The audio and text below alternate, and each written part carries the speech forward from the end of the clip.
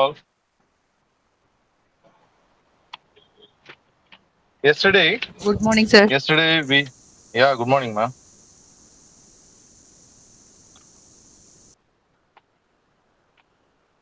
Yesterday we have touched something about that industrial marketing. What is the industrial marketing? That I want to recall something about that industrial marketing. It is a marketing of goods and services by one business to another business. You are going to do the business from one business to another business. That we can call it as a B2B, business to business. Once if you are selling or marketing your goods and services, you are going to send your goods and services from one business to another business. We can call it as a industrial marketing. What are the different types of industrial marketing? And then what are the characteristics of industrial marketing? What are the different sectors which are mostly adopted in the development of the industrial marketing. So everything that we saw in the last class, that in that primarily we have mainly we have three important sectors. One is primary sector, secondary sector, and tertiary sector. Okay, and then we saw about the industrial market characteristics. Okay, madam while செஞ்சுட்டு going செய்யுங்களா for madam? purchasing. Hello, madam இது start பண்ணலாம் madam, நாங்கள் record பண்ண ஆரம்பிச்சிடலாம். hello, can you hear my voice?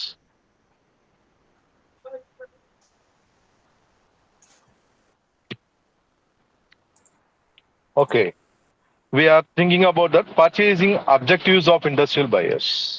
What are the main objectives for which the industrial buyers are going to buy your product? That is the topic. First and foremost objective is the delivery and availability of goods and services. That is the first and foremost purchasing objective of industrial buyers. You have to, as an industrial buyer, you have to get a proper confirmation about the delivery of your goods and services. Delivery of goods and services to from that side, because the everywhere or every industrialist they can say that I can send the goods and services without any delay, as well as without any problem, um, for a longer period. But if you are going to become an industrialist, or if you want to become an industrial user, you should carry out that purchasing of your goods and services on a regular basis for at least 3 to 5 years. You have to minimum of you have to make a contract over it. Even I can one person who is an institution holder is he used to tell, if they purchase one machinery or like that, but he will make a today itself they can go for AMC, annual maintenance charges. So for next to 5 years, because minimum of 5 years you have to get a proper regular supply of your all kinds of goods and services. So that is also an important task. So that is also an important objective. Okay, then they have to get the delivery in a prompt time. Actually, you are going to buy a machinery like sieving machinery or sieving machines, like you are ordered 100 or 200 like that. You are, for example, you are in Tirupur, means you are going to use that sieving machines, or as well as lots and lots of textile based industries. They are going to buy that machineries from they are ordered, means they have to get an order within a month or within 15 days. They have to make a delivery. That if it is not possible, means that will makes you to have a huge amount of expenditure over it. Okay, so that is the first objective, is delivery and availability of goods and services. And second thing, you as a industrial buyer, you should care about the product quality. How do you check? How do you check? How do you check the product quality? So by the way of comparing, but after seeing several similar kind of industrial products from other sources, that is most important. Okay, you have to get research over it, from which you have to get the information from all of them, and finally Finally, only you have to decide this product is a you have to get a response from several industrial users. If there isn't any already users means you can get over it. Okay, then only you can finalize about the quality, how long you are using, how what kind of problem that they are facing while using the machineries. Like that, you have to get the proper response from already users. Or if it is a new machinery, for example, or if it is a new machinery means you have to you have to get all kinds of everything from your industrial people side itself. If there is any problem on it, means you have to replace it. Like that, you have to get a proper quality response from that particular product. Okay, that is the main thing for which most of the industrial buyers are going for a branded one. Okay, if it is a branded one, means definitely they will maintain the quality apart from unbranded one.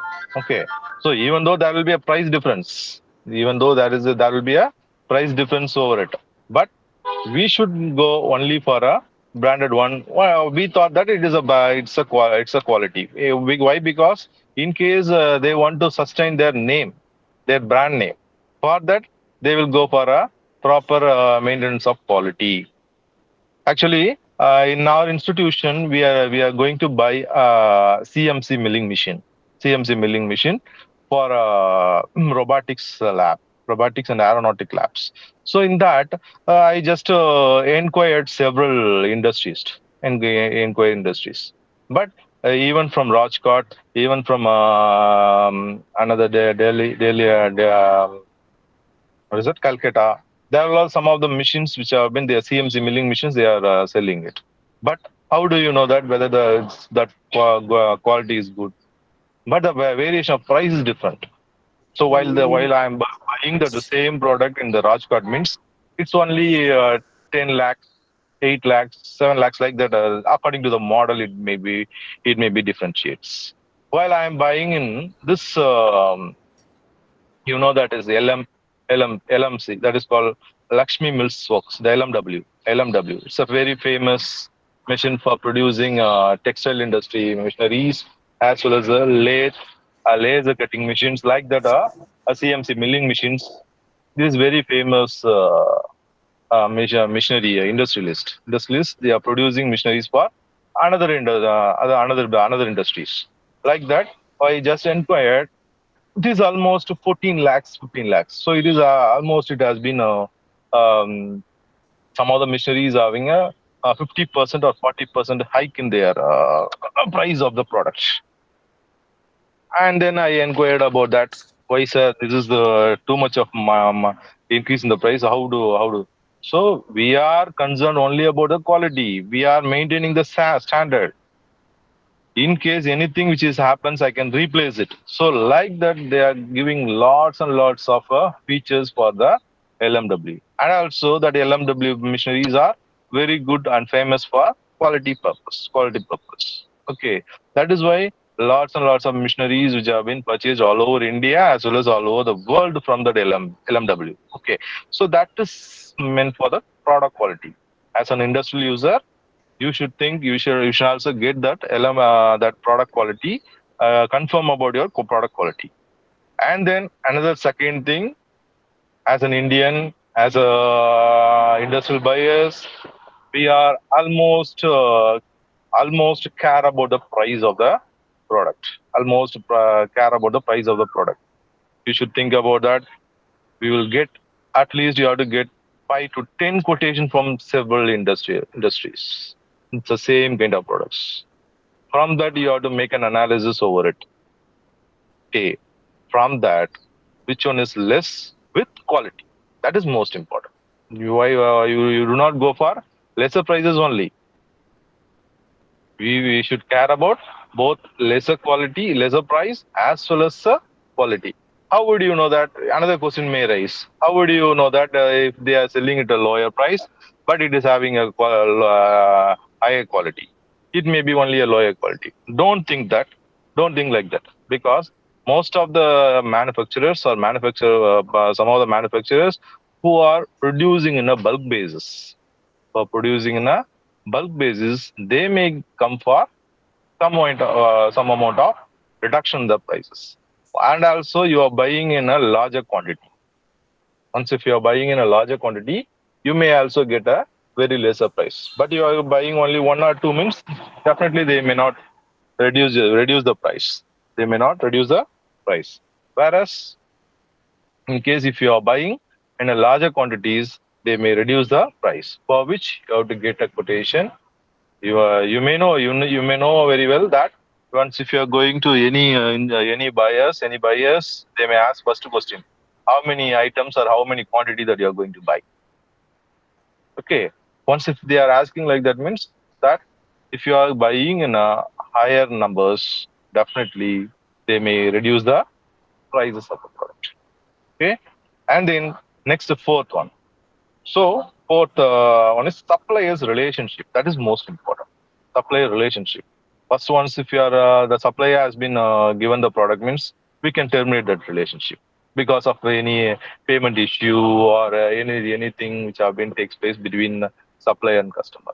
Don't do that kind of unnecessary things. Once if you are maintaining that supply relationship for a long term, they may give a very good quality product as well as good reduced prices as well as uh, what is that maintenance charges as well as they can give the products on a continuous basis for a longer period. For all those things, you have to maintain a good relationship over the suppliers. Is it correct? Yeah. So you should have a very good relationship with the suppliers. Once they are supplied means most of the people are thinking that they are not going for another next thing. Why we have to have a relationship? We will cut all those things. We will reduce the price. They will we cannot pay that amount like that. We are thinking means no. Once if you are going as an industrial user, you should industrial buyer. You should have a very good suppliers relationship. Okay. Next one is called next. These are the four important objectives. These are the four important objectives. Purchasing objectives of industrial buyers. Okay. Next one is called a buyer situation type. Buyer situation type. What is called buyer situation type? In what situation as an industrial buyer can buy? In what situation? You tell me. Anyone, please. Anyone, please. You tell me. In what situation we buy a product? Buy a product. Buy a product. Okay, I can say that. First one is called you are going for a new buy. You are going for a new buy, new purchase. We may go for purchasing the product. That at the time of buying a new product, you must adopt. You must adopt what are the things that I told now. Okay. So what is the objectives? What is the characteristics for which you are going to purchase everything that you have to adopt? Okay. So what is you think about that? What is the delivery time? What is the availability of goods and services there? The supplier or not?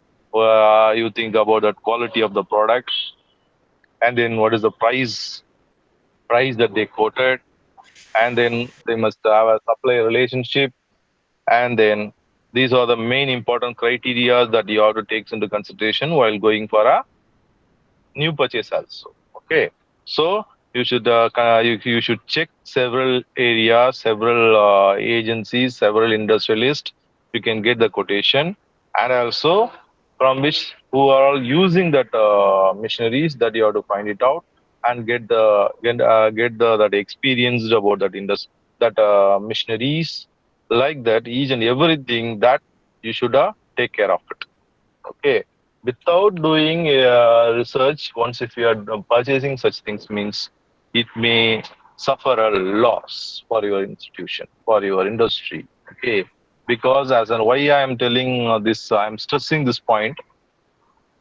While you are buying for your house means it's only a 1 lakh or 50,000 or 25,000. That is a very lesser price. Whereas while you are buying for a industrialist means it crosses crores, several crores. Okay. Once if you are investing that kind of crores amount in your industry means that you should be very, very take care about that. Okay. It is main reason for which you are going to buy the industrial products. Okay. So these are the main important criterias while going for a new buy. Next one is modified rebuy. Modified rebuy means they can buy the product and then there will be some kind of modifications that is takes place, and then they will go for purchasing the product. That is called modified rebuy. Okay, and then third one is called rebuy. Rebuy. That rebuy is called a they will purchase. They will purchase and they cannot modify anything. They can sell it to the another vendor, another vendor. So it's like a mediator. It's like a mediator because you don't have such kind of contact over that industrialist. That is why a middleman like an agent, they have a very good amount. They have a heavy amount for which they can buy it. They may sell for a may resell the same kind of products to other small kind of suppliers, some small kind of vendors or supplier vendors. So these are the buying situations. Okay. Then we will move on to the decision making unit. Decision making unit. While going for the decision making units, what are the things that you have to take into consideration? That is called first one is called initiators. Who are all the initiators? While starting an industry, you are going for starting an industry, what are the things that initiates? What are the things that initiates for buying a certain goods and services? Next one is called gatekeeper.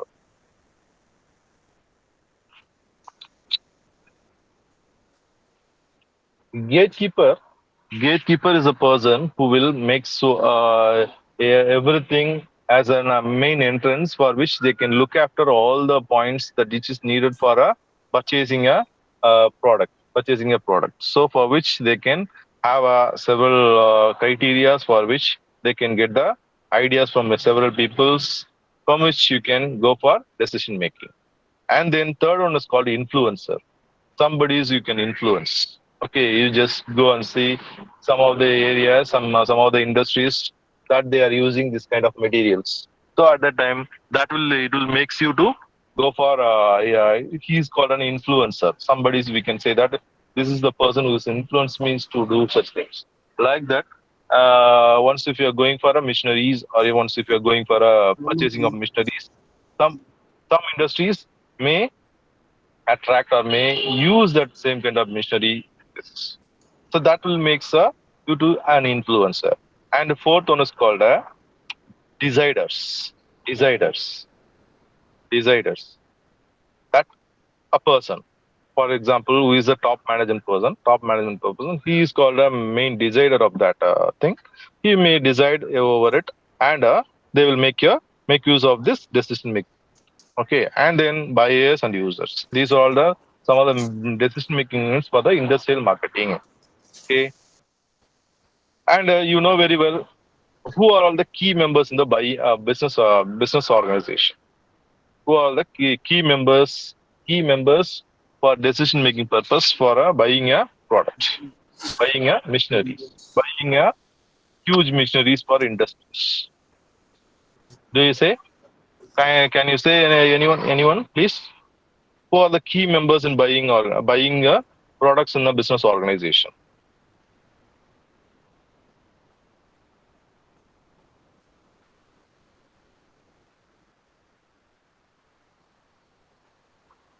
No. Okay. So Management, that managers, managers. Yeah, nice, nice, good.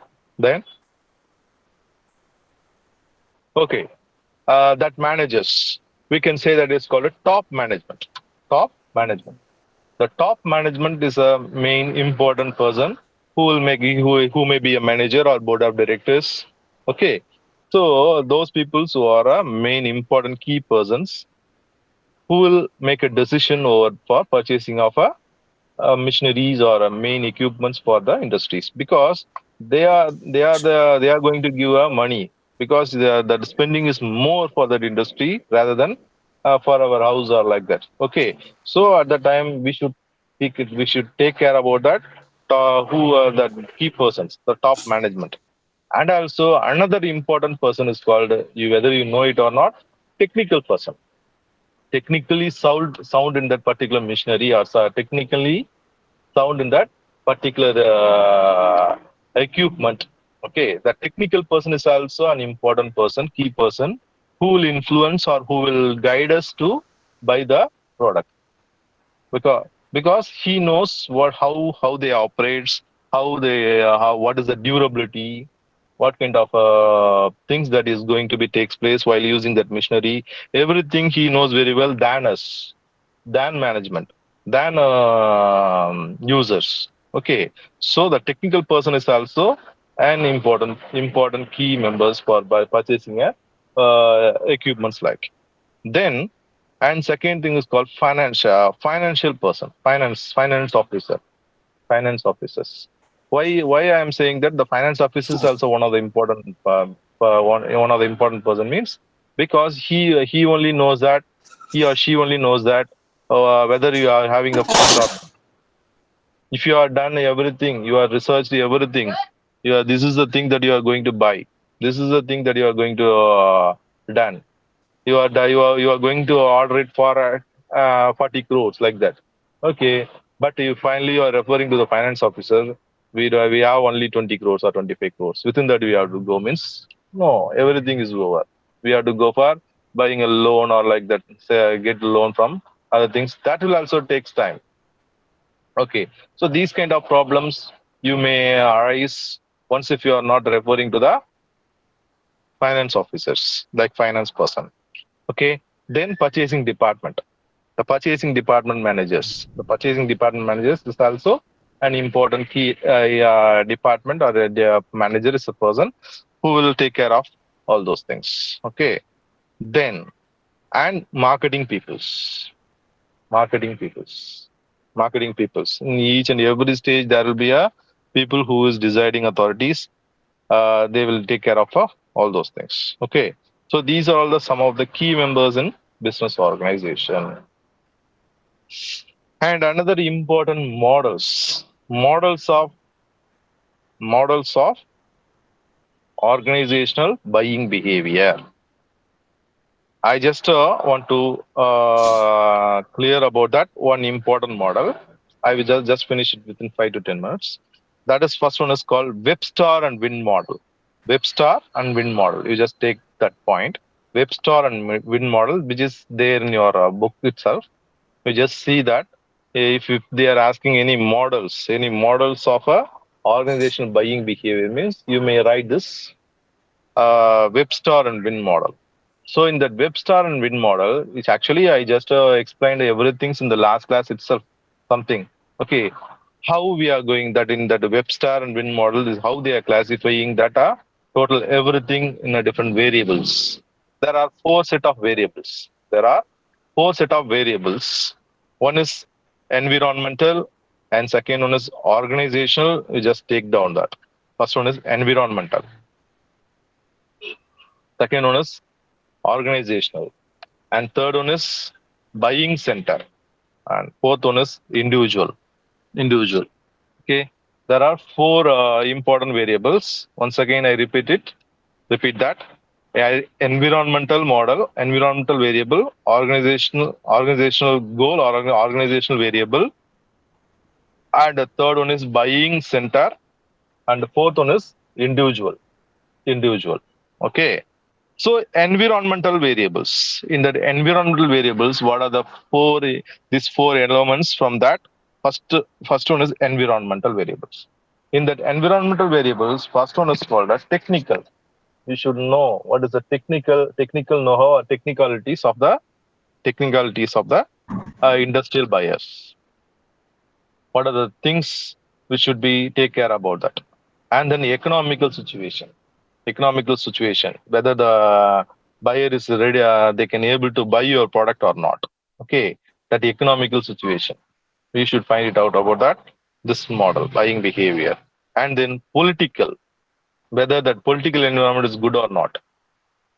Okay, if the government is stable in that country means, that is very nice for us to go and do the business. If it is unstable, means no company is ready to go for any global business environment. Okay, so that is you should think about that political point of view also. Then, and next one is called legal environment. That legal environments, what are the rules and regulations framed for buying the product? And then cultural, what kind of culture that has been takes place in a particular area, particular geographical area from which you are going to sell or buy the product. Okay, so and then you are thinking about the customer variable, because those are these customers are the main important peoples. They are going to buy your products. Okay, so these are the main four to five important variables that are used for environmental variables purpose. Then we are going for an organization. It is an internal. Actually, in an environmental is an external variable, whether it is a technical, economical, political, legal, cultural, and people, customers, all are external variables. But whereas in the organization, it is called internal variable. What are the internal variables which are mainly needed for purchasing of a organizational purchasing behavior? Is nothing but your goal of the organization. What kind of goal that they have? I already yesterday I told that what is meant by mission, what is meant by vision, what is called a objectives. So you should know what are the differentiate between the what is goal, what is mission, what is vision. Okay, so each and every organization they are having their own vision, mission, and goal. So accordingly, you may have a you have a policies and structures. Okay, so like that, they should care about that variables also. What is the goal of the organization? What are the what kind of organization structure that they are having, and then what kind of policies they are having, and then what kind of procedures, what kind of rewards that they are giving to their buyers or sellers or their customers, their employees. That everything which is comes under organizational variables.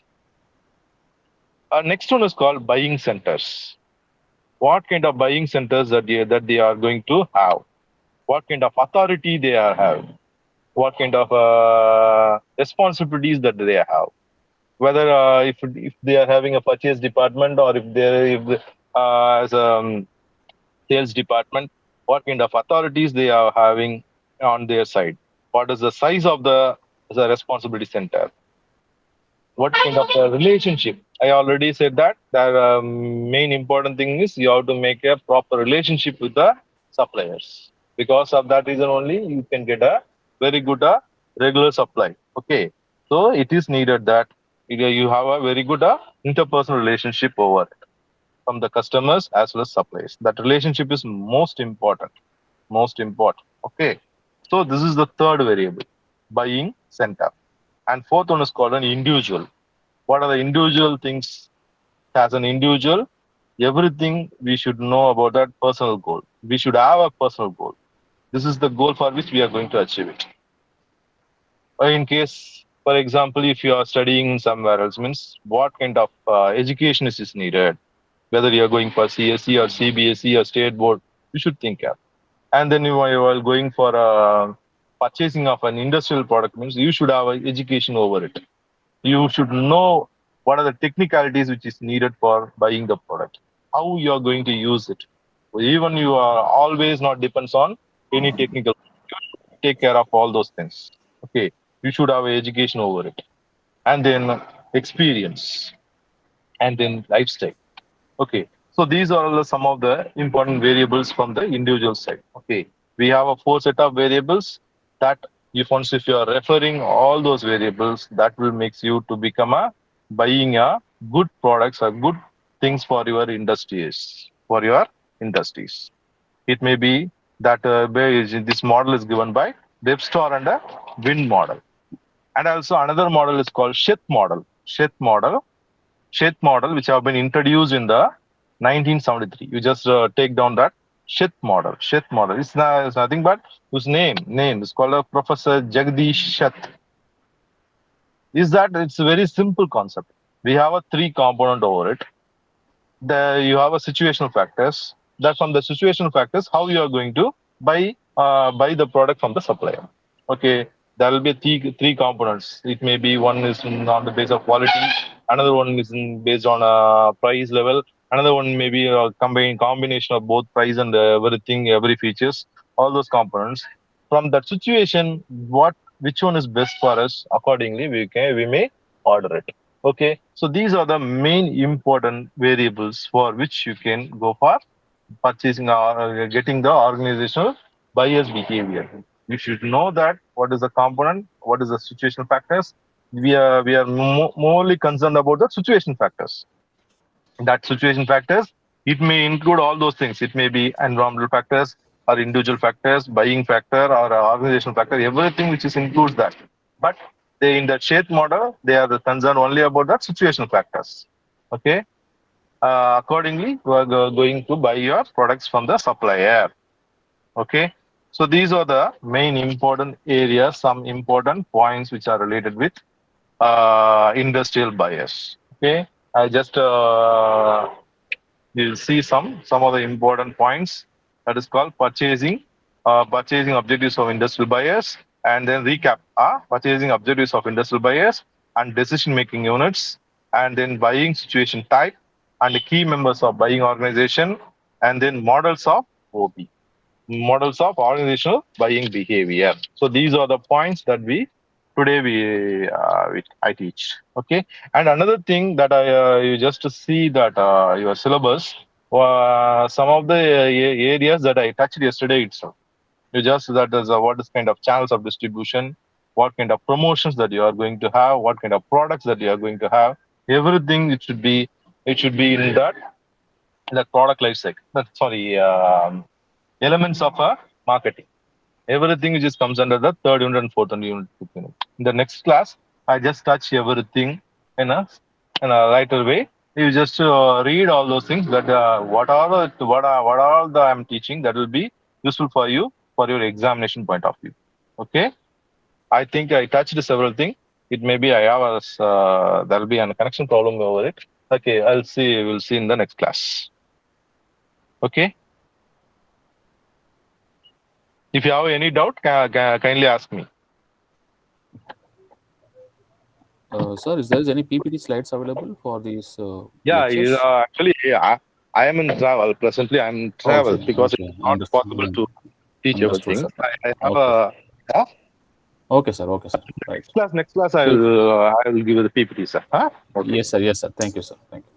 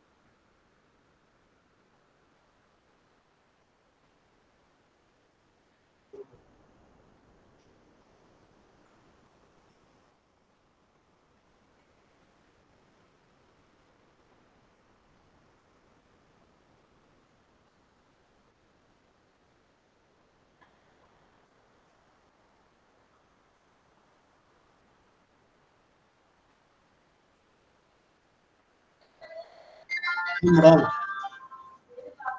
3 course எனக்கு 3 course. ஆமா அவங்க first semester marketing third semester marketing.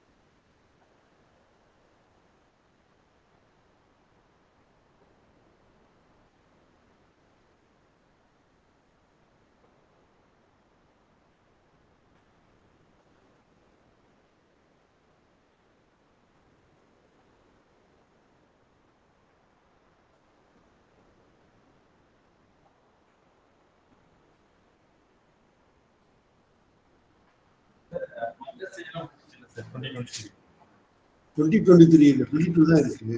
2023 ஒரு student last வந்தாங்க 2023 ஆகுது. March மாசத்துல கொடுத்தேன் last video சொன்னாங்க. என்ன இப்போ ஐடி கார்டு அட்ரஸ் கொடுக்குது சார்.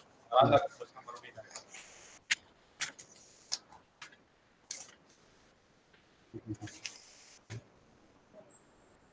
2023 அது எப்படி 2023 அவங்க வந்து ஃபார்ம் நம்பர் கொடுத்தாங்க. அவங்க இது கிடையாது. ஒரு ஸ்டூடெண்ட் இருந்தாங்க அதை வெயிட் பண்ணுறது அது என்ன வச்சு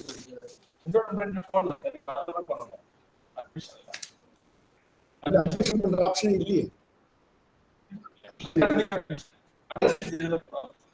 வந்து நான் இப்ப என்ன பண்ணிடுறேன் இப்ப மறுபடியும் வந்து கணக்குல பண்ணிடுறோம். ஓ அப்படியே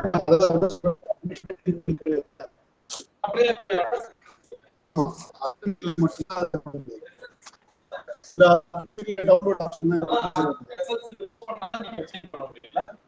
இது மூவே கிடையாது. ஒரு 2023 இந்த பேட்ச் எஸ்எஸ்சி அதாவது அகாடமிக் மூவ் பண்ணாதான் நீங்க சேஞ்ச் பண்ண முடியும். ஆமா ஆமா.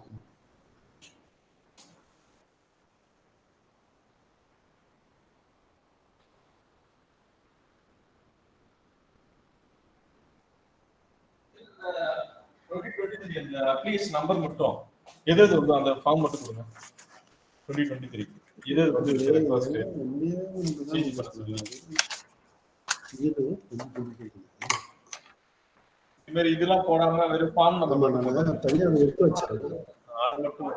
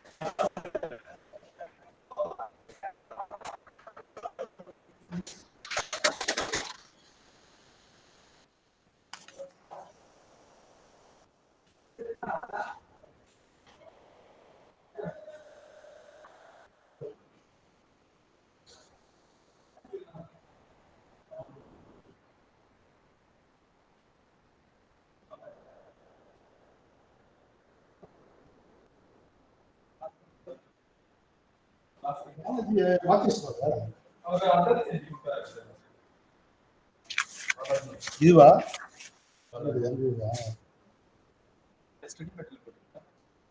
இது வந்து பேர் வந்து ரூபி. இது காலேஜ் யாரும் இல்லையே.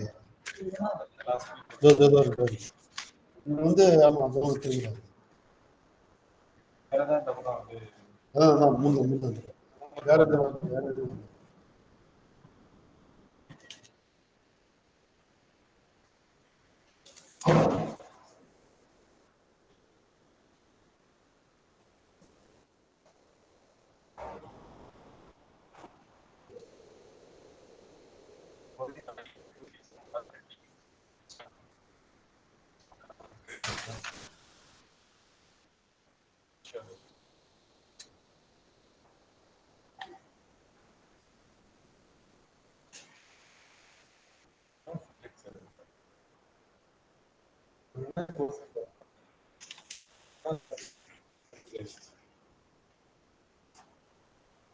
இந்த போட்டு வந்து தெரியும். ஒரு அப்ளிகேஷன்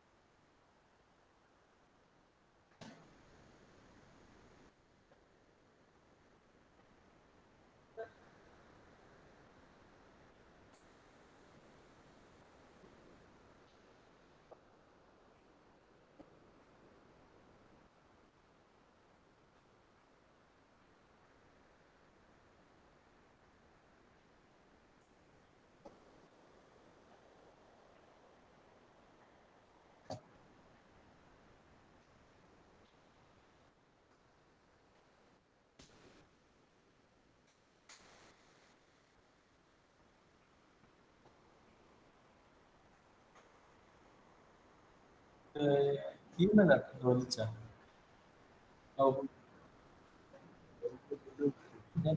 ஓப்பன் பண்ண finance MBA finance.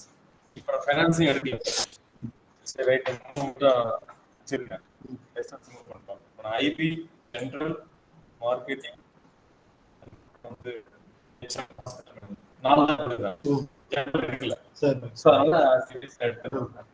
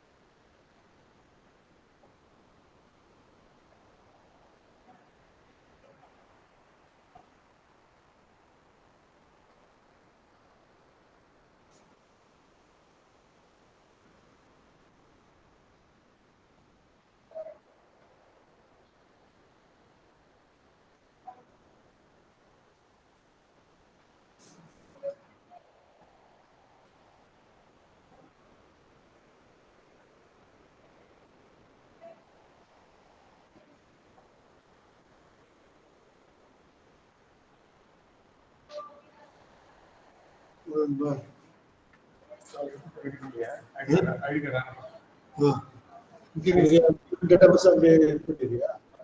full database இதுதான் 50% சொல்றேன். தனியா பண்ணணும். சப்ஜெக்ட்ல ரேட் பணம்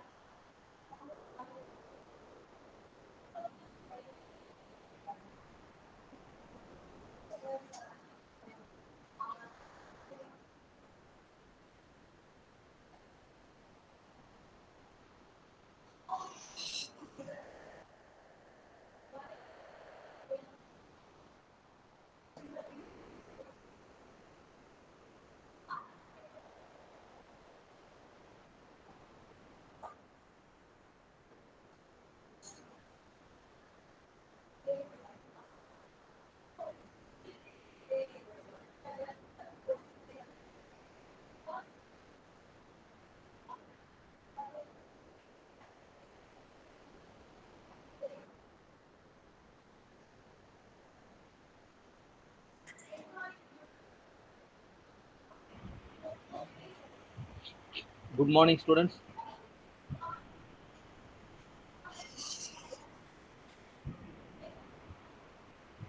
So we have seen last class all about some noises are coming.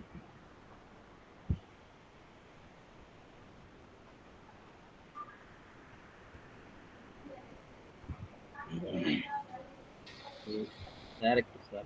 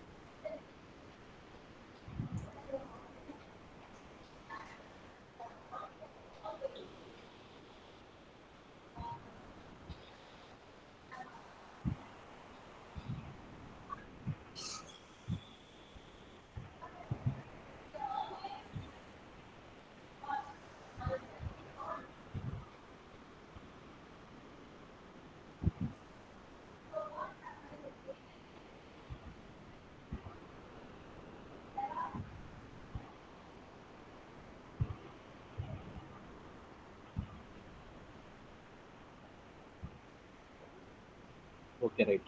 The noise is getting low. So let us start. So I have given a brief about marketing research in the yesterday class. For those who are not attending yesterday class, for the benefit of them, let me once again repeat what is marketing and what is research, right?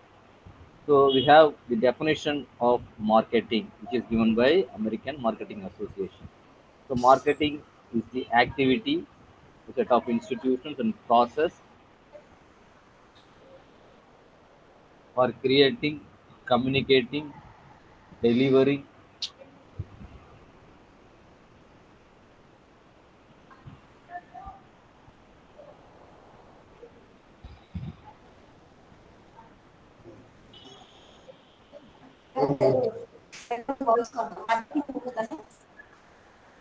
அப்படியேம்மா.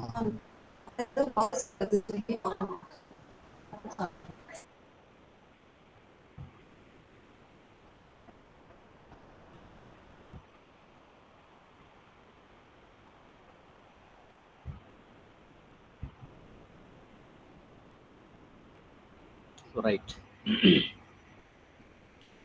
So we have seen yesterday the definition of marketing, right? So marketing is the activity, set of institution and process for creating, communicating, delivering, and exchanging offerings that have value for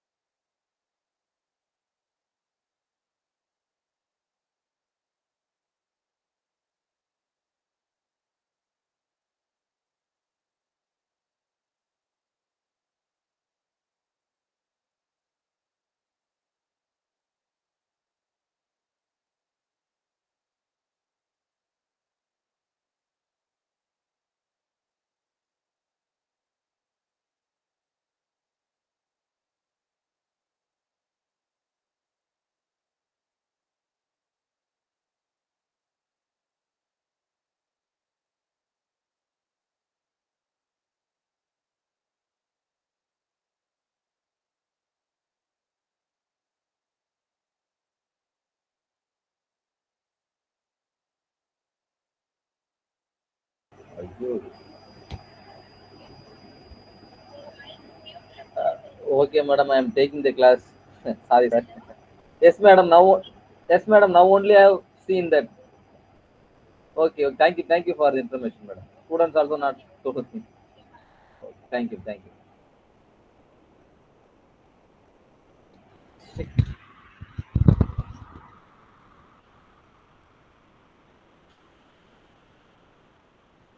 So I have started the session and I have explained some PPTs without unmute my mic.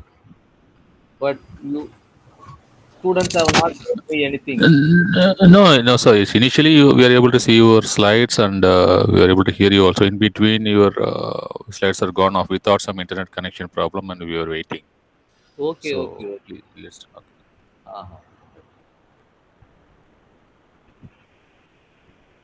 Now whether my PPTs are you are able to see or not. Not yet. Let me check the other view. Only your.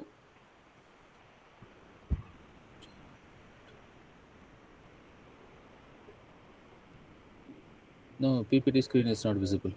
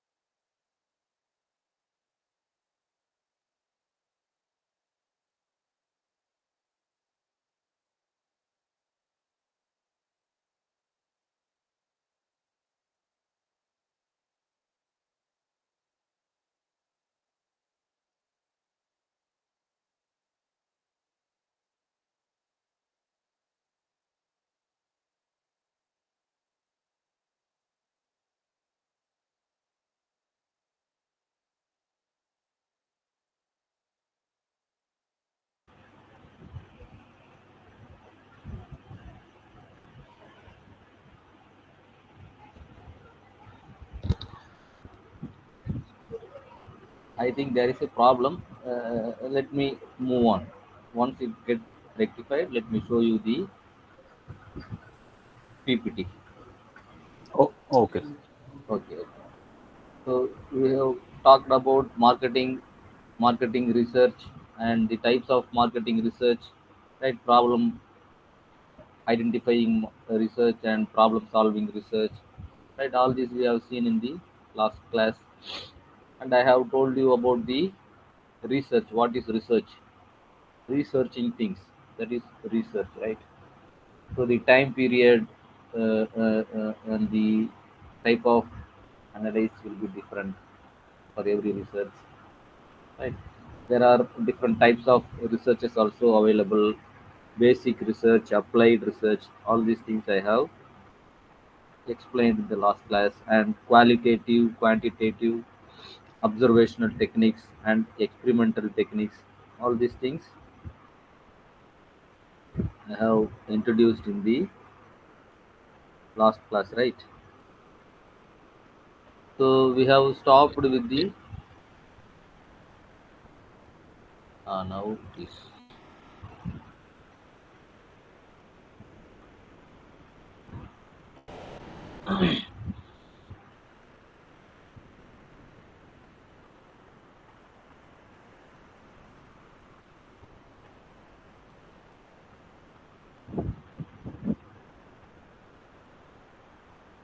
So we have stopped with this research process, I think. So all of you able to see my PPT? Yes, I'm able to see. If it's possible, please put it on slideshow mode. It's very small for us. Okay.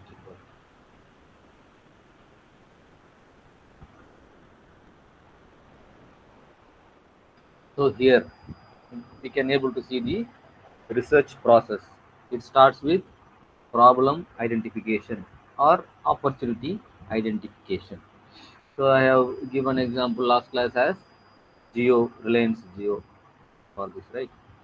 So next step is decision maker and marketing researcher meeting to discuss the problem and opportunity dimensions, right? It is not you are identifying something or you are understanding the opportunity. You have to convince your top level managers that this is the problem or this is the opportunity which is prevailing in the market, right? So you have to make a decision because the research what you are going to undertake will always have a cost involved in it, right? So in that way the researcher has to always meet out or have to inform the things as and when he is able to understand that, right? So in that way the decision has been done with top level managers. Next is defining the management problem and subsequently the research problem. So you can be able to understand there is a opportunity, some crores and crores of money is needed to take that opportunity. So opportunity always have opportunity cost of capital, right?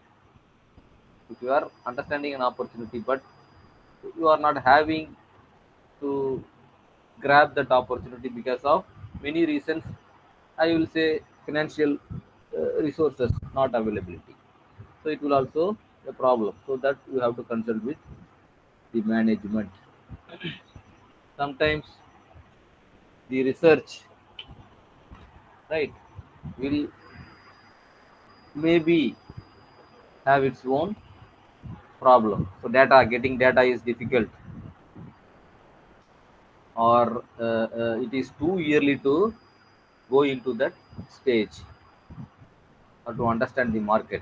It is a innovative company or a new age company with some capital, but the researchers being have finded out that you have to do or there is a huge opportunity prevailing outside the market, we have to grab those things, means that company has to rethink or the company will ask a question, so how you can do this, or you have to explain them step by step, right? In the data collection, if you have any problem getting a data or it is fixed with a high cost, you have to travel everywhere, you have to meet out each and every single person to collect data there. So there are a number of research problems also, the errors that has to be sorted out first. Step 4 is formal research proposal and introducing the dimensions of the problem. Here only the first step of research has been started. The formal step of research has been started. So during the second step, there is a pilot study. During the fourth step, you are introducing the dimensions of the problem or opportunity. So this is not the only process, research process. This is one of the process and it covers major areas, in-depth areas. That is why I have shared here. But you, for your examination purpose, you can directly write define the research problem, determine research design, identify data types and sources required, design data collection forms, determine sampling design and size, collection of data, analysis and interpretation of data, prepare the research report. This way you can simply write. It is also very correct for making you understand the research process. I have given this elaborate hierarchy diagram, right? So fifth step is approaches to research. So what is the type of research? Whether it is exploratory, whether it is descriptive. So there are a number of research types are available, right? So that you have to identify. Measurement and scaling, that you have to identify. Tools and techniques, which what you are going to employ. Scaling, the questionnaire what you are preparing to get primary data. There the scaling is very important. That has been coming in your second unit, I think. We'll discuss later. The questions framed comes in what scale. If it is five objective type questions, you are giving five options. So that is also having some scale. So nominal, ordinal, right? There are scales, ratio, scales are available that you have to identify. Next, development of questionnaire, sample size determination. What I have told you already, right? So total population. In that population, you are going to select some representatives of those overall populations, right? For cost cutting and time saving purpose, result will be the same, right?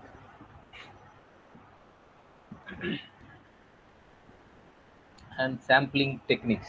So what type of sample technique you are going to adapt, whether random, probability or non-probability sampling. So there are techniques that will also, let me tell you. In probability sampling, what are all the techniques available? In non-probability sampling, what are all the techniques available? What is the difference between probability and non-probability? All these we will see, right? So data analysis plan, there the statistical tools which is adapted. Field work and data collection, whether secondary data, survey or observation or experiment. Scientific things are happening in experiments, right? And observations. Survey, by using questionnaires you can go and collect. Secondary data you can collect through websites, right? Data preparation and data entry.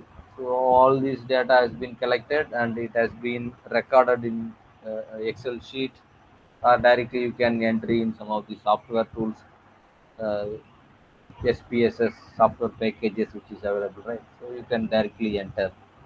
So preparation and entry, there is no wrong entry. You have to clearly entry all the responses you have got through the data collection, either of the techniques through secondary or primary data. Next is the performing data analysis by using the tools and techniques, statistical tools and techniques, interpretation of result and presentation of findings. So the researcher work has been end in step 9, interpretation of result and presentation of findings. The decision has been taken by top level managers, right? So every research wing have its chairman as a top level manager in any of the organization. Every meeting has been happened with the top level managers only, right? Because the research wing will always think of the future of the organization, right? So there the chairman will be always chief executives. So the management decision has been taken according to the reports which is given by the research department. So all this collectively said to be the research process, identification of problem identification. Next, uh, uh, re- uh, objective setting, research designing, data collection or data types, data collection, analyze, interpret, and research report preparation. All this comes as research process.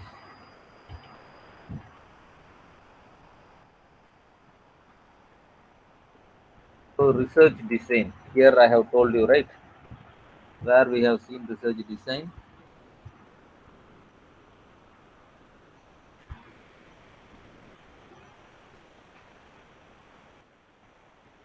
So fourth step comes as research design, right? So research design starts with the type of research what you are going to undergo, right? So exploratory research. Next is conclusive research. So exploratory research, you cannot change anything. You have to record the existing informations as it is, right? So exploratory research is often conducted because a problem has not been clearly defined and or its real scope is as unclear. This type of research helps determine the best research design data. Most of the researches, let us take the PhDs, has been done on these management areas are exploratory research, right? So next is the conclusive research, and the important information on exploratory research is it mainly uses secondary data. The secondary data is a post-mortem report, right? You cannot change anything on the data. You cannot change the result because the data only gives you result. You cannot change what has happened already, right? All those has comes under exploratory research. You can analyze, you can understand, and you can say what you have understand. That has been there in the exploratory research. Mainly, this research has been done to understand, to get knowledge about what has happened already, or let us say, analyzing past performance of any of the organization. Right. One second. One second. Hello.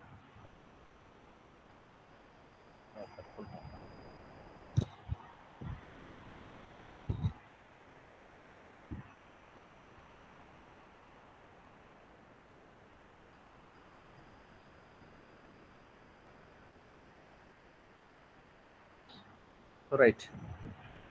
Exploratory research has been done by using secondary data, and it is mainly used for gaining knowledge, and the researcher has not have any role on changing what has happened. They can predict or they can say some inferences for the futures. That has been said as the exploratory research, right? So the researches which comes under the past performance has been said as the exploratory research design. So now you are able to understand, right? Now next is conclusive.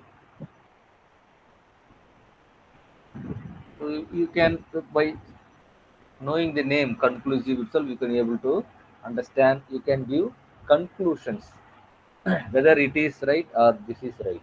So that way you can do by the help of creating an hypothesis. So this conclusive research design has developed or working under hypothesis testing. So hypothesis testing means there are two types of hypothesis: null hypothesis and alternate hypothesis. Null hypothesis is the universally accepted things, and alternate hypothesis is sometimes it will be get rejected, right? So this way, this has been conclusive. You can come to a conclusion. There are two types of conclusive researches. One is descriptive, and another one is causal, cause-effect relationship finding research. So this is be done so that that will cause these things. So this way, cause and the effect relationship you can find out by using this causal research. So now let us first explain What is descriptive research?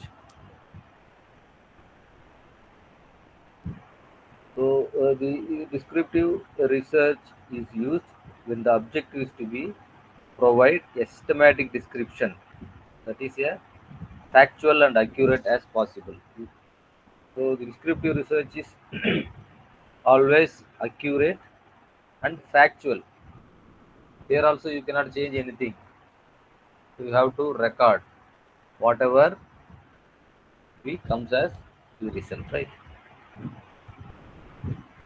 So there are different types of descriptive research designs. One is observation, another one is survey, right? So as I have told you right before, research types, observation, experiment, all this comes as descriptive research type. So observation type, what are all the ways we can observe? So in an organization, if something is announced, we can understand that there will be some participant and there will be some non-participant. So by that understanding, you are getting right by some announcement or involvement. So that is observation, right?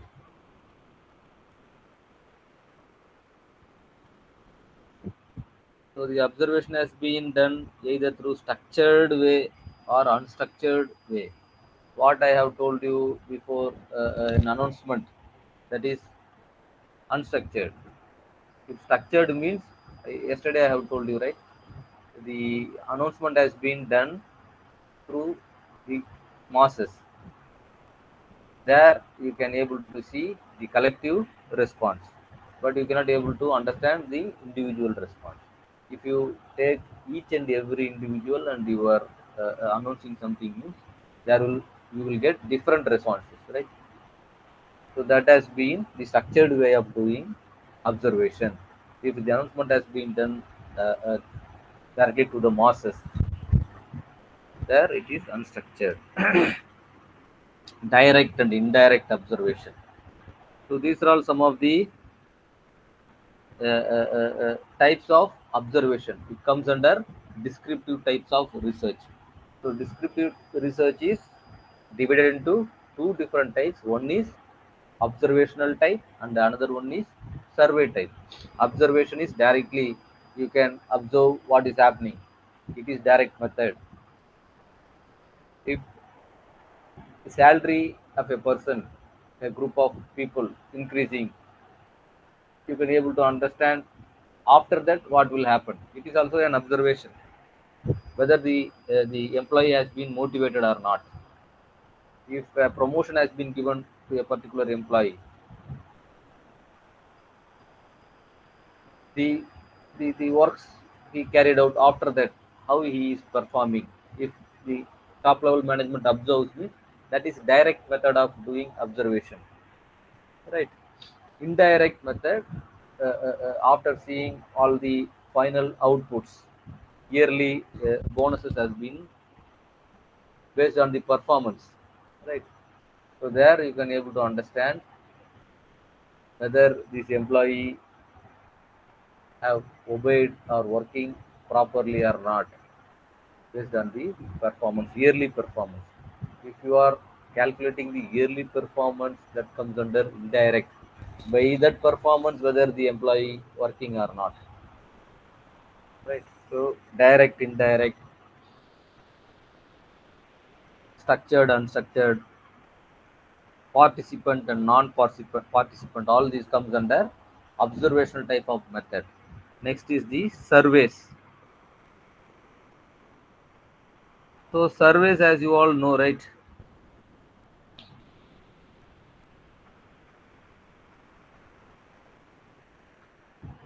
As I have already told you, the data collection techniques, two methods, right? Primary and secondary.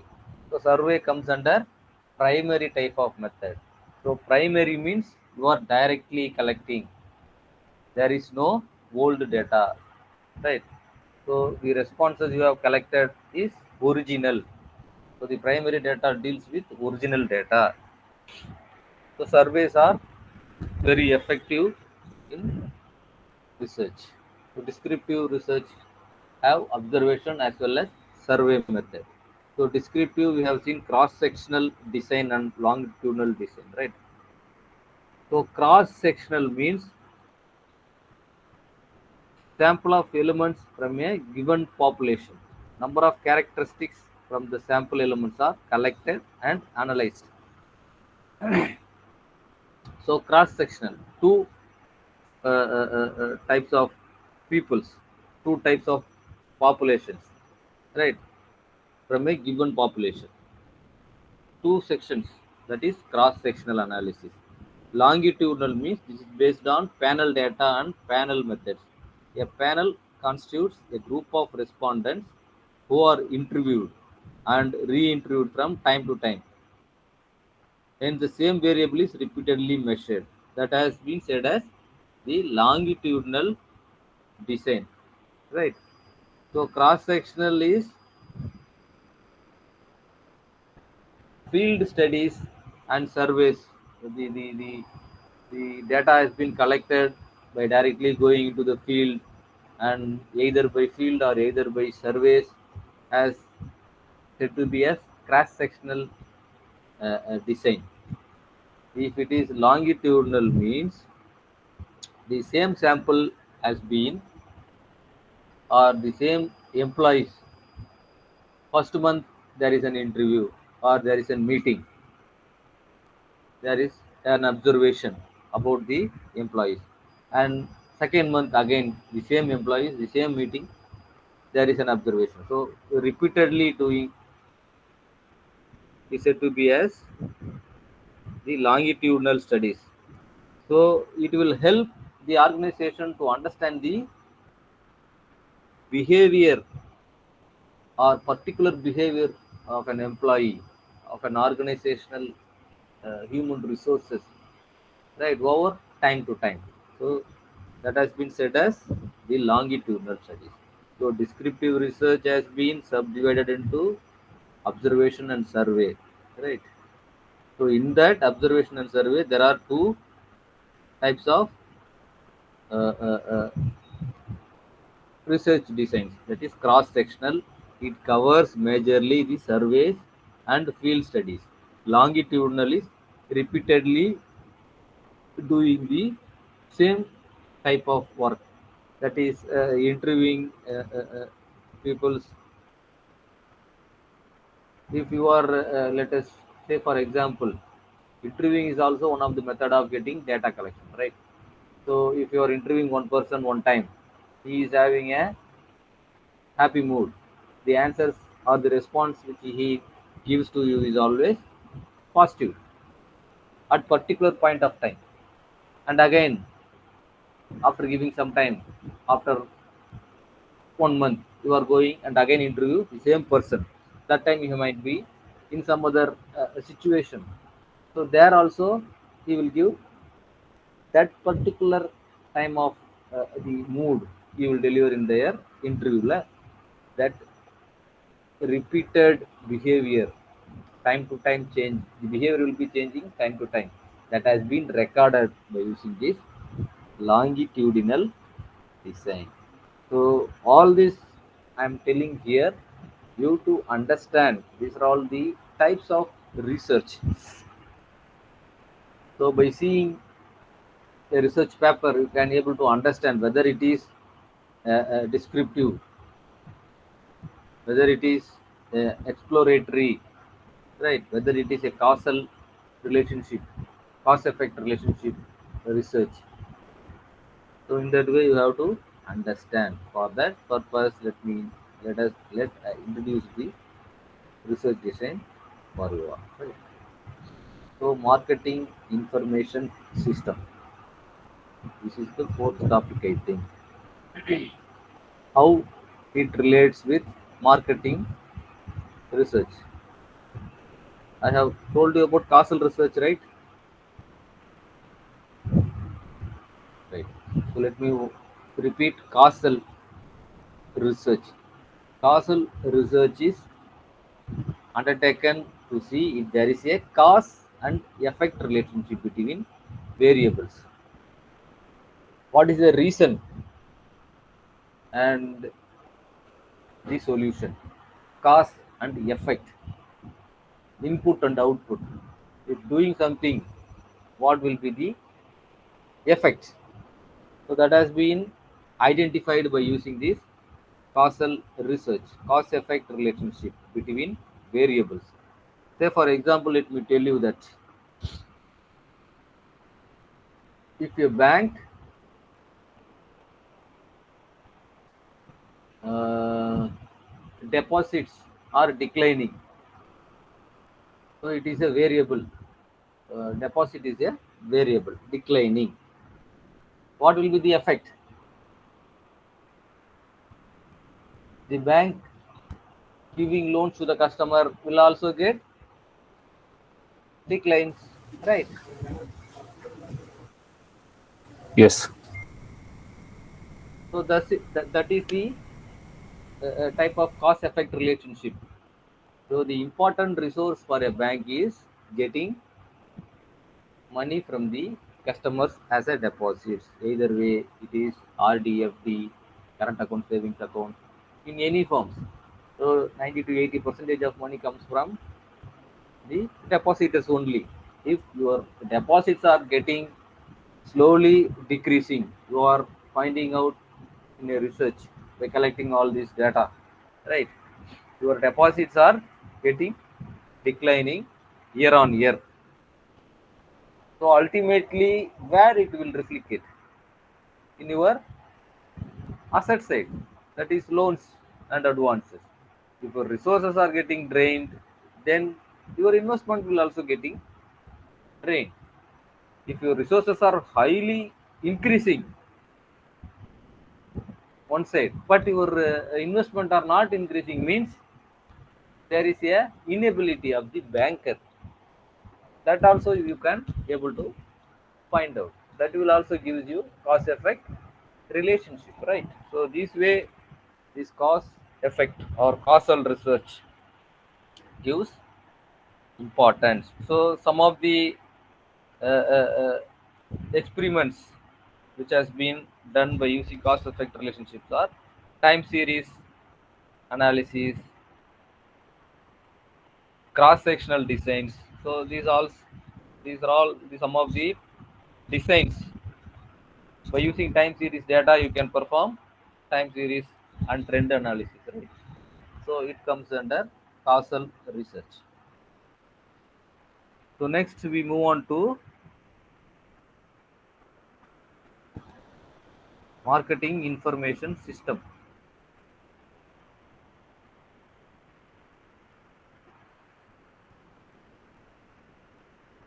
So marketing information system, as we have read about management information system, right? Overall management and its information system.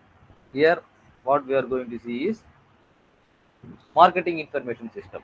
So it is nothing but the internal information flows between all levels of managers has been said as management information system to take decisions, right?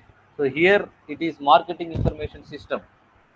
So there are five important functions of managers, as we all know that: planning, organizing, coordinating, deciding, and controlling. So marketing information system is intended to bring together a lot of data into an understandable body of information.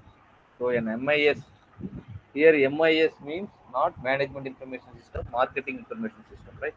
Provides processed data which is suitable for decision making. So management information system or a marketing information system, all these are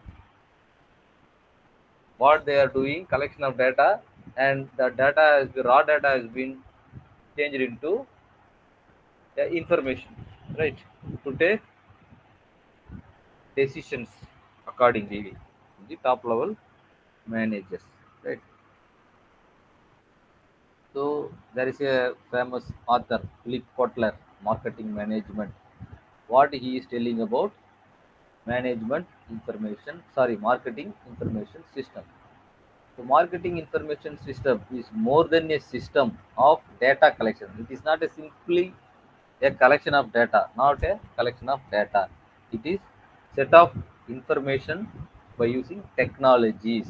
So information, if you are having the needed information with you, you can able to create a plan and set and achieve the goals.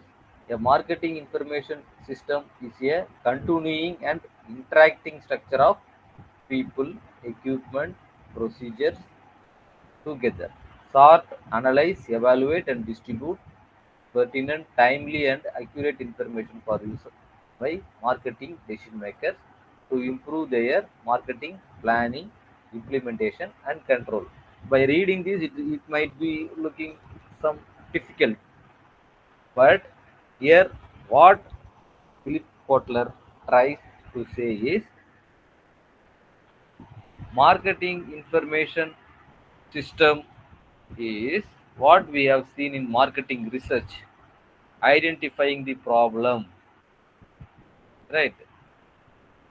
Analyzing the problem, evaluating the problem,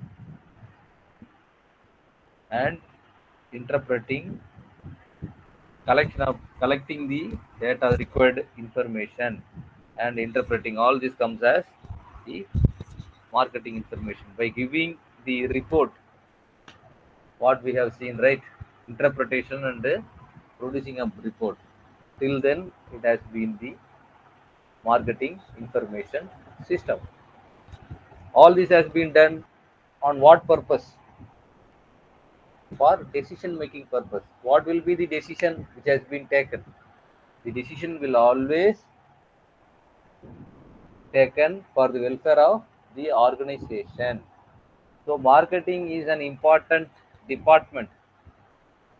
Those having direct contact with the customers, right?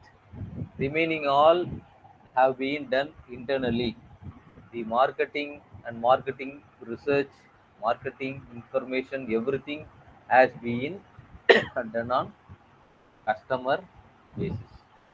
Right? So it is very much important for any of the organization to reach out their own customers. So components of an effective marketing information system. So this also I have taken from Philip Kotler, right? So according to Kotler, an effective marketing information system has the following components. How a marketing information system has to be: internal accounting system. So marketing information system not only records the customers information, it also records the internal items like sales, receivables, cost, right? So all these are internal items. So by having the sales report, by having the accounts receivables, by having the cost involved in it, you can able to understand the level, or you can able to understand the step, next step you can how long you can take, right? So for that purpose, it is very much important. So all this as you can get through your marketing information system. So market intelligence system. So as the name itself implies, it speaks about the external changes, right? So first point we are seeing about the internal capabilities of an organization, right? Second one is the external influences or the external environment changes like political, economical, technological, societal, environmental, and legislative, right? Lawmakers. So something has been banned. Supreme Court has given ban to Maggie products sometimes, right? But that Maggie during that time selling with profit. So this is also you have to keep in your mind that has been given by market intelligence system. It is an integrated system of marketing information system. So marketing research system, what we are seeing all along from. yesterday, right? Marketing research. This is also one of the component of marketing information system. Next is marketing management science system. So marketing management. It mainly helps in building models for better understanding of the marketing process, right? So all these are the components of an effective marketing information system. If any one of the component is not doing that work means the strategies whatever you are following it will be leads to failure, right? So the below diagram illustrates the major components of an MIS, marketing information system. So the environmental factors monitored by the system and the types of marketing decision which the MIS seeks to help in. So marketing environment. First box shows marketing environment. So markets, channels, competitors, what I have told, political, legal, economy, and technology. So all this has been said as the marketing environment, both internal as well as external environments. Right. So next is the flow of information, that is data, internal report. What we have seen the four the components of marketing information system, right? Marketing intelligence, marketing models, marketing research, internal reports, right? All those. From all those, the decision the organization is going to take. So here it is raw data get into the components of marketing information system, then it has been changed into information. The raw data has been changed into information here, right? So information you are having now here, information, the data has been put into here, the components of marketing information system, and that data has been now changed as an information.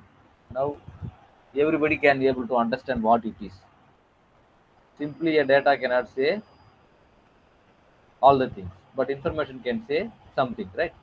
So by having that information, the top level managers will take these three decisions. So strategic decisions, top level executives, control decisions, functional managers, operational decisions, the lower end level or low level managers will carry on, right? Again, all this will give you some feedbacks, right? All these decisions will have some outputs.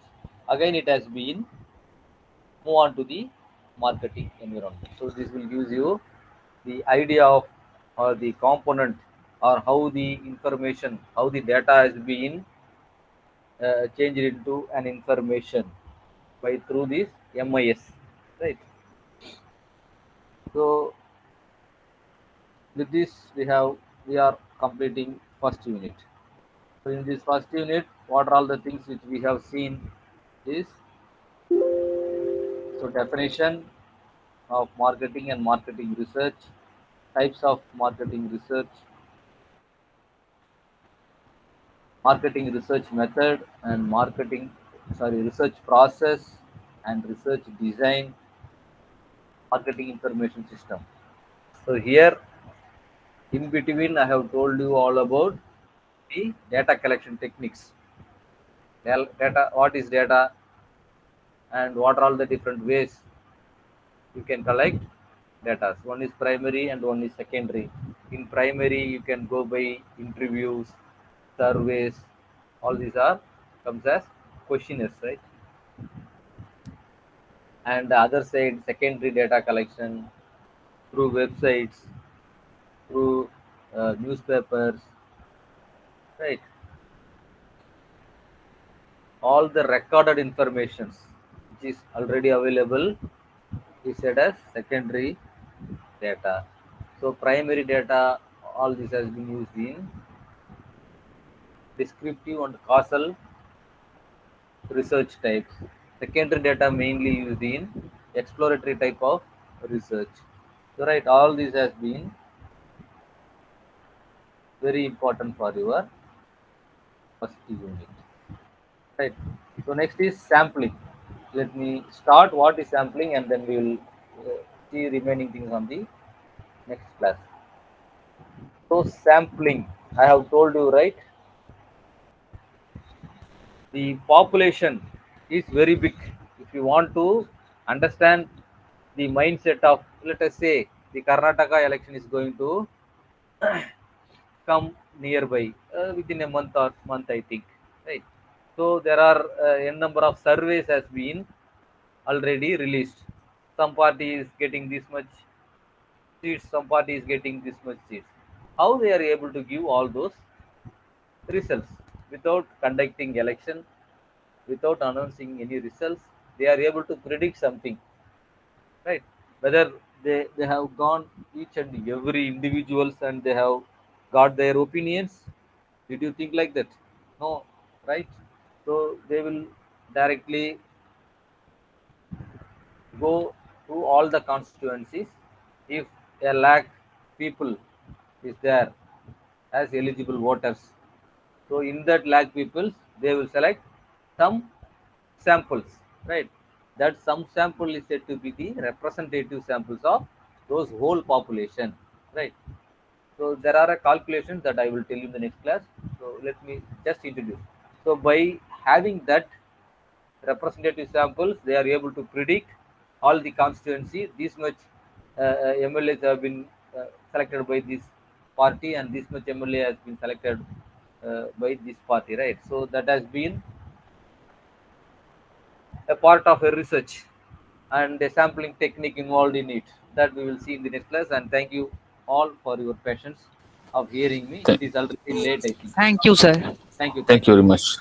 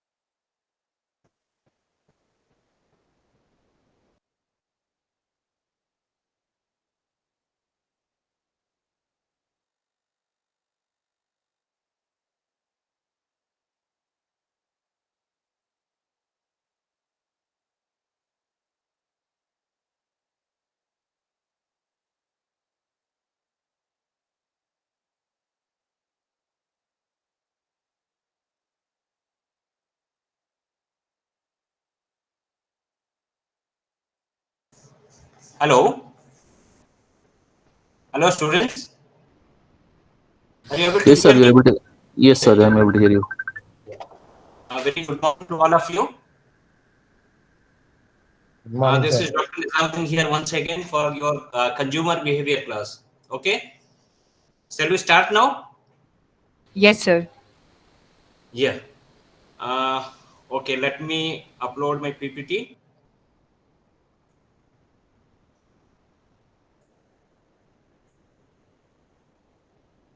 Can you see my PPT? Hello. Yes, sir. Yes, Kindly sir. respond because I do not know whether you are able to listen or not. Okay. Yesterday we have discussed about consumer behavior, isn't it? So, what is consumer behavior? Basic definition. What is the need of consumer to study consumer behavior? Then causes of consumer behavior. Then models of consumer behavior we discuss. Then we have discussed about consumer decision making process. How a consumer takes decision when purchasing a product, isn't it? Then we have also discussed different levels of consumer decision making, like extensive problem solving, limited problem solving, routine problem solving. And we have also discussed about consumer behavior and marketing implication. How the consumer behavior is implicated in marketing, right?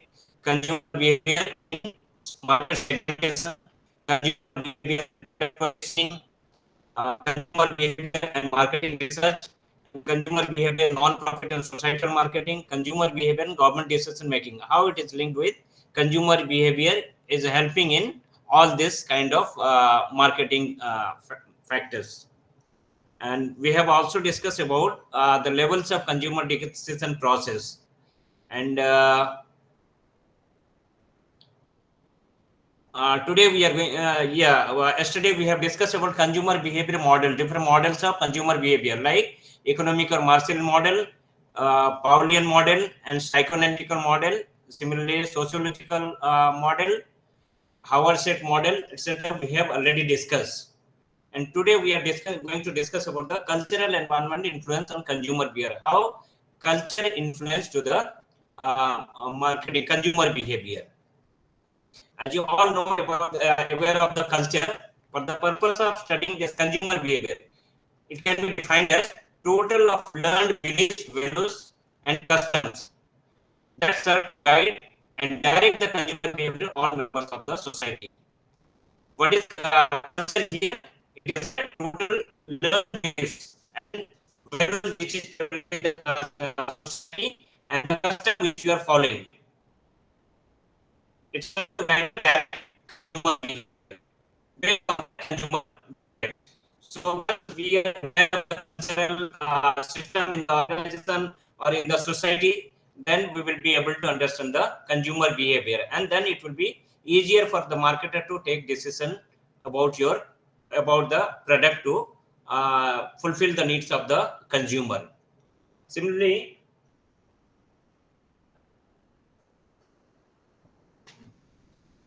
one second, please.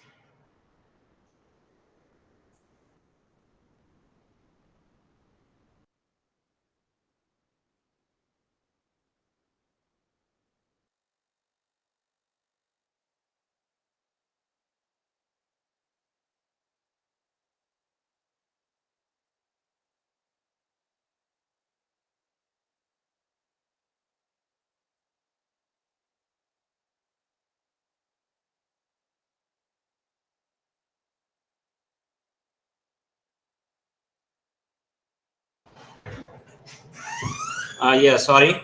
Are you there? Hello? Yes, sir. Yeah. We're taking the culture plays a very important role in consumer behavior when taking decisions or buying product. So, how was it responding to it is a select and man-made way of responding to experience a set of behavioral pattern. It is man-made system which is made in the society uh, uh, for the benefit of all the whole society. They have made certain kind of system which is called as culture in particular society. The culture consists of traditional ideas, and in particular, what is that, values which are attached to those ideas, and it includes knowledge, belief, art, moral, law, customs, and all other habits acquired by man as a member of the society. When there is any society, in certain rules and regulations are made, or certain customs are made, then all the members are supposed to follow, and those are the knowledge, belief, art, moral, etc. in the society. Those things they have to follow. If they are not following, the members of the society, then they will be facing some kind of resistance from the society. So, culture is learned through various ways, formal learning. For example, parents and teach children the proper way to behave, how to behave in the society. Teach the children.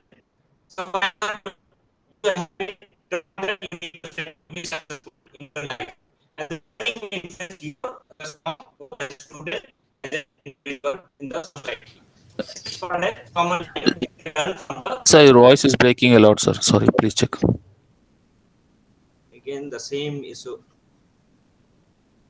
In case of formal learning, generally from the family, the kids learn from the family. That is called formal learning. What is informal learning?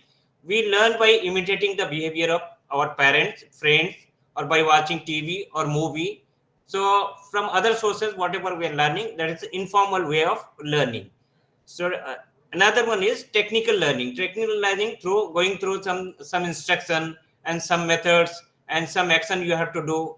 You need to follow somebody's advice. For example, you want to learn painting, you need to follow the whatever the instruction is passed to you. You need to follow the. Similarly, in dancing, singing, etc. These are the way of learning. Various way of learning: formal learning, informal learning, and technical learning.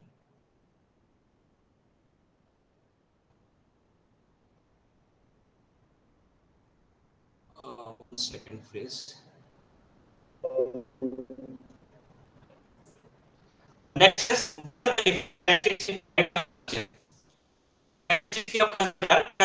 learn.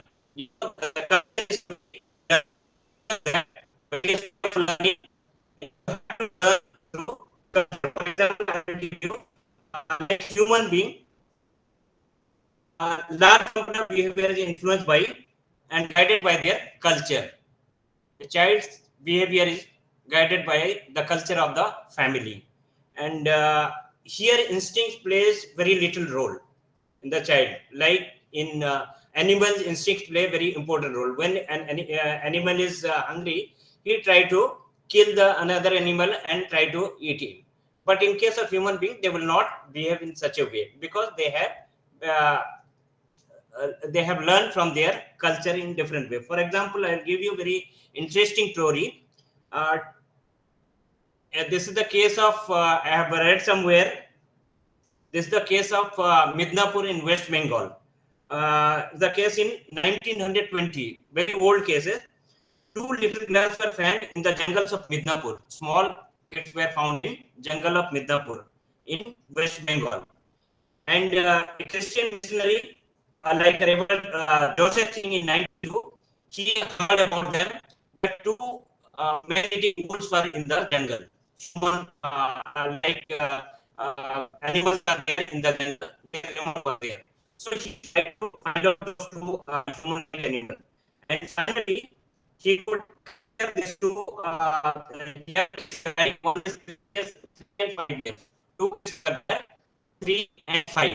And they were running for like hands and legs, like animals, like wolves. They were behaving. They are howling like wolves also. They were not able to understand anything. So he finally, Mr. Joseph, he tried to capture them and brought to he brought it and tried to. One second, please.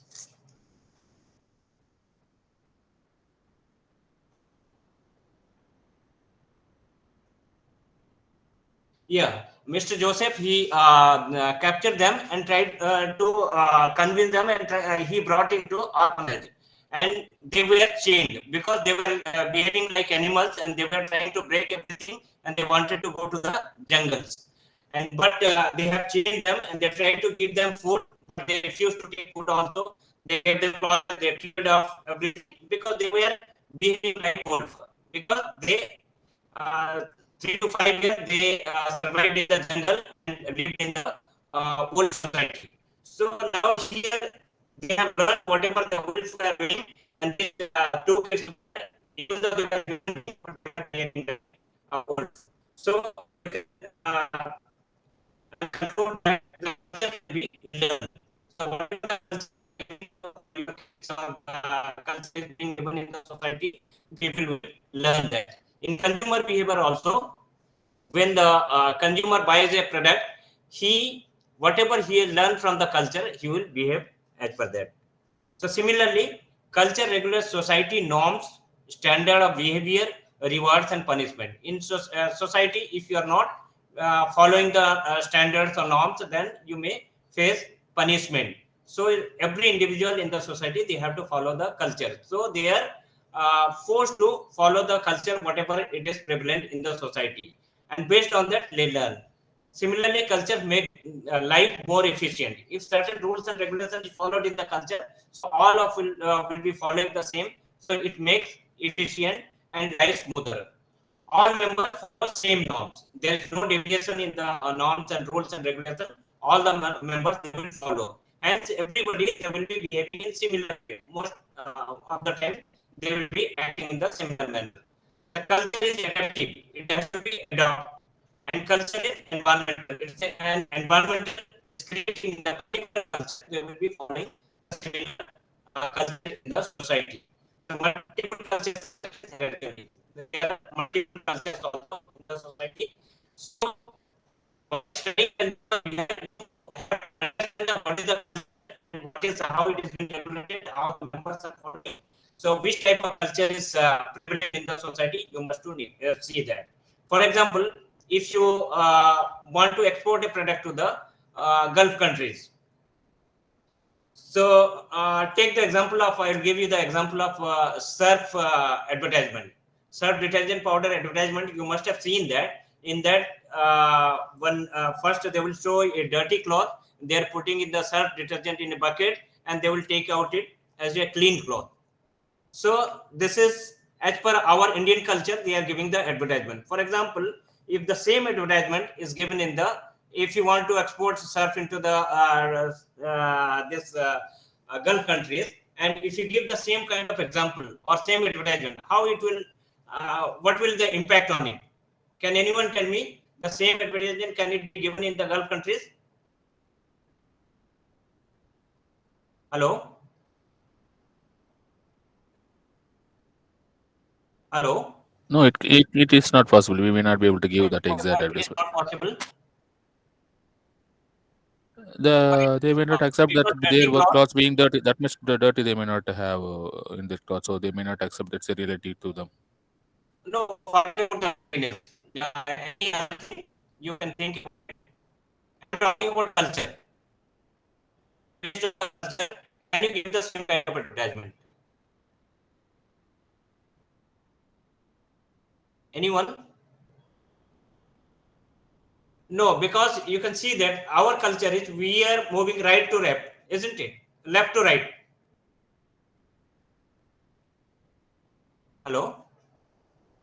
Yeah, if you give the advertisement left to right, so first is dirty cloth, you are putting in the surf detergent, then taking out clean cloth. But the same advertisement, if it is given, their culture is right to left. So what will be the impact? The clean cloth, then it will be in detergent powder, detergent bucket, then it will come out a dirty cloth. So it will be exactly reverse of it, isn't it? So their culture is right to left, our culture is we are going to left to right. So it will be means it will be a disaster. Totally, that kind of again you need to see that you can put the cloth, dirty cloth in right side, then detergent bucket, then left side you have to put a show the clean cloth. But whereas in our case, left hand side the dirty cloth, then detergent powder, and then clean cloth. So the impact will be reverse. So that is why you see the concept. If you are not aware of the concept, you will take example of 2-liter bottle. It didn't work because their refrigerator is very small and refrigerator cells are small, which cannot contain 2-liter bottle. So they were not buying 2-liter bottles because they cannot preserve it for longer time. So that is the thing you need to understand before making a product. So culture makes it more efficient. All members follow same norms. Culture is adaptive. Culture is environmental, and multiple culture are nested radically. Now let us see the types of what are the different types of culture. One is national culture. The culture prevalent in nation common to everyone. Everyone in the nation follow the same culture. So that can be called as national culture. Similarly, popular culture, the culture of the masses with the norms of mass appeal. So mass, whichever the culture they follow, that is called popularly, that will be called as popular culture. And subculture, the culture of a group within the large society. In a society, there are culture. Again, there is a subculture, and different groups of people they have different norms. So that is called as subculture.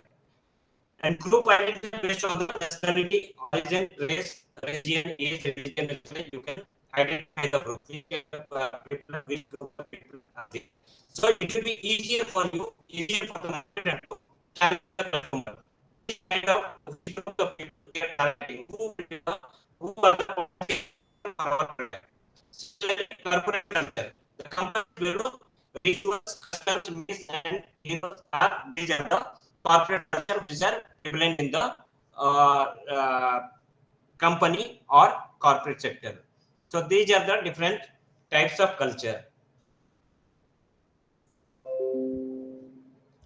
Next, we can important thing is the groups. Groups are central to the existence of every human being. So you cannot live lonely alone. You have to be in a group. Wherever you go in a society, there are several groups and several types of systems are there, membership and all this kind of things you can see in the society wherever you work or in a friend circle. So there has to be, it is a central existence of any human being. A group with which an individual is associated has an important role to play in forming an individual's personality. So the group in which you are associated, so it influences much to your personality, because you you have the influence of the group. Whatever the group follows, it also you are also trying to follow the similar kind of behavior, and it influences your personality. And every group has equally different forms of behavior. Every group has external forms. Once you have the group you will be accepted as a group member. So violation of which can bring sanction. You need to follow the rules and regulation of the group, and you cannot violate it. On a similar note, groups are central to consumption of goods, products, and brands.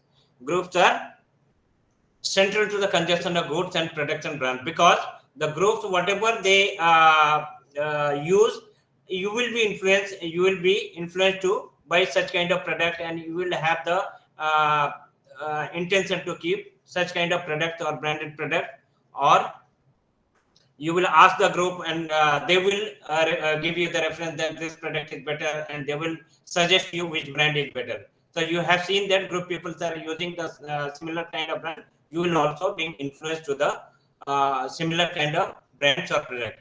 And groups value not only determines what product or service are consumed, but also which brand is preferred.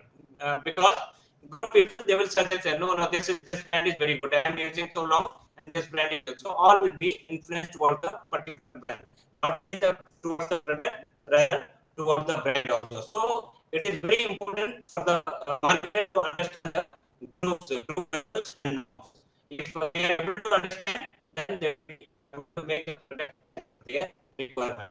And person's membership of the class status group determines his purchasing power. So a person is a member of particular group. Suppose Lions Club member. So there will be, marketer can understand that which kind of people there and what is their purchasing capacity. What is their, which kind of people will the member of such kind of like club, Lions Club, or sometimes suppose Mahindra Group resorts. So like this, based on the membership, or those person who are having credit card, and what is their capacity, what class they are, what is their status. Based on that, you can target your customer. Similarly, groups and their culture also play certain explicit as well as constraint on the consumption of certain products. There is certain constraints also, because groups, they will not suggest to use some kind of product or some branded product. So because group is not taking or keeping such kind of product, so they will be prohibiting to buy such kind of product. So this is about groups, and there are different types of groups. Primary group versus secondary group. Primary group and what the secondary group.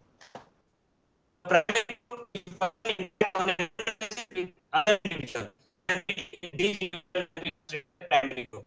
So they are regularly interacting with the interacting with the other members, and they are following the same rules and regulations, and those people are called as primary group. These individuals can be considered a primary group for that person. For that person, in the sense, the person who is the member of the particular group can be called as the member of primary group. On the other hand, if a person interacts only occasionally or does not consider their opinion to be important, then these are considered secondary group. So even though they are not meeting regularly and they are not considering their advice, she will take his own. These people will take their own decision. They will not follow what the group says. So this type of people can be called as secondary group. Similarly, formal group and informal group.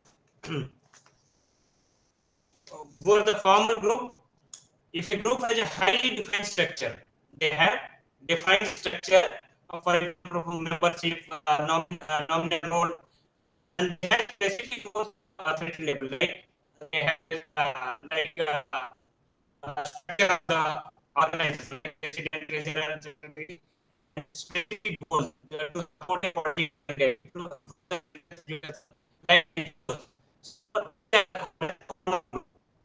They have a different structure, they have the organization structure, they have the certain objectives, and this type of groups are called as formal group.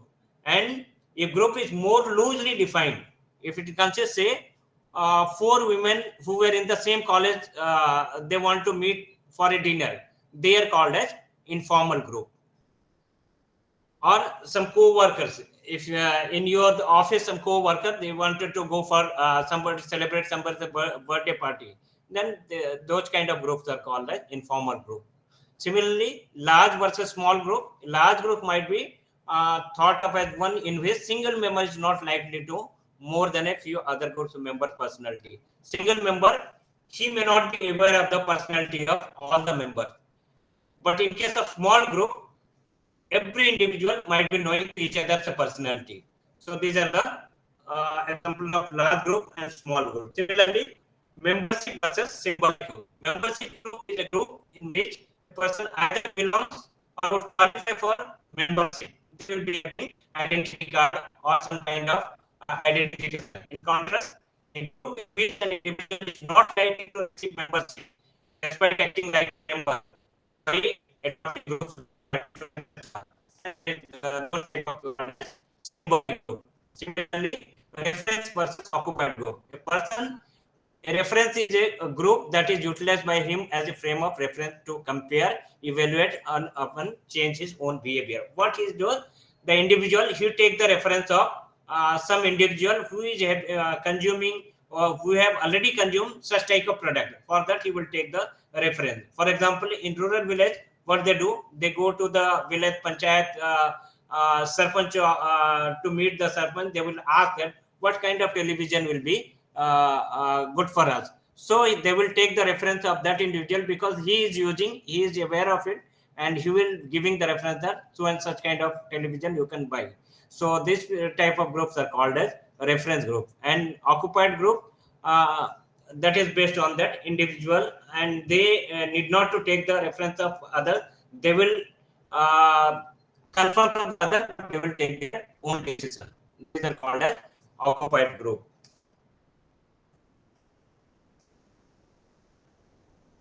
Next, what is reference group? Reference group are groups that are a frame of reference for individual in their perspective. So the reference group is very important for the individual because he takes the reference from the group. And whatever group suggests, reference group suggests, they will so reference group is served as the frame of reference for the individual by any product. Reference group is any person or group that serves as a point of comparison for an individual in the formation of either general or specific value, attitude, or behavior. Before doing something, if he follows an individual's reference or group reference, then he will be behaving in such kind of way. The usefulness of this concept is enhanced by the fact that it is places no restriction on group size or membership. Reference group, there is no restriction on membership group or membership size. It doesn't mean like club membership. It is not like that. It can be an individual. It can be a group of people. It can be a number of people also. So reference group that influence general values or behavior are called normative reference group. So which influence the general value of an individual, they are called as normative group. Example, child's normative reference group is the immediate, which is like important role in building the child's general consumer values. Because child follows whatever his family values based on that child normative reference group. And the reference based on specific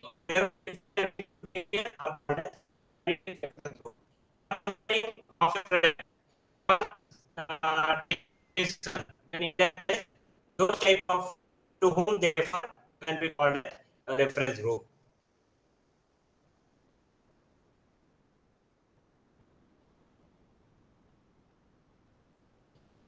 Is it clear? Hello, students? Hello, are you able to hear me? Hello,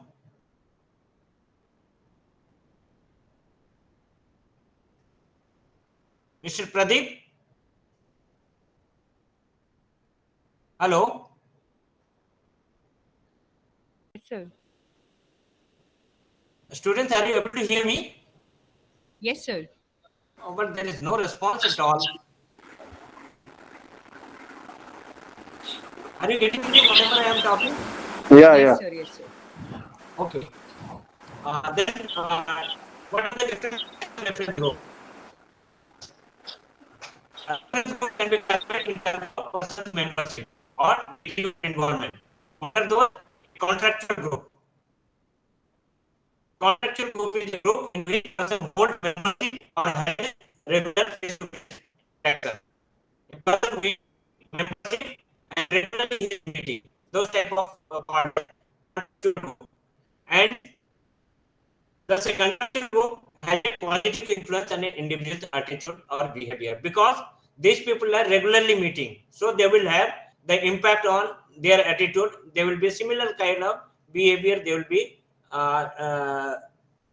showing while buying certain kind of group goods. Next is aspirational group. Is a group in which a person does not hold membership and does not have face-to-face interaction but wants to be a member. Such type of people are called as aspirational group. They wanted to be a group member but they do not have the membership and they wanted to be, and they are called as aspirational group. And discriminant group is a group in which a person holds membership or face-to-face interaction but disapproves the group value. He never follow the group's value. So they can be called a disclaimer group. The group members, they do not follow the value of each other. Even though they are registered members, they have certain rules and regulations, but they do not follow the values, attitude, and behavior of the group.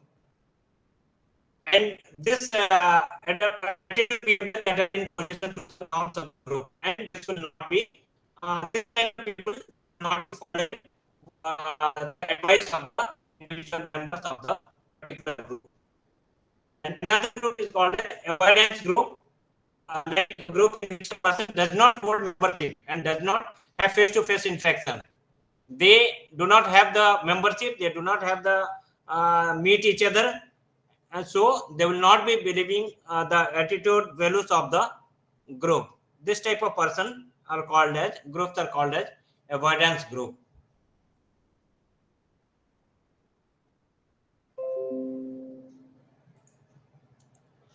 Next important is family, because why it is necessary, because all these people, they are influencing to the consumer while taking purchase decision. So group influence is there, society influence is there, cultural influence is there, family influence is there. So it is under consumer behavior, you need to understand the all groups of people. Similarly, family. Family is a group of two or more persons related to by blood, marriage, or adoption who reside together. They are called as a family. Again, a family, there's nuclear family, and nuclear family is the immediate group, father, mother, and children. Similarly, extended family, where the father, mother, grandparents, uncles, and all living together. The family into which one is one family orientation. So you will be following the and values of the model of the family.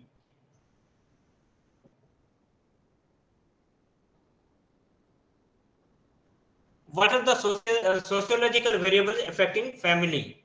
So marketers can understand family and household decision better by examining the sociological dimension of how families make consumer decision. If the marketer, they are able to understand the family behavior, then it will be easier for them to make the product and target the customer as per their requirement. Three sociological variables that explain how families function include those three variables are cohesion, adaptability, and communication. So cohesion in the family, how the groups of family members they value each other, and what are the norms and tradition is adapted in the family, and how to communicate them. These are the three important variables how family functions. They communicate each other. What are the tradition norms they adopt, how they are linked to each other. So based on that, they will take decisions. Right? Yesterday I gave you example of Mr. Sinha and his son, that his son is studying in engineering college, and he wanted to have two people. So whole family had to take decision how the son has provided information. The whole family had gone to the showroom and they bought a bike.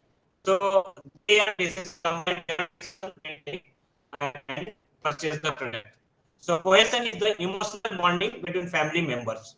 So they have the emotional bonding. They understand each other. They follow each other's advice. It measures how close to each other family members feel on an emotional level. It reflects sense of connectedness or separateness from other family members. So the marketer have to understand this about the family. And adaptability measures the ability of family to change its power structure, role, relationship, etc. And communication is a facilitating dimension, like movement on the other two dimensions, positive communication skill. These are the communication within the family group. Now, what are the function of the family? Economic well-being, emotional support, suitable family lifestyle, socialization of children and other family members. Like economic well-being, providing financial needs to its dependents and unquestionable basic family function, because they support family members each other and they provide financial assistance. And emotional support, the provision of emotional assistance, like in love, affection, and intimacy, member is an important response of the family. Similarly, suitable family lifestyle, important family functions is the suitable lifestyle for a family. Family lifestyle commitment, including allocation of time, greatly influence consumer pattern. These are the things which are important for a marketer to understand what is the lifestyle of a family, how family behaves, and how purchase decision is being taken by the family during any function or family function. For example, yesterday I gave you the example of two sisters during a marriage function. One sister has gone, younger sister, he liked to purchase this jeans and t-shirt, but other sister, he wanted to purchase the chudidar. But when she goes to purchase for the jeans and t-shirt, family opposes that, family values are different. During marriage function, you have to wear traditional dress. So these are the different things which are to be understood by the marketer, and how the consumer take decision during any particular reason. Similarly, socialization of children and other family members, especially young children, they are family function. In large party, this process consists of bonding children the basic values, hopes, and behavior consists of the consent.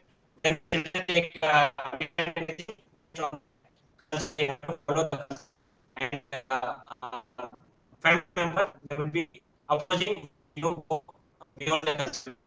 If your family culture is for chudidar and dress, then you cannot buy jeans. So you have to follow the culture. So the marketer has to understand the family values. So it is very important for the marketer to understand the functions of the family. Now, family life cycle, like every family has a different cycles.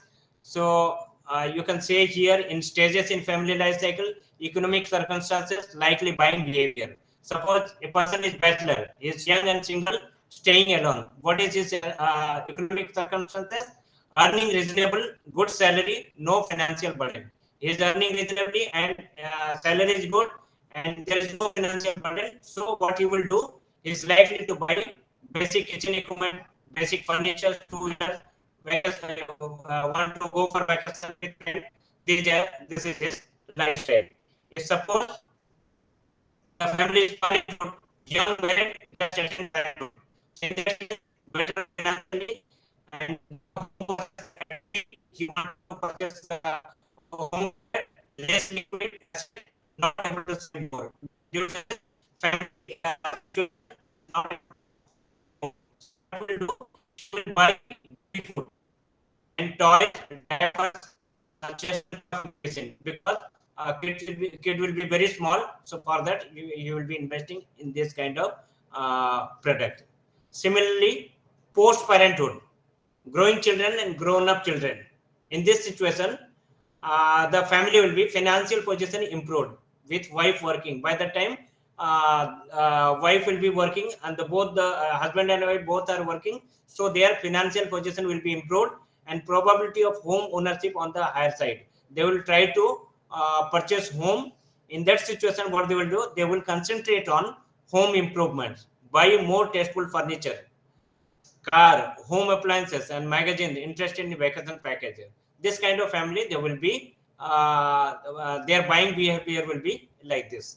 And similarly, if dissolution retired person, income the good, not interested in spending. At times, drastic cutting income is likely because once he retires, his income will be reduced. So in that situation, how he will be behaving? He will buy more medicinal products because health issues and other products like the retired people. Seeks more of attention and security. He will be concerned for security also because he will home and the parents will be retired, couples will be living alone. This will be the buying pattern of the retired person. So again, you can see what is the family life cycle. First stage is young singles. Young singles may live alone. Young singles, they will be living alone because they are not yet married. They will be with their nuclear families or with friends, or they may cohabitate with partners in this stage. They are called as young singles. Next stage of family cycle is newly married couple. Next stage is they will be getting married and without children, usually better off financially than they were when they were single, since they often have two incomes able to spend on one household. Sometimes both husband and wife may be working and they will be financially well off. So next stage is after marriage, the full next one. This is with the arrival of the first child. Full next one is with the arrival of first child. Parents begin to change their roles in the family and decided if one parent will stay to care for the child, if they will both work by declared service. What they will do, if both husband and wife both are working, the one will take rest and they will take care of the child, one will be working. So in this situation, their income pattern will be changing and they will be focusing more on the investment. Next stage is full nest 2. In this case, the youngest child has reached school age. The child might be going to school. The employed spouse income has improved. Again, the both husband and wife, both they have started working, and they will be employment status, both will be joining employment, and their income status will be little bit higher. Consequently, the family's financial position usually improves, but the family finds itself consuming more in larger quantities because the family members are increasing, and they will try to consume more, and they will be investing in their fund. The next stage is full next 3. As the family grows older and parents enter their minimum 40s, their financial position usually continues to improve because the primary wage earner's income rises. Due to his individual promotion and all, his income rises, and the second wage earner is receiving a higher salary. Both husband and wife both are working, and they have promoted to their position, their income will be rising, and the children earn from occasional part-time employment. Have started working, so that financial status will be higher than similarly. Next is married couples who marry and do not have children are likely to have more disposable income to spend on charities, travel, and entertainment. This kind of people, they will be investing more on charities, travel, and entertainment because they are married but they do not have kids. Similarly, next is older single cycles. These are also age 40 or older, maybe single again or never married, and they prefer to live independently. They may have children or may not be living in the household. This kind of people, they are single, and they will try to invest more in this like tour, travel and tour, and like entertainment. In this way, they will be investing more. Next is empty nest one. At this stage, the family is more satisfied with their financial position. Children has left home and are financially independent, allowing the family to save more. Now the children have left the home.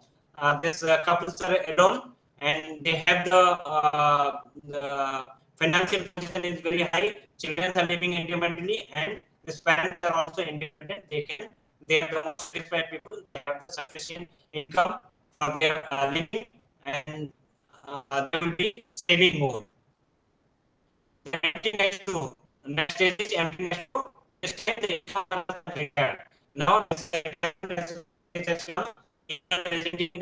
in income and social income. Their income is reduced and expenditure becomes health oriented, and such times medical appliances and health medicine. They will be investing more in health and medicine. And next stage is solitary survivor. Be either employed or not employed. If the surviving spouse has worked outside the home in the past, he or she usually continues or goes back to work to live on earned income and remain socially active. And last stage is retired solitary survivor. Follow the same general consumption pattern as solitary survivor. The solitary survivor and retired solitary survivor almost they behave in same. This is the family life cycle which marketers to understand, and how the consumer, this type of consumer, they behave while taking purchase decision,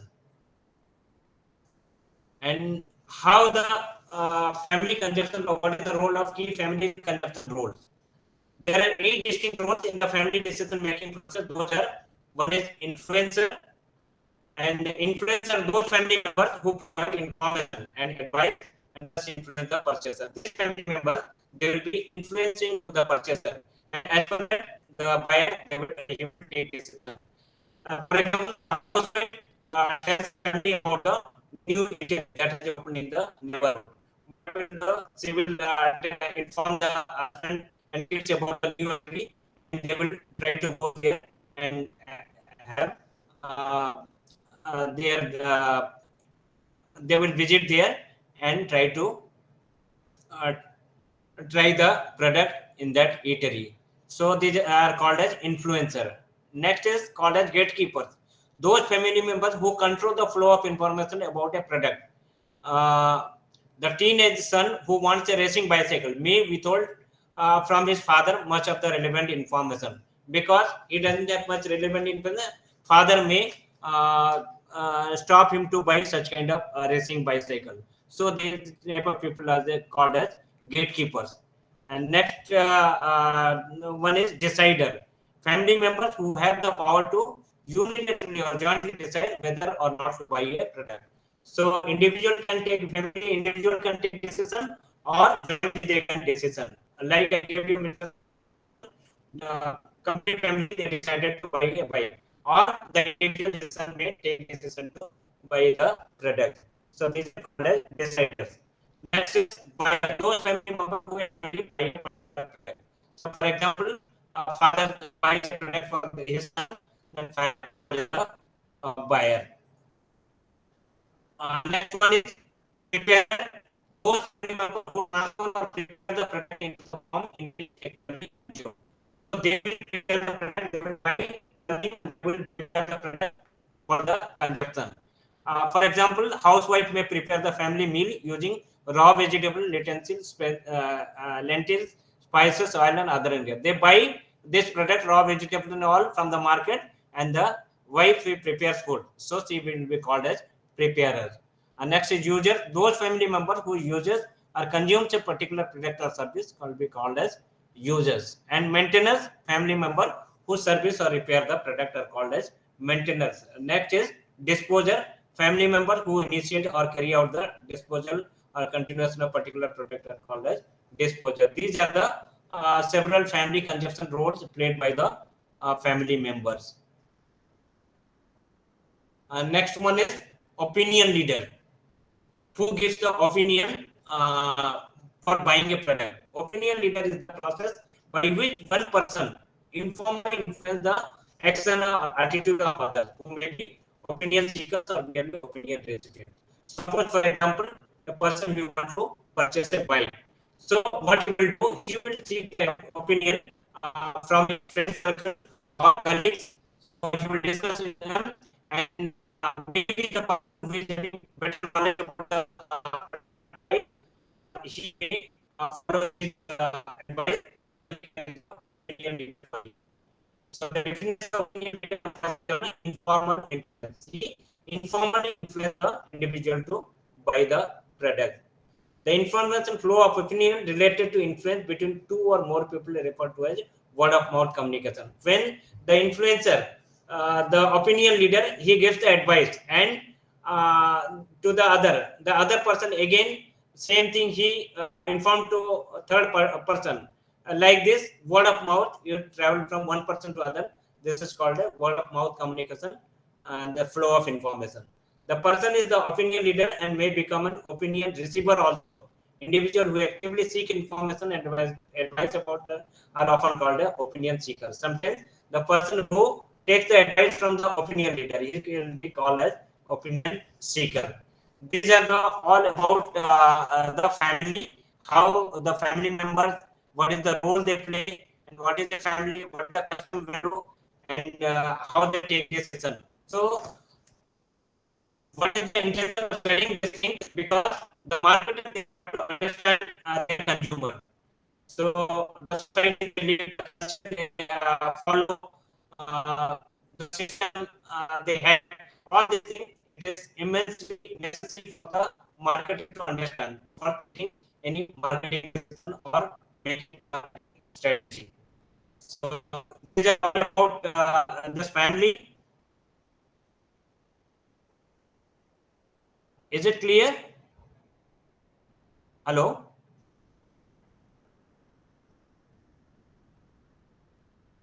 Yes, sir. Yeah, any doubt or anything you want to ask? Sir, can you please explain the reference group once more? A reference group is the group from which, suppose a person wanted to buy a product. She will take the advice from the group who will refer the product to him, or he will suggest some advice. It is an informal way of giving advice to the individual to buy a product. It will influence him to buy the product. He may suggest that brand product will be better for you. For example, your parent, if you ask for purchasing a bike, your parent will give advice that you go for the Spencer product or Honda product or Hero product. So you will take the reference of that and will buy the product. It is individual buyer. Is it okay? Okay, sir. Thank you. And similar opinion leader, she will informally give his opinion, and it is up to the individual whether he takes the decision or not. But somehow it will influence him to take his opinion into the consideration.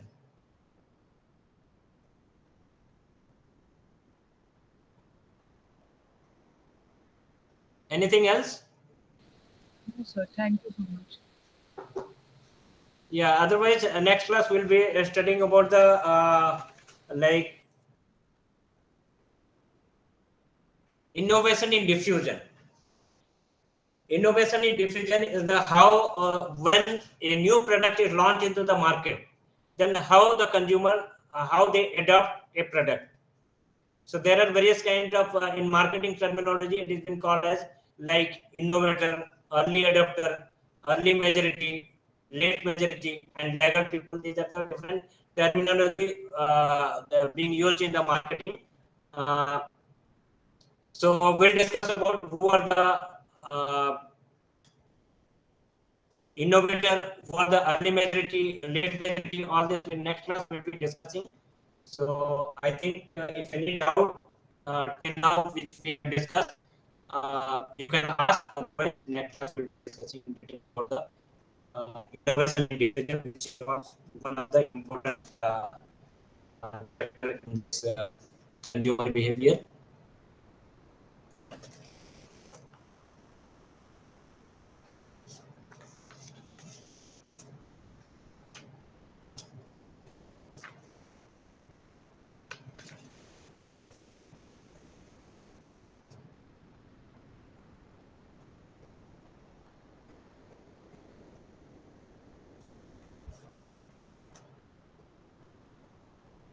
Anything? Any questions? No, sir. Okay. Regarding culture, I'll just give you example. Story of a McDonald company. McDonald is a very good example of a brand that modified products, operations suit to the culture. So you know that it is a McDonald is originated from which country? Can you tell me? It is origin of which country?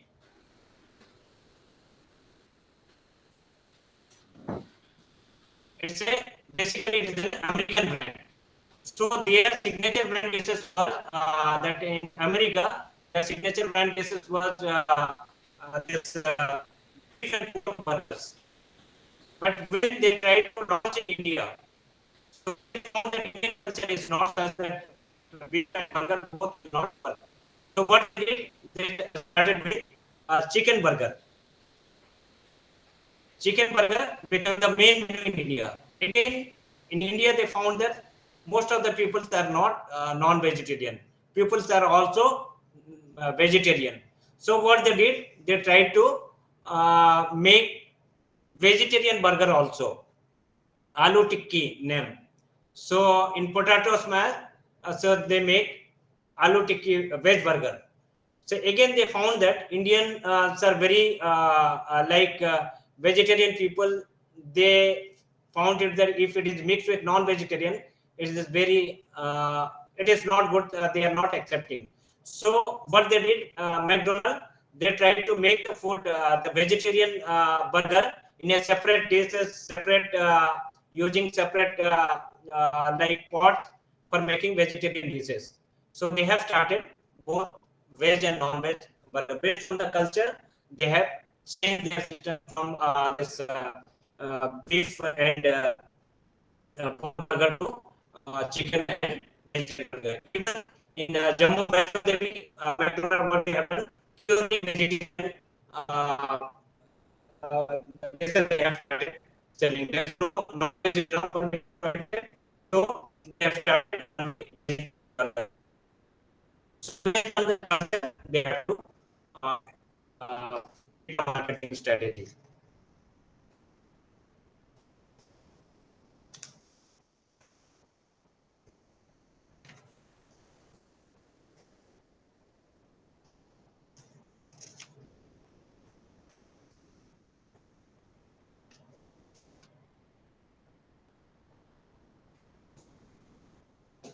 Is it all right? Yes, sir. Yeah, and in this also there will be some case studies. So for God's sake, you don't leave the case study. We have seen that some of the students, they are writing well, but they have left the case study. 20 marks you are losing. So there is no right or wrong answer for the case study. Based on your study, whatever you have studied, whatever you have understood, as a marketing manager, what is your decision? You have to write it. You have to take decision that what is the right or wrong. So don't leave the case study. And if in case study there is a question, then based on that you know. Otherwise, if there is a one paragraph, you have to understand what is the problem first. If you are able to understand the problem, then you can like in consumer behavior you have studied that if you have need, then you have to go for some information. If information is there, you have to investigate. Then you have to take the decision. Similarly, case study also you have to identify the problem. You are able to identify the problem, then you will search information. That means you will find out what are the alternatives are available to solve this issue. Then you need to evaluate each and every alternative. Then you need to take the final decision. Yes, this will be the right for this kind of problem.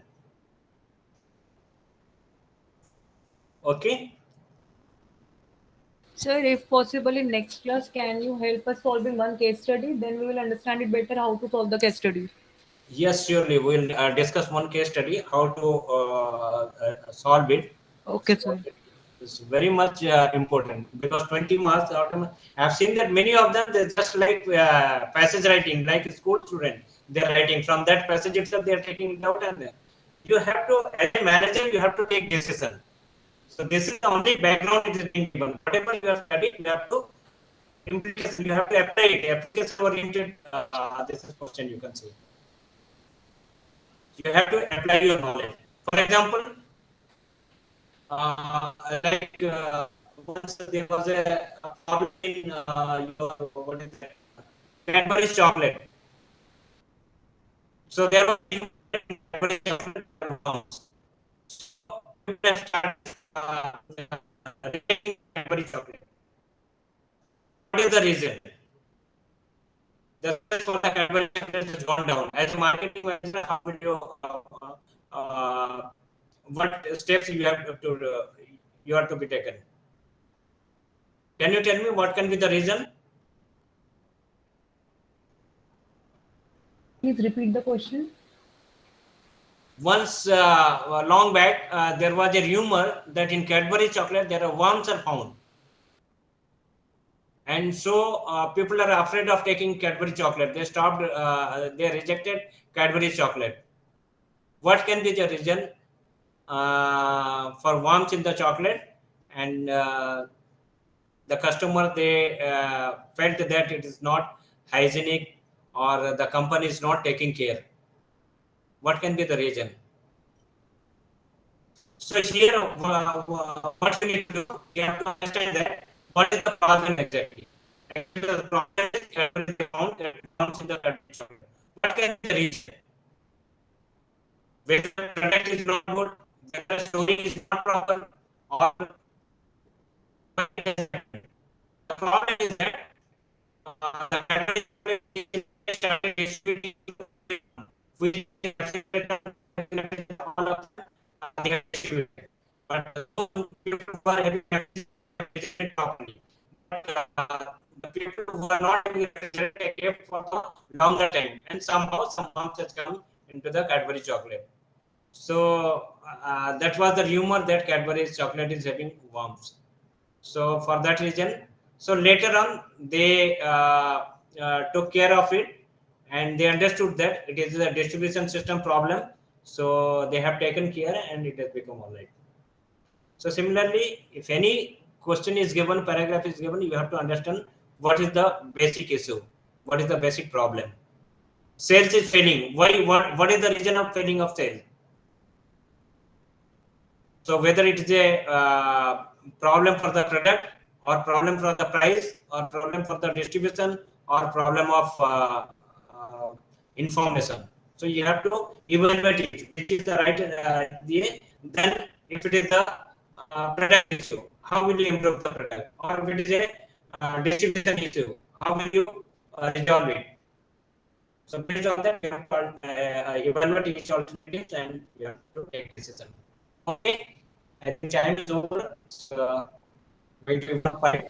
So next week we'll be discussing. Okay, I request you to kindly go through the study material and come back with your doubts. Okay. Okay, sir. By the next class, we will go through the study materials, whatever you have done. In case Sorry. till now, Actually, sir, we whatever. are not this. Yes. No, sir. What is that?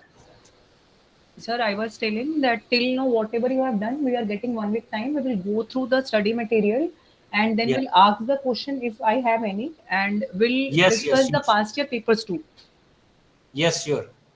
And You can sir, do that. if you can share this PPT, we will be it will be easy to understand for us and we will go through it better. You want PPT? Yes, sir. Yeah, I'll share the PPT. I have mostly based on your study material only. I have prepared PPT so that it will be easier for you, Okay, because sir. as per the syllabus, I am taking one by one, so Okay. that while going through the study material also, it will be easier for you. I'll share the PPT with you, no problem. Okay, sir. Actually, we have not received the study material yet. We are depending on your PPT and the PDF of the book. Still no Yeah, study. PDF of the book is same like hard copy, same thing it is Okay. there. Yeah. Okay, I'll sir. share the PPT. If somebody wants, you can send me your email ID. So I'll give it to you. Or Okay, at sir. I the will end, mail we'll you. at the end we'll upload the PPT. Okay, sir. I will mail you. Okay, okay, Okay. okay. Thank you so much, sir. Thank you.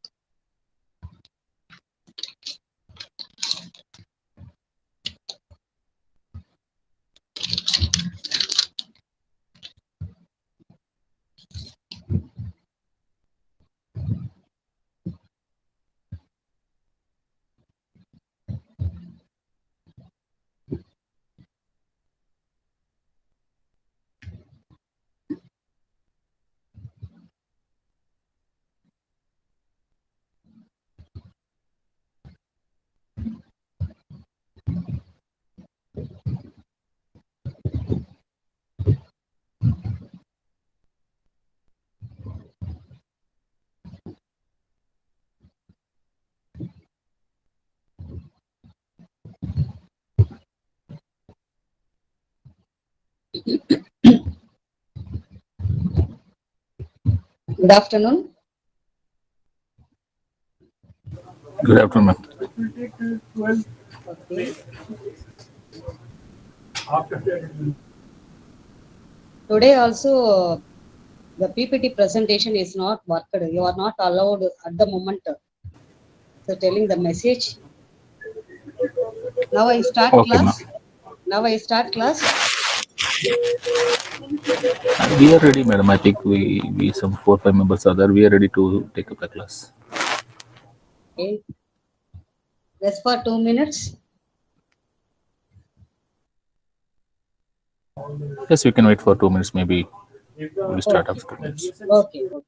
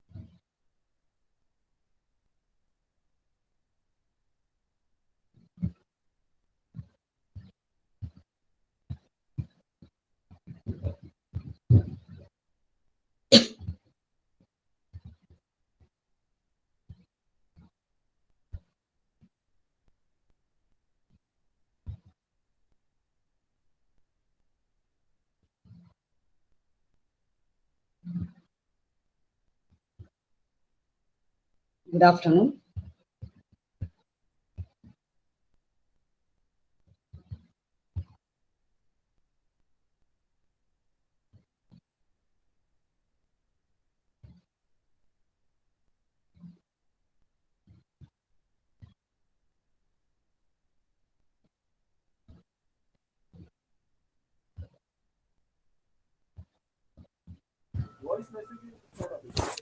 Ma'am, can you pass on the message to the DDE team that we have not received the books, actually the study materials, only for our, I think, department marketing.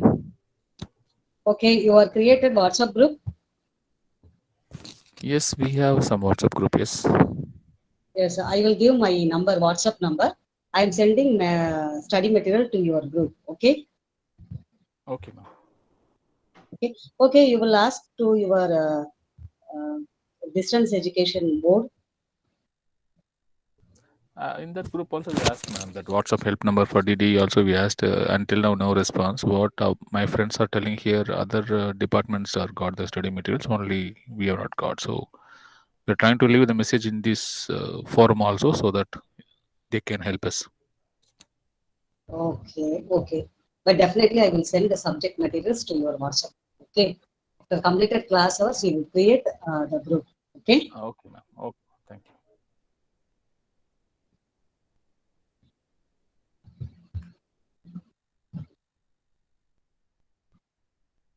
I will start.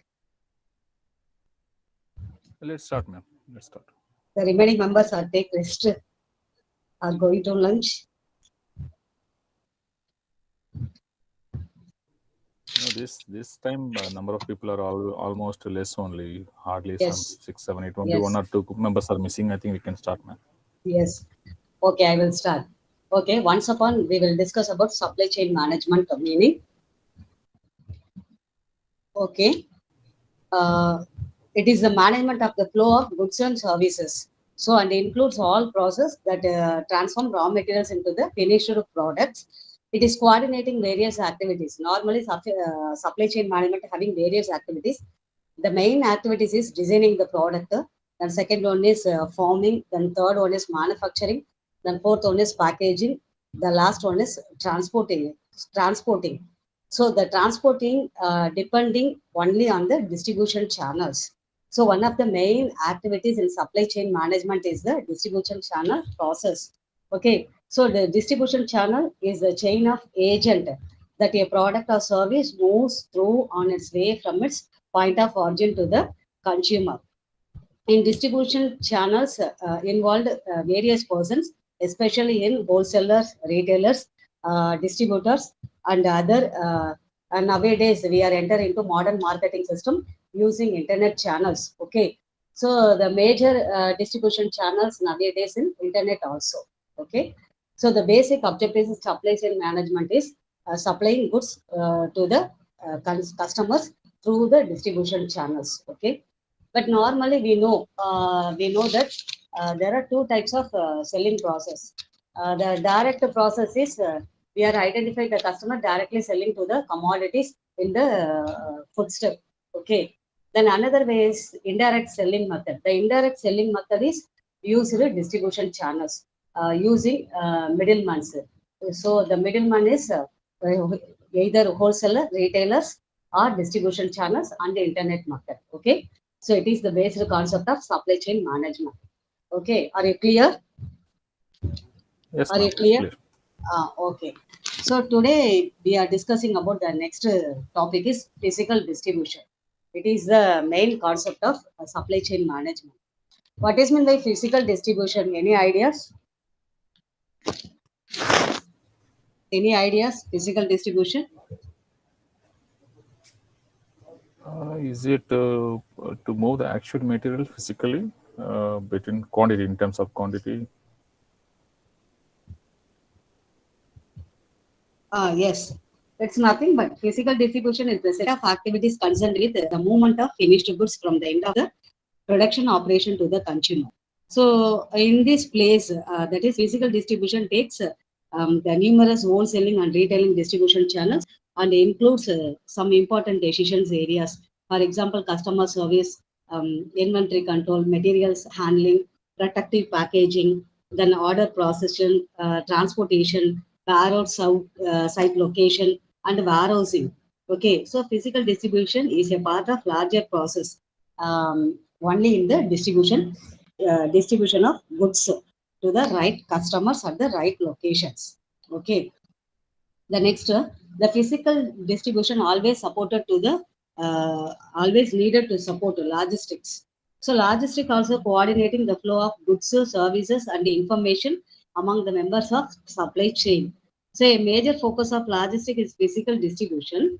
Task involved in planning, implementing, controlling the physical flow of materials, final goods, and related information from the point of origin consumption to meet customer requirements at their profits. Okay. So in supply, normally physical distribution channels are considered two aspects. One is supply chain and the logistical management. They are supporting to the proper physical distribution channels. Okay. So, but normally physical distribution channels mainly focused on customer services. Okay. So it involves the handling and moving of raw materials and the finished products to the consumers properly or suppliers properly, but mainly the major participants, producer, intermediaries, and consumers. Then another one, the main objective is delivered goods in right quantity, right quality, right time at the right places. These are the basic objectives of physical distributions. Okay. Okay. The next concept is physical distribution process. What is meant by customer service? What is meant by customer service? Any ideas about customer service?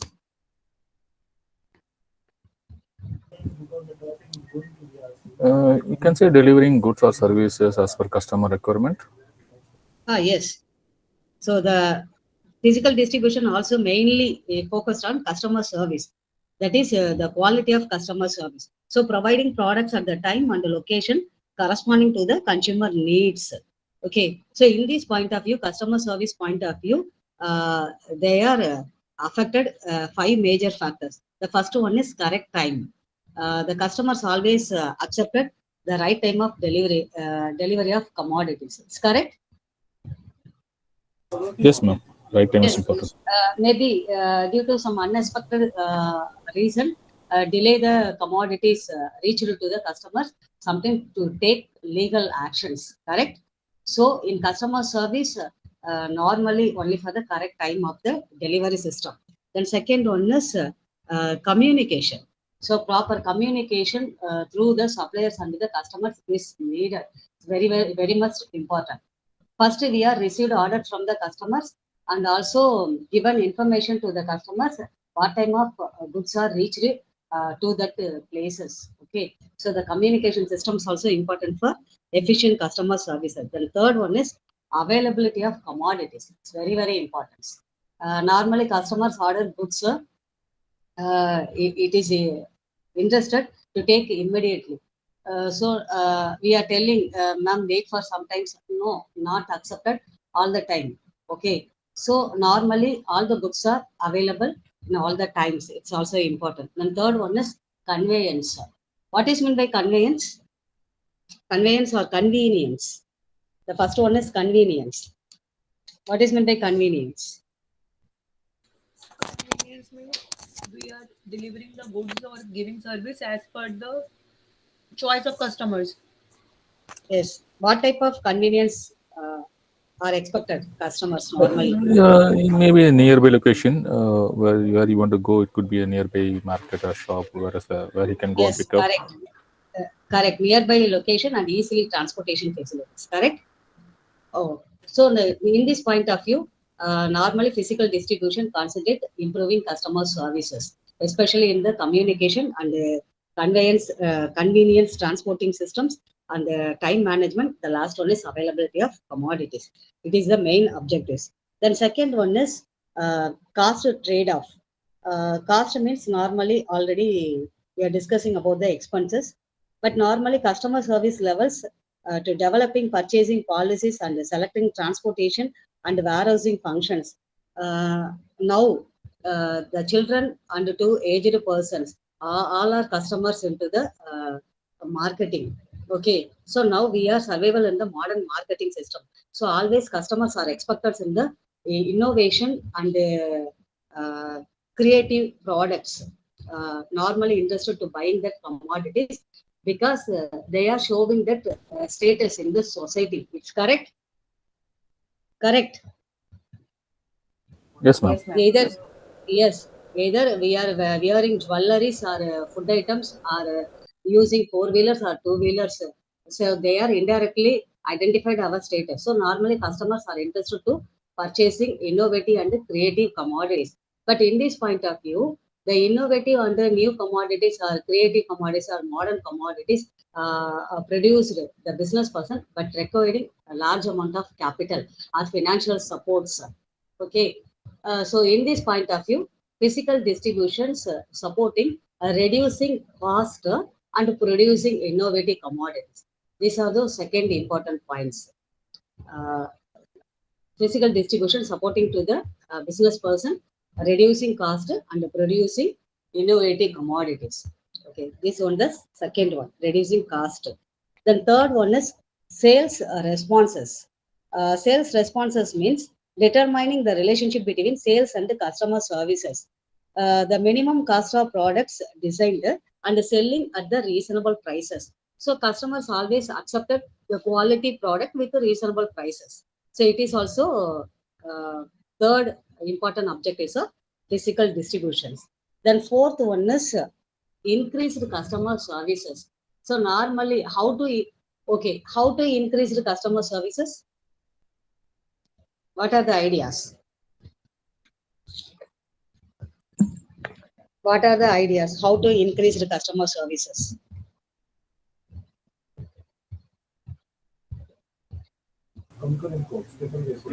Customer services or customer satisfaction, madam? So services. Satisfaction and the customer services, both.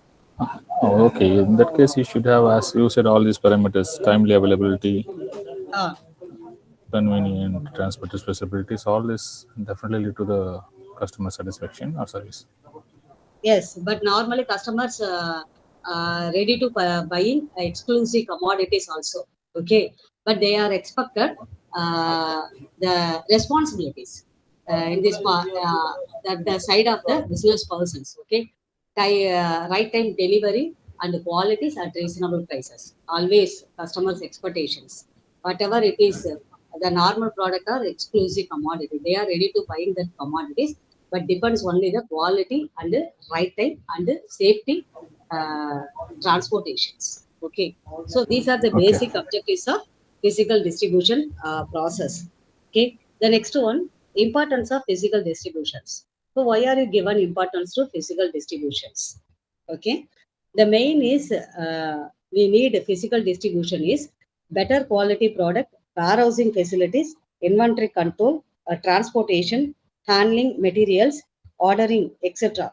So all these activities are coordinated properly, and an effective physical distribution package is evolved to give customers to the better service and improving customer satisfactions. Okay, these factors are determining the better or given chances to the processing of physical distributions. Okay, so these are the basic concept. Now I will in later we give proper explanation to all these points. Okay, now we are discussing factors affecting physical distributions. What type of factors are affecting physical distributions? Any ideas? What type of factors are affecting physical distributions? Weather, climates. Weather, climates, okay. Then? Location. Location, then? The transportation facilities, basically somewhere you may not reach by road. Yes. Very good. Transportation facilities, then? Cost. Yes. Competitors? Competitors are also affecting physical distribution channels. Is correct or not? Yes, ma'am. Yes. Yes. Okay. The first main factors is product factors. So choice of the channel of distribution is the nature of goods. Okay. Normally, distributed goods, the perishable goods and the non-perishable goods are always delivered to the customers, especially in the perishable commodities, that is short line commodities. For example, vegetables or fruits, the next agriculture commodities, cakes and breads. So that are required to be sold quickly or immediately. They are not available in proper distribution channels, and the sellers are ready to directly selling. Is correct or not? Yes, ma'am. Yes, ma'am. Yes. So in this type of products, especially in the perishable commodities, are immediately selling to the customers. But otherwise, it is quickly damaged that commodities. Correct. So the choice of the products, either perishable or non-perishable commodities, it is severely affected the distribution channels. That is the product choice. Okay. The basic factors. Then second one is market position. What is meant by market positions? Market positions. Is it in comparison with other competitors, or your product compared to other? Yes.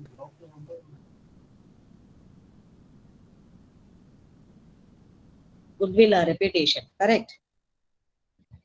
So reputation of the manufacturers.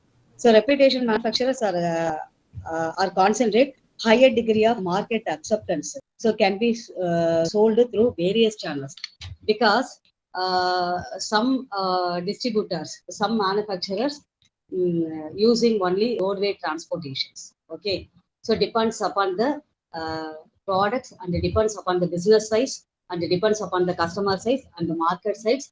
Depends upon the locations, correct? But some manufacturers are using all the channels, using road transportation, rail transportation, air service transportation, and shipment transportation. All the channels are used, correct? Yes, ma'am. Correct. Some manufacturers, because that person's the market size and the customer's size and all are differ from other manufacturers. Okay, so it is also affected the distribution channels. Second one, the market positions, that is reputation of manufacturers channels also affected. Then third one is consumer behavior. What is mean by consumer behavior? It's very, very important. It severely affected the distribution channels. What is meant by consumer behavior? Consumer behavior. Consumer behavior. Consumer is the king of the market. Is correct? Yes, ma'am. Yes. What is meant by consumer behavior? Various types of consumers are available in the market. So based on the region and based on the taste of the people, Very good. each and every. Exactly answer. Yes. Yes. It is based on customs, belief, trade, and behavior. Correct? Correct, ma'am. Yes, the manufacturer and the producer are also first to identify the customers' needs and demands based on these type of behaviors. And after only collecting information, they design the commodities. Correct? Okay. So these are the important factor, consumer behavior, severely affected. That in this point of view, especially in the geographically concentrated. For example, the purchasing decisions are differ from the people's. It is based on buying habits, per capita income, age factors, the next annual income, lifestyles, desire, the designation, status, etc. Correct? Yes, ma'am. Yes. So the buying habits and the purchasing decisions are differ from the people's lifestyles. It is severely affected. For example, various mobile phones are available in the market. Correct? Android mobile phone and a normal mobile phone and iPhones. But all the persons are not ready to purchasing iPhones. Correct? Because they are facing some financial difficulties and the status and etc. But some persons are interested to buy Android mobile phone. Okay. But some persons nowadays only using the traditional mobile phone. Okay, just only use the button systems. Correct? Correct? Yes, ma'am. But in some persons are not having mobile phone. So that is the peaceful persons. Correct? Correct? Yes, ma'am. The mobile phones are secretly theft our times. Okay, spending more times to the mobile phones nowadays. Either children or aged persons. Okay, so addicted to the mobile phones. Okay, so in this point of view, the geographical areas factors, that is lifestyle status, per capita income, traditional customs, it is called customer behavior, and then buying capacity and purchasing habits. These are affected the physical distribution channels. The next one is competitor channels. Okay, competitors are available in market always. Either monopoly systems, we are well known, a monopoly system and a monopolistic systems. Okay, nowadays also the monopoly systems in the market. Given some example for monopoly system in current market situations.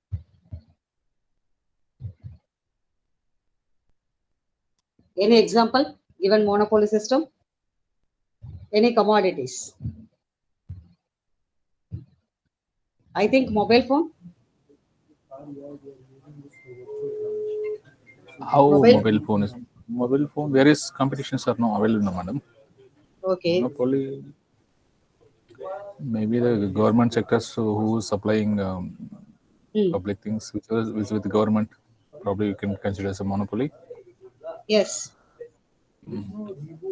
Okay, the competitors channels. Sometimes the new firms or new manufacturer enter into the market. They are also copying the existing channel in distributions. It is also affected to the physical distribution channels. The consumers is confusing. It is existing marketing systems or new marketing systems. The customers are easily losing the quality products. Okay, they are the main drawbacks. The last one is financial problems. Okay, already told.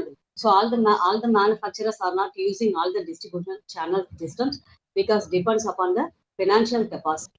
Okay, so the financial capacity only determines what type of physical distribution channels are used and how to distribution goods to the customers. Okay, so these are the basic factors are affecting distribution channels. The one is deciding or choice of the customers products, either perishable commodities or non-perishable commodities.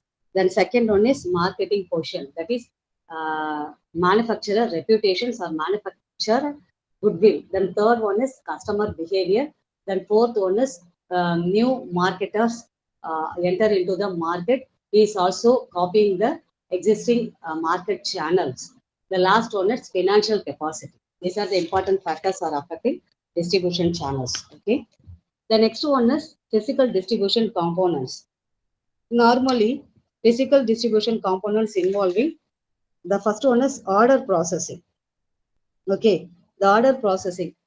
Already told order processing means first they are to receive customer orders and designing the products. Okay, so order processing is over. Then second one is inventory control. It's very, very important. What is meant by inventory control? Inventory control. To have only the required number of stock in the Yes. warehouse. Okay, it helps. It is helpful to avoiding unnecessary wastage of stocks. Correct? Yes, ma'am. Yes. So inventory also depending upon the requiring capital. Okay. So it is secure minimum capital investment and order execution as per the customer demand. So all the manufacturers or producers first to receiving the customers' orders, after only deciding the what type of materials are required for manufacturing processes. Correct? Okay. Some manufacturers or some producers are having large amount of financial resources, so they are invested in purchasing the raw materials or stocks unnecessarily stored in the warehousing or godowns.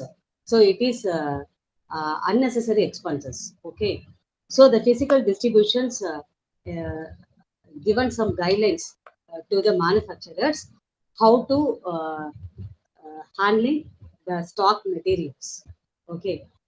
So the inventory control is very important. First, receiving orders and deciding the quantity of raw materials purchasing. It's very important.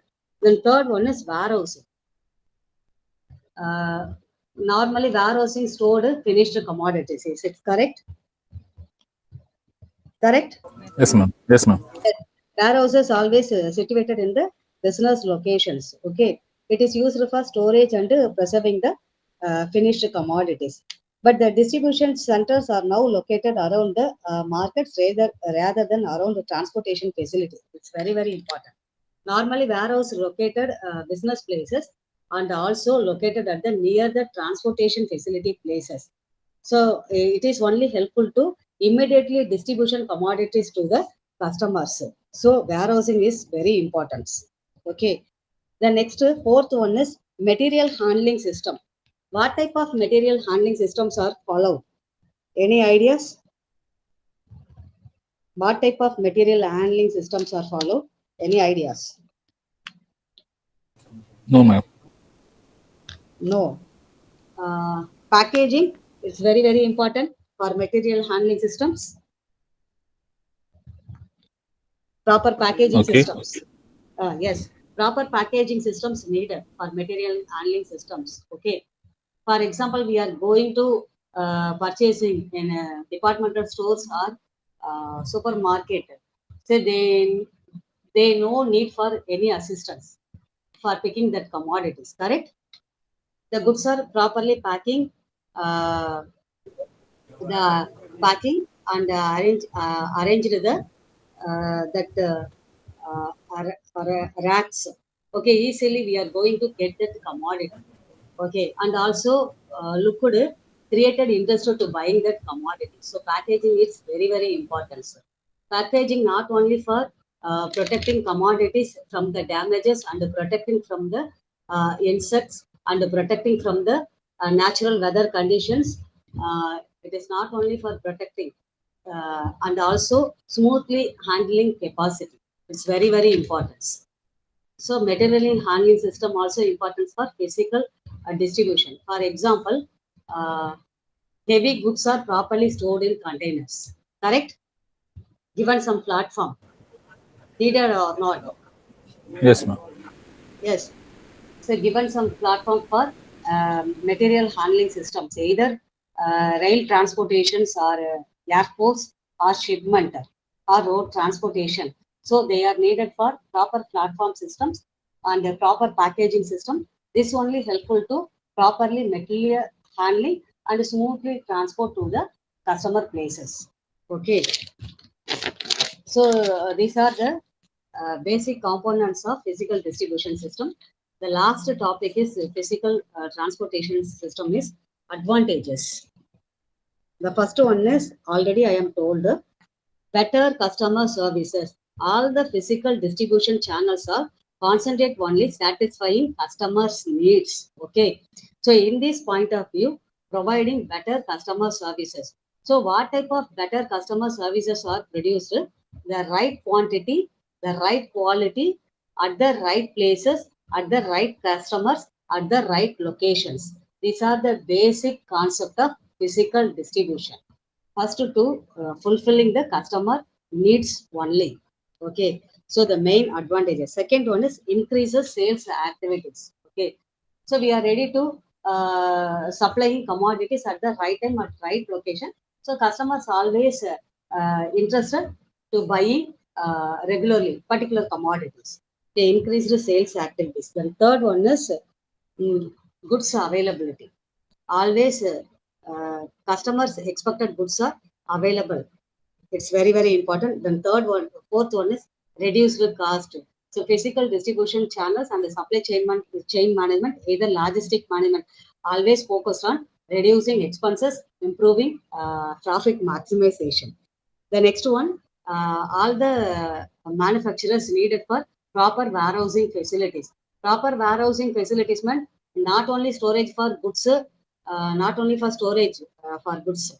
To maintain proper infrastructure facilities depends upon the perishable commodities or non-perishable commodities. So they need good warehousing systems. The next one, proper marketing structure. Proper marketing structure means it is covered all the directions of the customers.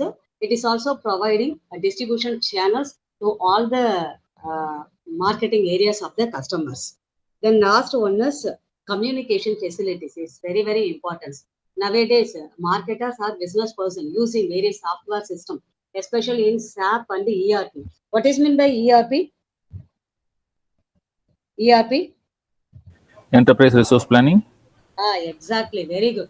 Enterprises resource planning used for business activities. So, okay, what are the main advantages using ERP software?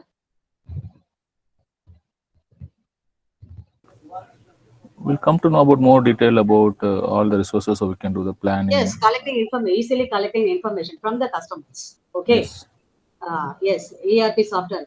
Then SAP systems available systems available process SAP. Then another one is systems accounting process.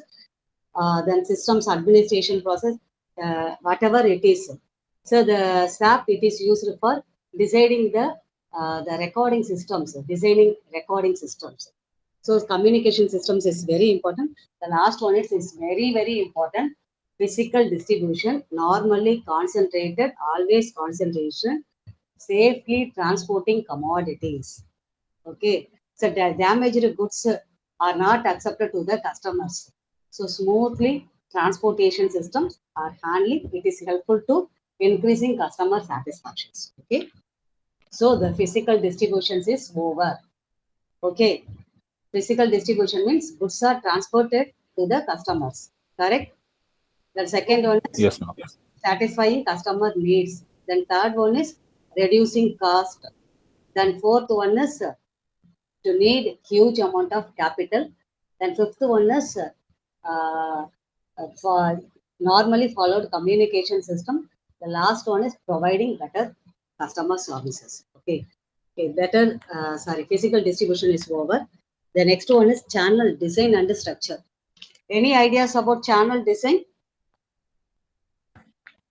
Channel design. No, ma'am.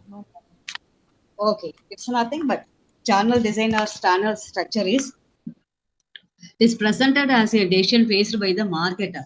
So it includes either setting up channels from modifying or innovating or new designs provide to the customers. It is called channel designs.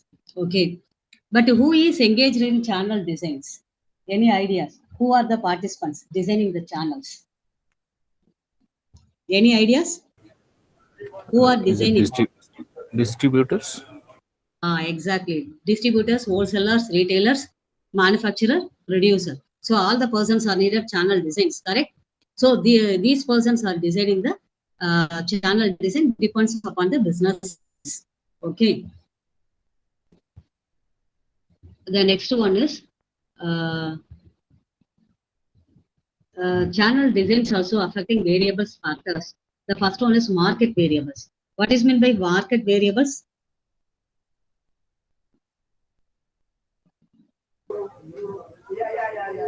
Market variables. Conditions of the market. Sometimes you have higher price, lower price, demand. Normally, market variables means that is the geographical conditions. Okay, the geographical conditions, market size, market density, and market behavior. These are the market variables. It is easily affected the marketing design. Then how it is affected? Any ideas? For example, comparing to North Indian and the South Indian. Okay, so the North Indian and South Indians are basically differ either food habits, their lifestyles are all. Okay, for example, in North Indians food habits, what type of foods are interested? They are accepted traditional foods or modern foods? North Indians?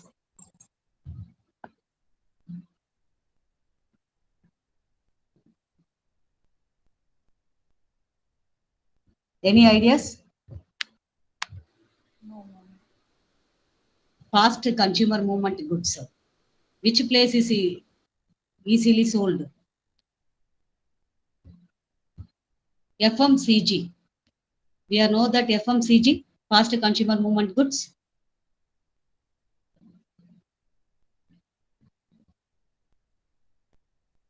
Any ideas? FMCG?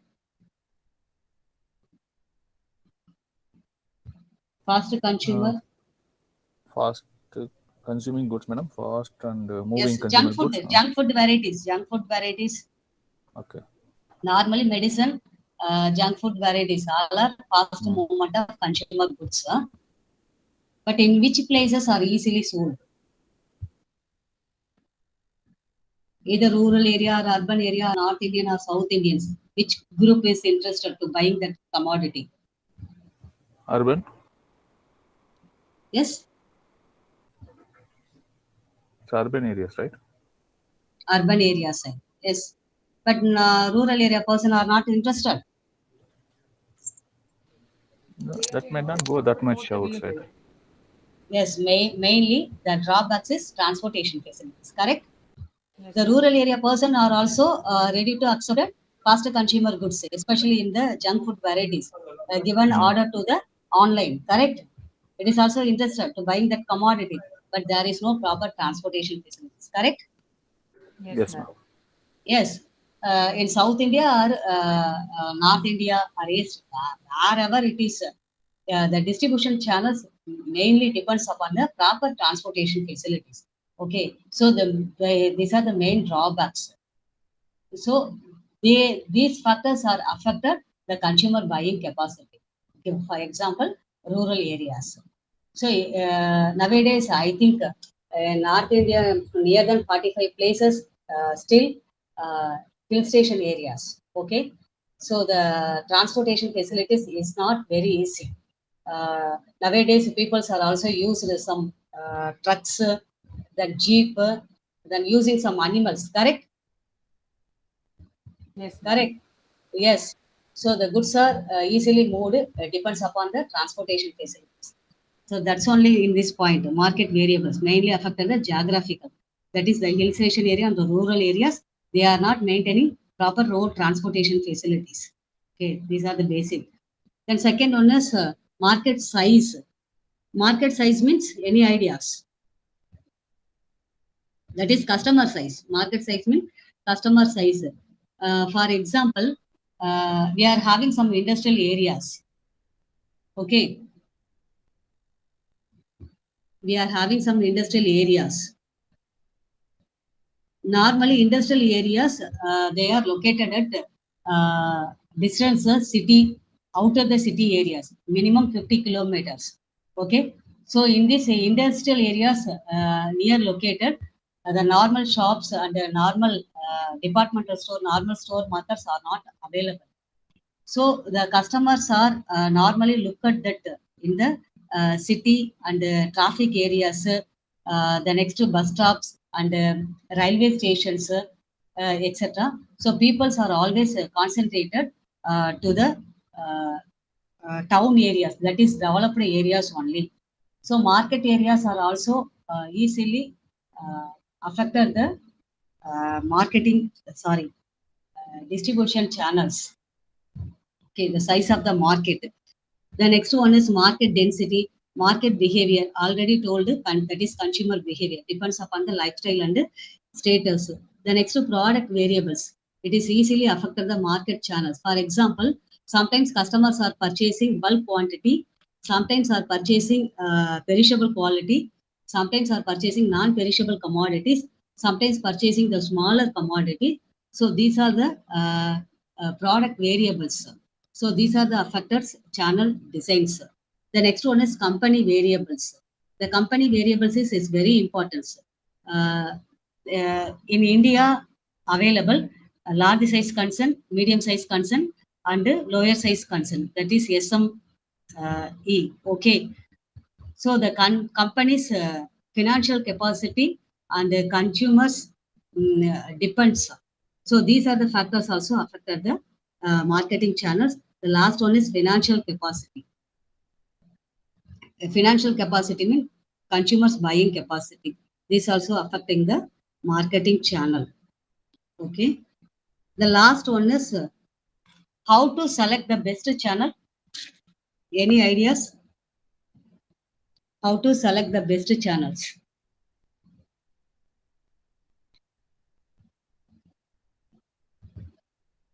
How to select best channels?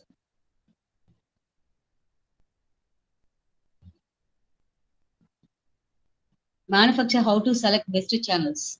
Any ideas? No ideas. No, ma'am.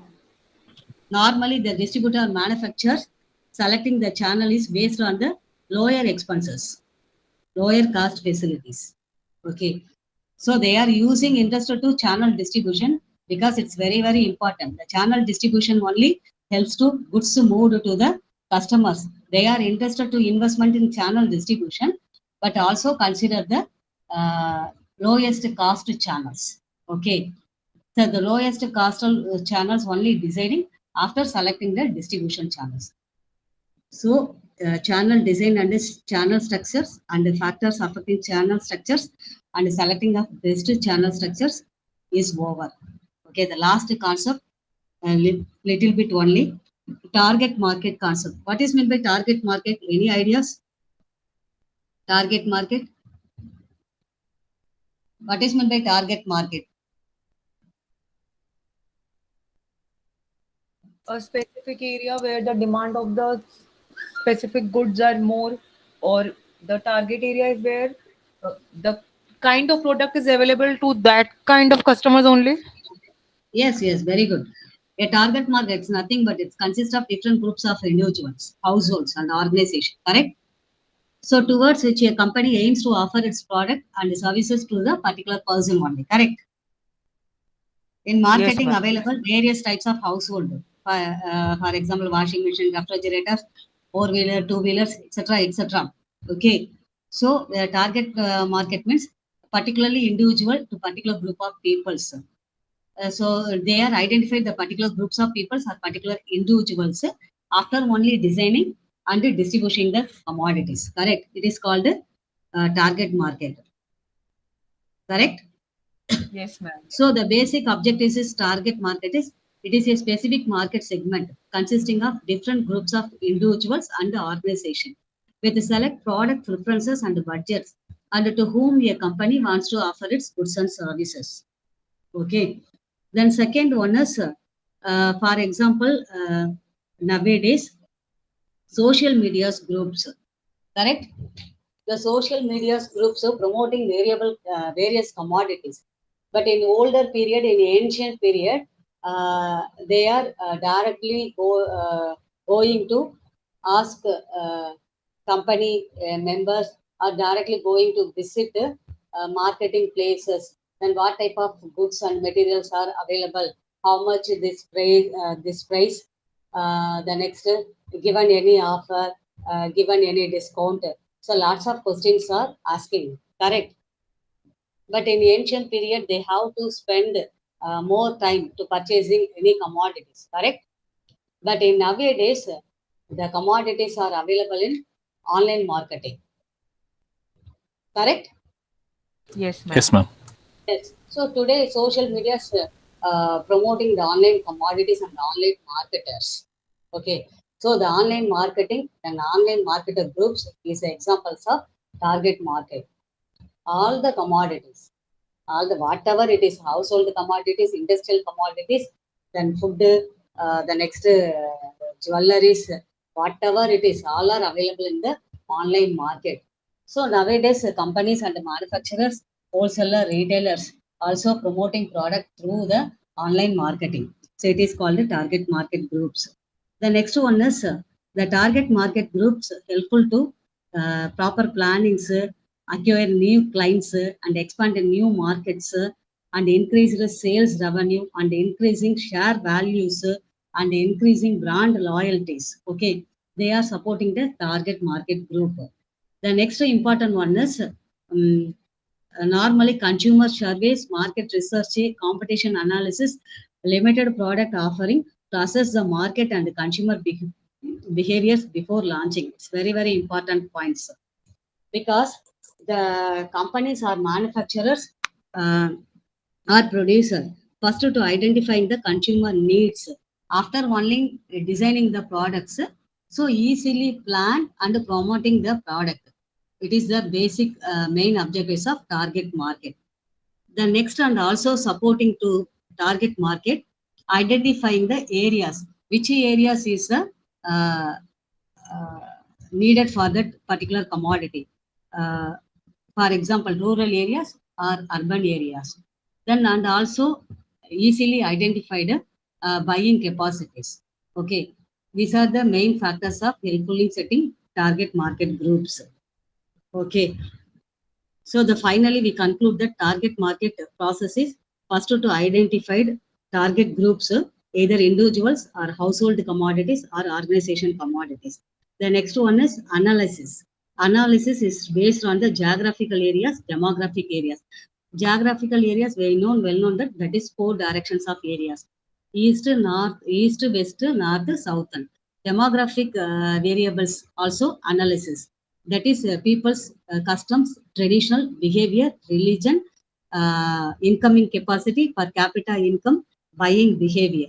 The next is psychographic. Psychographic means that is the traditional attitudes and psychological activities. It is also considered for target marketing groups. The last one is buying capacity.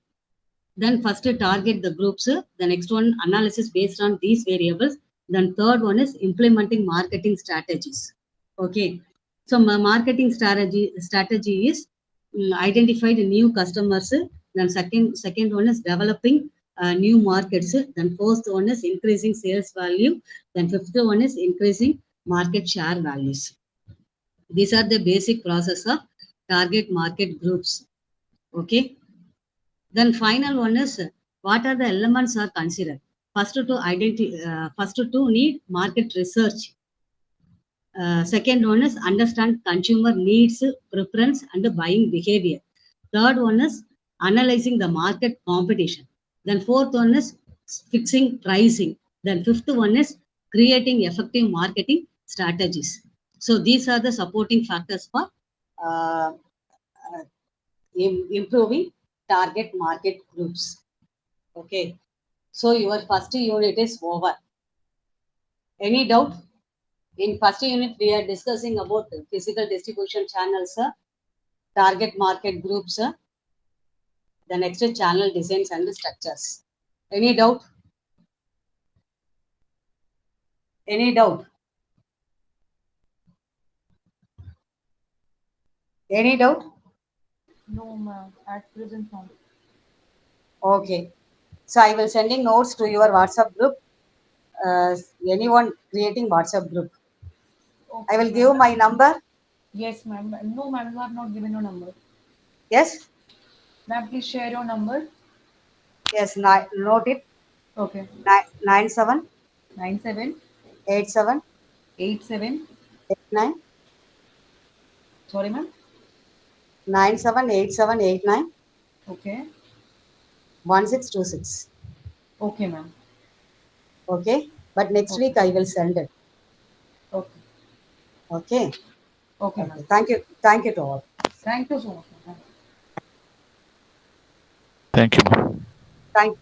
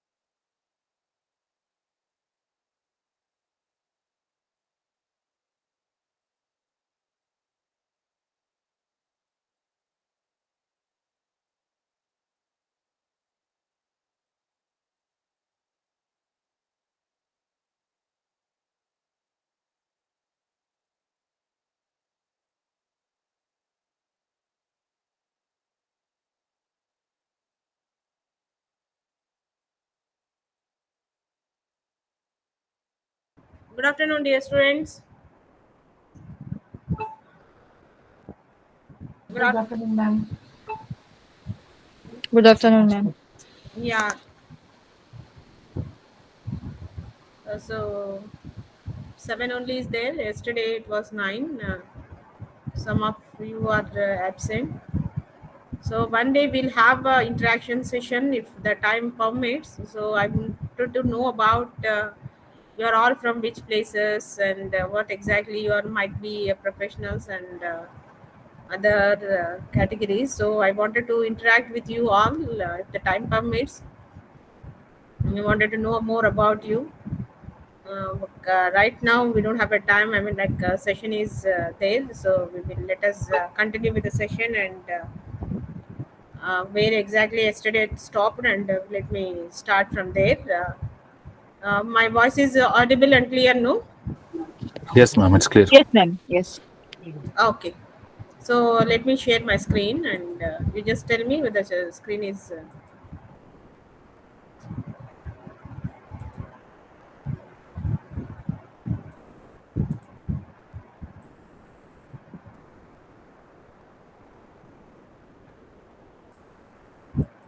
Why it's not? The option is not coming. Let me disconnect and rejoin the call. Just a minute. That option is not coming to share the screen and Okay, all. ma'am. Just a minute. Okay. Kumaran, sir, I could not hear you. Can you please test it? No, I said okay. You said you log off and log in. I said okay for that. Yeah, sharing the screen, it's not coming, sir. So that's why I'm just trying to. Okay, ma'am.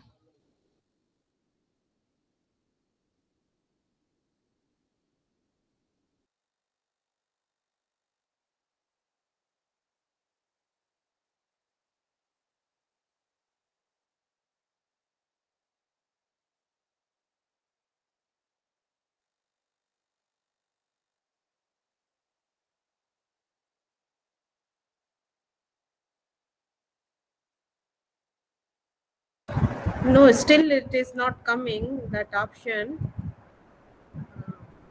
Screening.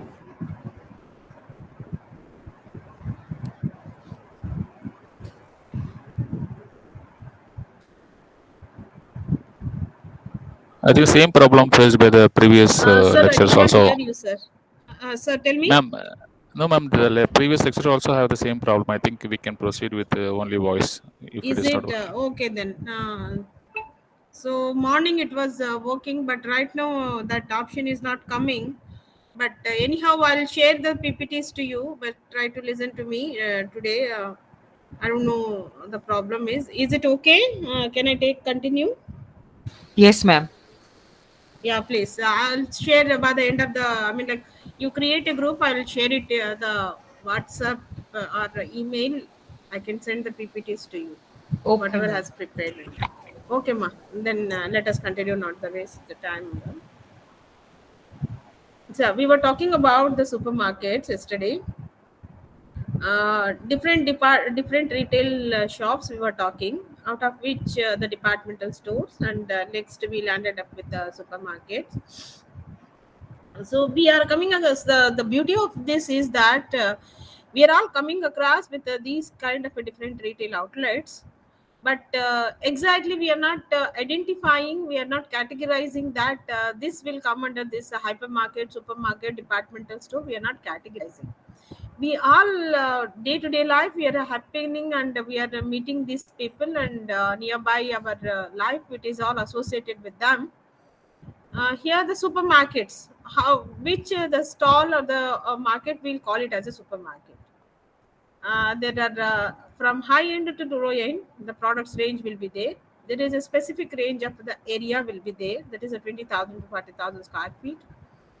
Like your supermarkets, like large service stores, and also they'll be providing food items, and complete non-food items also products will also be available. And it is like for an example, like providing groceries, meat, produce, dairy products, or any groceries, vegetables department. All these are available in this particular stores. So these are called it as your supermarkets. Okay. The next, what are the features of the supermarkets? When these features are available, we will define it as it is a supermarket. It is located usually in the nearby our residential areas, primary or secondary shopping outlets, and providing facilities to all the people where catering the needs of the households. And also this they'll have a displays of merchandise, means like display boards will be there, the hanging or the painting, to make them to advertise, to create their own identity and all. And they normally operate as a cash and carry store and all. Sometimes what they will do, they to attract the customers, they either they operate it in a cash, or you can carry the products, and they can pay through the different modes and all. They can make it available, the both the services, accepting by cash, or they can carry over the store the goods and services and all. And the later they make their appeal on the basis of low price to wide selection of merchandise, nationally advertised, and the brand's convenient packing and all. See, they'll have all the low price to the high end prices, whatever it is available, and they can able to make it available in the supermarkets.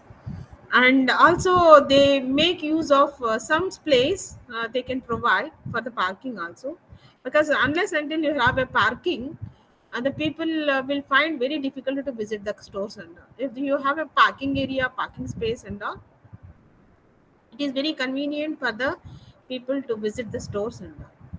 And also later, what exclusivity, what is the feature of the next supermarket is, it is existing from the long time. We have taken the concept from USA, and it is available with food products. And attraction is for these supermarkets are from starting from low price to the high end prices. They used to make it available all the products in their counters. So the day to day changes, day to day, whatever the products are coming are fresh, and before the expiry they can replace it. And they'll have a very what we can say, the day to day attractions also, they can make it available in their counters. So these are the features of the supermarket. And what advantages will have it on the supermarkets and convenient shopping, permitting the buyer to purchase all the requirements at one place and all. Because if I'm planning to buy some groceries, some toiletries or something, I need not to roam around the different shops where it is available and all. Supermarkets have that advantage. From A to Z, you can shop in the same counter. Like supermarket will have a convenient of buying at under one roof. All the requirements you can make it available at one place, that is grocery to the vegetable to your toiletries or whatever it is, at a convenient, your own brand, your own price. You can compare it, you can shop, you can feel the quality quantity of the price, compare it with other brands, and you can choose your own brand also. This is advantage of supermarkets. And stock wide variety of the items and also. Here what is advantage is that whenever going for the any retail outlet, small grocery shops and all, just we are asking the chili powder, whether we are asking like atta or something. So we are just asking our specific brand. But when it comes to the supermarkets, the number of brands are available, variety of items are available, where you can compare it, feel it, and compare the prices and then quantities. Then you can choose the product. So wide variety of items are available in the supermarkets. And as exclusivity, as I said, the advantage is that the low prices, and because it is having the limited service features, and even they'll have a large the varieties, and willingness to buy the low prices, they can buy the low. If they wanted to buy the high end, they can buy it. It is all depends upon the availability of the product and willingness of purchasing by the customer. So this is the and shopping time is considerably reduced. Means instead of traveling from one counter to the other counters, if everything is available in the same counter, the same you can make it purchasing at the same time and with the same under the same roof and all. So shopping time is considerably reduced when compared to other shopping varieties and all. And the next thing is, in spite of having these advantages, we'll have certain limitations also in the supermarkets. What limitations, the drawbacks which we'll have it in the supermarkets are large, extensive area required for the supermarket, not available cheaply in the important places and all. See, as I said, the supermarkets are defined with a specific square feet. When you say it different, the area or the location, if it is a commercial area, a very demandable place, getting the place is very difficult, because unless until this much of the square feet is available, we cannot call it as a supermarket. If you want to name it as a supermarket, then it should be like having a proper the location where there is a demand, where the customers can avail their service and all. And the products which require explanation for their proper use cannot be dealt with through the supermarkets and all. I mean, like something, it is sometimes like if I need some explanation, service, or something, which I could not get it, because as my own choice, I'm roaming along the shop and I'm picking up the product and I have my own choice and billing the product at the counter. Here we don't have any assistance, right? That is the one limitation. And the customer service are practically absent. That is what we said. Like the no one is there to serve you or to assist you. It is all your willingness to, you are picking up your basket trolley and you are choosing your own product, roaming around the shop, and you are picking up and you are finally coming to the billing and you bill it and buying the products according to your choice and all. But here we don't have any assistance where they can suggest you which is a good or which is a bad, and what are having discounts and all. No one is going to assist you in the supermarket usually. Another limitation of the supermarket is exorbitantly high administrative expenses and all, because to make it it's so extraordinary. I mean, like the ambience, availability, arrangement. So you need to have some expenses. It is not that easy. It is not that easy to tell it. I mean, establish your this thing. Supermarkets and all, because it requires the ambience, arrangement, space, and administrative. I mean, like who we can operate the billing section, and then arrangements, availability of the products, all this on time replacement of the products, and then everything is a little complicated and tedious compared to other the process and all. And other variety, that is different retail outlet. Till now we discussed about your departmental stores and supermarkets, and then now we'll come to the next the retail outlet, that is called discount houses. And discount stores tend to offer a wide array of products and services, but they compete mainly on the price offers, extensive assortment of merchandise, and affordable to cut rate price. See, these outlets are exclusively operating for some discounts. The products which are having a discounts and will have some offers, and the value shops, these people are working only for that, right? Normally the retailers sell the very fashion oriented brands and all. Maybe these are the large stores, freely open, public, and advertising widely, because they are getting into the very large amount of the audience, and they advertise extensively, because to attract the retailers, fashionable oriented brands and all, they used to sell it, and with the discount rates and all. And here also you'll have a self-service. It is not assisted by any salesperson or anyone.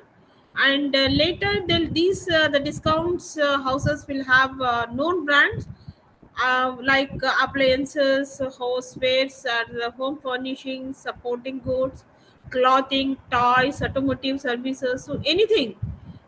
Maybe in these the discount houses, this maybe the like you might have been heard about IKEA, Japanese the showroom and all. IKEA showrooms, all those things, which are actually there to under the one roof. You will be able to get all the kind of the products, but the discount houses exclusively dealing with the product. Those who are going to have some kind of offers and discounts along with the products and the whatever you are selling it in the under the one roof. And the later low price basis on the operator and the relatively low markup and minimum number of customer service and all. See, we cannot say extremely a zero number, but very limited customer service will be there, and also ranging the products from small to the large extent, that is high range. And they buy their merchandise stocks both from wholesale distributors and directly from manufacturers. They are not buying it because they have to give the discounts in the, if they wanted to give the discounts and all, they need to buy the product from the merchandise or from the directly from the manufacturer, by which they could able to give the discounts. Because if they wanted to give the discounts, they need to minimize the price. So if they wanted to minimize the price means, so they have to reduce the mediators and all, right? So this is about your some brief introduction about your discount houses. And chain stores are multiple shops. These are also one of the variety of the stores which are available in the market. The chain store system consists of the 4 or more stores which carry the same kind of merchandise, are certainly centrally owned by managed, usually supplied. See, like example, like if I'm talking about Reliance Trends, Reliance Smart Point. So what does it mean of it? So here minimum 4 stores are there. I mean, like wherever I'm going, these are very common. So like you need to same brand, same company. They used to have a different brand, or their roof they'll have a different brands. These are called it as a chain of stores. Means with the same brand they will establish Joy and Lucas. Or when you are talking about something like Reliance Fresh, so anything like so Big Bazaar. If I'm talking about this, that these are like chain of stores which are having their locations in a different market, different places and all, but minimum more than 4, and it should have a same brand of retail shop name, and established in a different locations and all. Those are called it as a chain stores or multiple stores. Chain store is one of the retail units of the chain store system, and also these are all very reasonably similar stores like other businesses. Like you can get depends upon the ownership, you can operate, and here also you will be able to get from low end to the higher end, and different brands are also will be available in the these stores. And features of the chain stores are one or more units may be constitute as a chain, like more than one unit. When you are establishing it, you could be able to say it that is comes under the category of the chain of the stores and all. And they are centrally owned by the some degree of centralized control of operations. Means the owner will be the same. Like if I'm talking about like Big Bazaar or Vishal Mart, the owner will be the same. Under that owner, that's all the shopping outlets will be operated in a different locations by the local uh, person. That is centrally it is controlled operation system will be there, and they are horizontally integrated. That is, they operate multiple stores. With the hidden of each new store, the system extends the reach to another group of customers and all. Each and every one they used to cater, that is a minimum low range to high range, they will be able to make it available under their roof. And many stores are vertically integrated. I mean, like vertically, what does it mean of the vertically? Because when you talk about the big bazaars, Vishal Mart, supermarkets, all these things, so here, I mean, like we are buying it from the manufacturer, and making it available to the counter with less the cost, minimized MRP. That is, I mean, like your discounts you are giving and much more offers. And you might be heard about this also, like the weekend offers and like some festive offers. They used to give some kind of better benefits to the customers and all. So these are all the things wherever it is happening. The chain stores will have a same centralized system with the ownership of one and locally managed people. They used to have these stores and all. And what are the advantages of these multiple stores and all shops? Lower selling prices. This is mainly possible due to economy in the buying operation. And economy in advertising. See, you need not to spend much on it because already the brand of Big Bazaar is established, demand is established. So whenever it is coming, the people have a trust, and you need not to spend much on the advertising for this kind of a chain of because the brand is already established. If people know about it, customers already know about it. So you need not to go for much more expenditure spending on the advertising of these kind of brands and all. And the ability to spread risk, unlike the departmental stores, the principle here to lay off the eggs in the one basket. I mean, like everything is under one roof. From A to Z products, it is available under the one roof. So, and also wherever if it is not available here in Big Bazaar, it is available, not available in the other, like this all depends upon the, I mean, like lay all the eggs in the one basket means everything is available. Everything, once you enter into the counter, you can buy it everything and you can finish your shopping and come out. So that's why it's a convenience shopping also, we can say it. And so here what will happen, it is very flexible and working hours also. You might have been heard about the 24/7 counters are also there. That is, I mean, late nights and around the clock they will be working. And these are the very convenient for any of the I mean, like consumers, those who wanted to avoid service. And you might have been heard about this Apollo 24/7. This is not a retail, but it is an outlet, right? So sometimes it is a retail outlet is there 24/7 in a foreign countries, that a shop name itself is a 24/7. Means all the groceries or any vegetables or anything minimum necessities you can able to buy it round the clock and all. Everywhere it is available in a Singapore or any country, if you can say that the counters are available round the clock. The necessities, if it is not available in any shops, like 10 o'clock 11 o'clock it is going to close up. But these counters are available, you know very well that this is a round the clock retail store where you can in an emergency you can able to avail the service from those counters and all.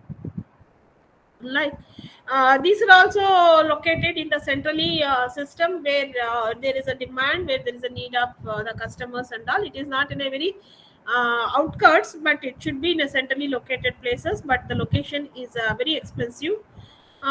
Because if you wanted to find a space for location in a commercial area, finding a space for chain of stores, though the brand name is there, but still it will be very expensive when it comes to, that is a limitation, or we can call it as a little expensive or drawback. And other than that, some other limitations are also there in chain of stores or multiple shops. Lower price is a false claim. According to the standard, price comparison is not possible, such as stores are handling only limited items. See here what will happen, they used to say that it is a low price. It is not a low price actually. See, it is that is what they used to attract the customer with a low price with a discount and all. But comparatively, you might have been seeing many outlets that if you buy two, you will be able to get one offer, 2+1 offer and all. What does it mean of it? They wanted to liquidate the three stocks. Instead of buying a one or two, what you will do it, if you buy two, three stocks will be liquidated. So that is the thing, which is a lower price means actually it is not a lower price. It is they wanted to liquidate the stocks and all. And sometimes what happens, the standardization and the quality of the product is will be missing, or it is not all the time. Sometimes it will be missing it. People used to complain about that, the varieties and the standardization and the branding, all those things they used to complain. And also here the personal problems, like Though it is like a Vishal, Big Bazaar, weekend markets associated, no replacements will be there.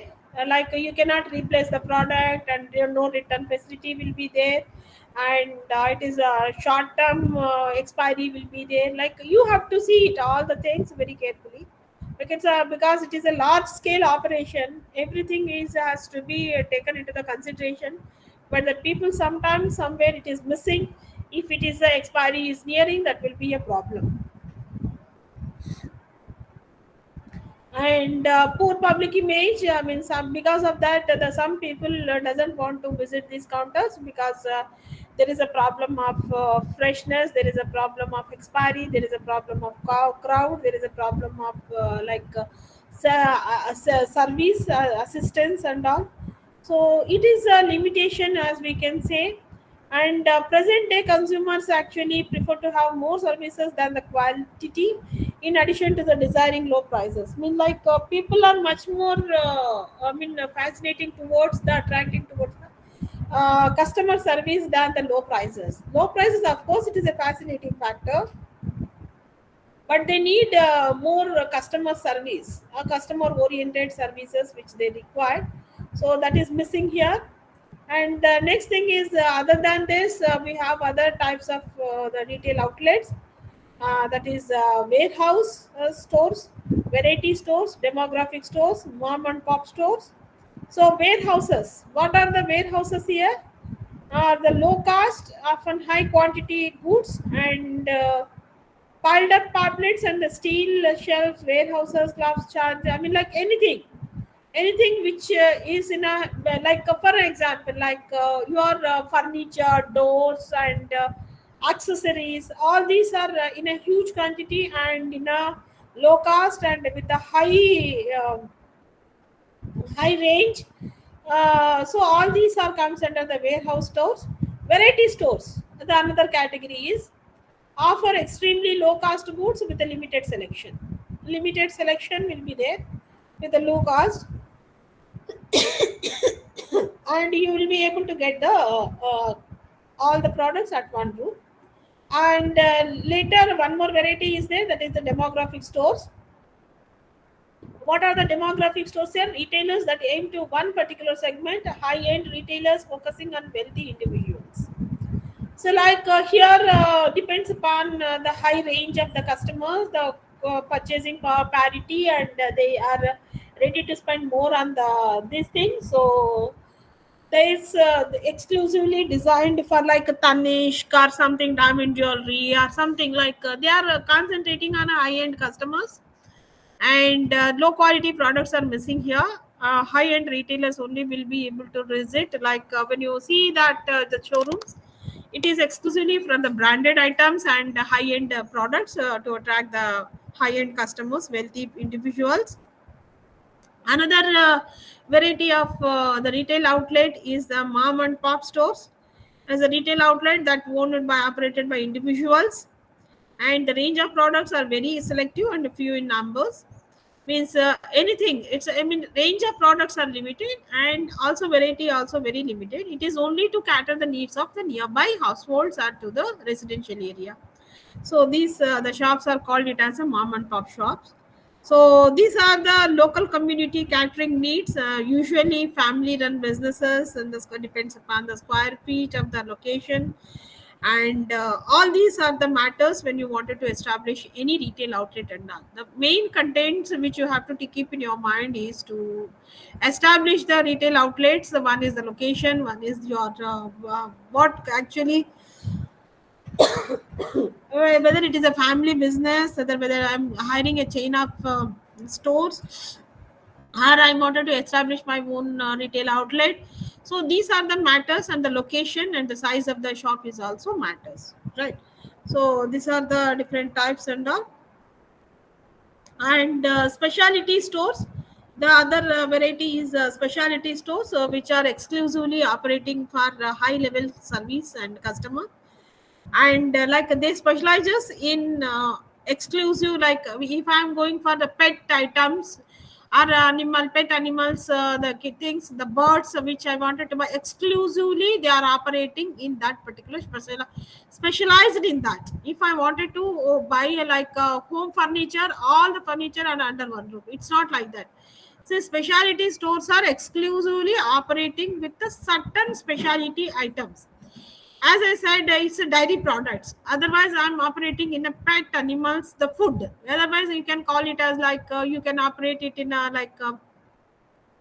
jewelry branded stores. I mean, like it is only meant for that particular purpose only. So those are called it as a specialty stores. And next thing is sports items also will comes under the sports items, or anything which you wanted to buy it, the exclusively the sports items will be available in that particular counter and all. That all comes under the specialty stores and all. The next is the general stores, where all the local items are available, not only branded, all the local items are also available. And convenience stores is essentially found in the residential areas, where they are to cater the need of the households. And the average prices not very high, not very low, and speedy checkouts, and immediately you can go and buy and come back. No need to browse yourself for into the getting into the shop and all. Just you can place an order, you can buy it, and you can come back and all. So those are called it as your convenience stores. And next category comes under the hypermarkets. These are also one of the variety of retail outlets which talks about volume of the business is at low margins, and operating cost is comparatively less than the other retail formats and all. So variety of huge volumes of exclusive merchandise. Like if I'm going for Reebok or something Sony, exclusively it is operating with certain brands, high end brands and all. So those markets are called it as hypermarkets. And the next variety is the malls. Has a range of retail shops as a single outlet, and the end with the products, food, entertainment under one roof and all. If you visit the malls, everywhere, if you are visiting any arcade mall or Orchard, any mall and all, so there all the outlets will be there under the entertainment, cinemas, amusements, children's play, everything is under the one roof. So that is all called it as your malls. It is some is a cosmetic range of sports range of otherwise cinema, entertainment, amusement, hotels, restaurants, Pizza Huts, or everything, Domino's. So everything is available under the one roof. Those are all called it as a malls. And the next category of the retail outlet is your category of killers or category specialist. It is about talking about your prices to the retailer. Kill that category. That is about electronics products displayed at the center. The store salesperson will be available to address the customer queries and give the suggestions to acquire. Here, like if I wanted to buy some refrigerator, if I wanted to go for some the television and all, here the people will be standing. The service person will give you the information about what to buy, what not to buy. He'll give his opinion. Okay, so that is what depends upon the category. I mean, like electronics or electrical goods, when you are going and all, they used to have their own category of representation, which one to buy, which one not to buy and all.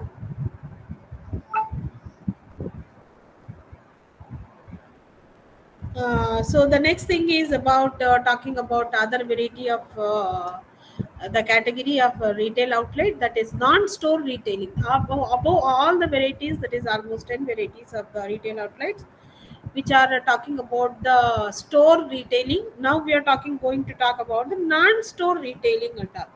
A large majority, that is about 80% of the retail transactions made in the stores, but growing volume of sales is placed away from the stores. Retailing activities resulting transactions and physical stores are called non-store. See here, what is the difference between store and non-store retailing?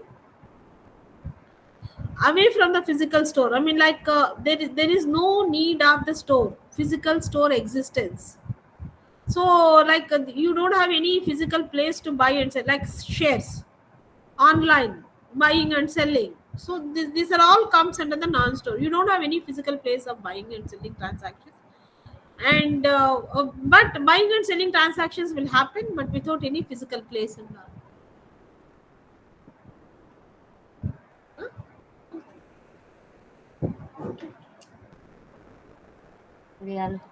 So it is estimated that non-store sales accounts for almost 20% of the total retail output. Because whenever you are talking about it nowadays through the online shopping and all, so we don't have any physical place of existence of buying and purchasing the product, but it has its own outlets, and they used to deliver the products at our ease and all. And the next the variety is under this category is direct selling. See here, where the product is coming and which house, which outlet, and all, we can't diagnose it. But the sales guys are the representative used to visit the customer, and they directly meet the people and promote the product, and they can sell the product. So this is a direct selling, directly meeting the customer and making it available the product at their doorsteps. You can And call it direct as it is a selling direct means, selling or home selling. So ma'am. this becomes a passion nowadays in the market. Everywhere this direct selling is happening, and Hello, ma'am. especially in this the concept of non-store retailing, utilizing in most of the countries because it is playing a very vital role, and it is exclusively in Japan. About 35% of the market worldwide they are catering through the direct selling. So other than the other countries, Japan is much more depending on this particular direct marketing because non-representation of the any retail outlets on that. And US also on the other way, 30% of the market is happening through the direct selling. They are not visiting the counter. They are not established any kind of retail outlet and all. And what is the advantages of direct selling here? Consumers have opportunity to buy at home or another convenient non-store location. Means you need not to go away anywhere. You can select the product, place an order, and the product is available. And the non-personal representing, you can call the person and they can come and make it available the product at your doorsteps. That is the convenience. And the seller, direct selling offers a boldest method of trying to persuade ultimate consumers to make it purchase. I mean, here the seller is the one who can persuade. Just a minute.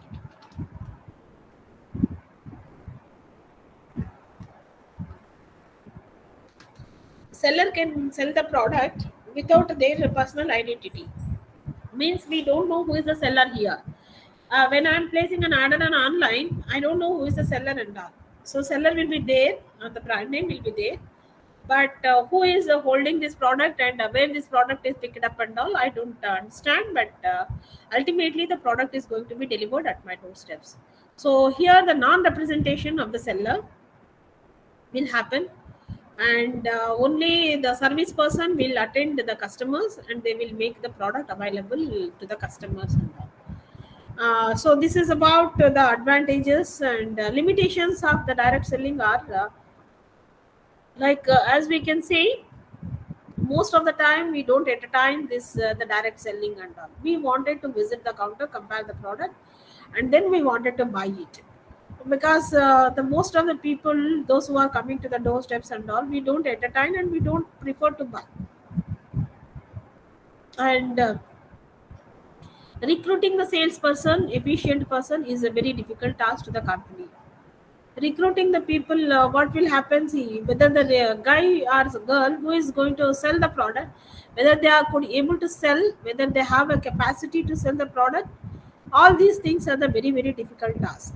Some sales representative use high pressure tactics or the fraudulent. Sometimes as the targets will be given to the sales guys, what they will do, they used to do some fraudulent activities also, and they talk more which are not associated with the product and service, but still they used to talk more and more and cheat the customers, by which the customers will lose the identity or brand name. I mean, like what we can say, it's a trust on the particular brand. So these things will happen in direct selling.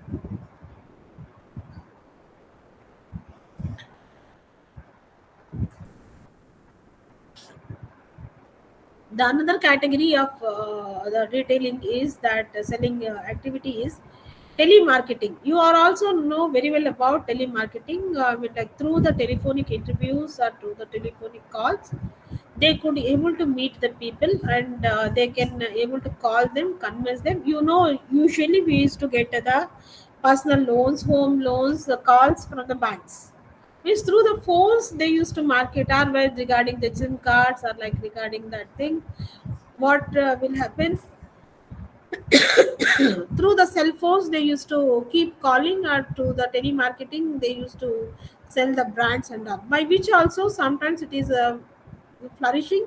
Sometimes it is not up to the mark. The customers are not much convinced with this kind of a telemarketing also. As we can say, it is through the telephonic marketing, customers, you could able to call them cold canvassing, but sometimes it may acceptable.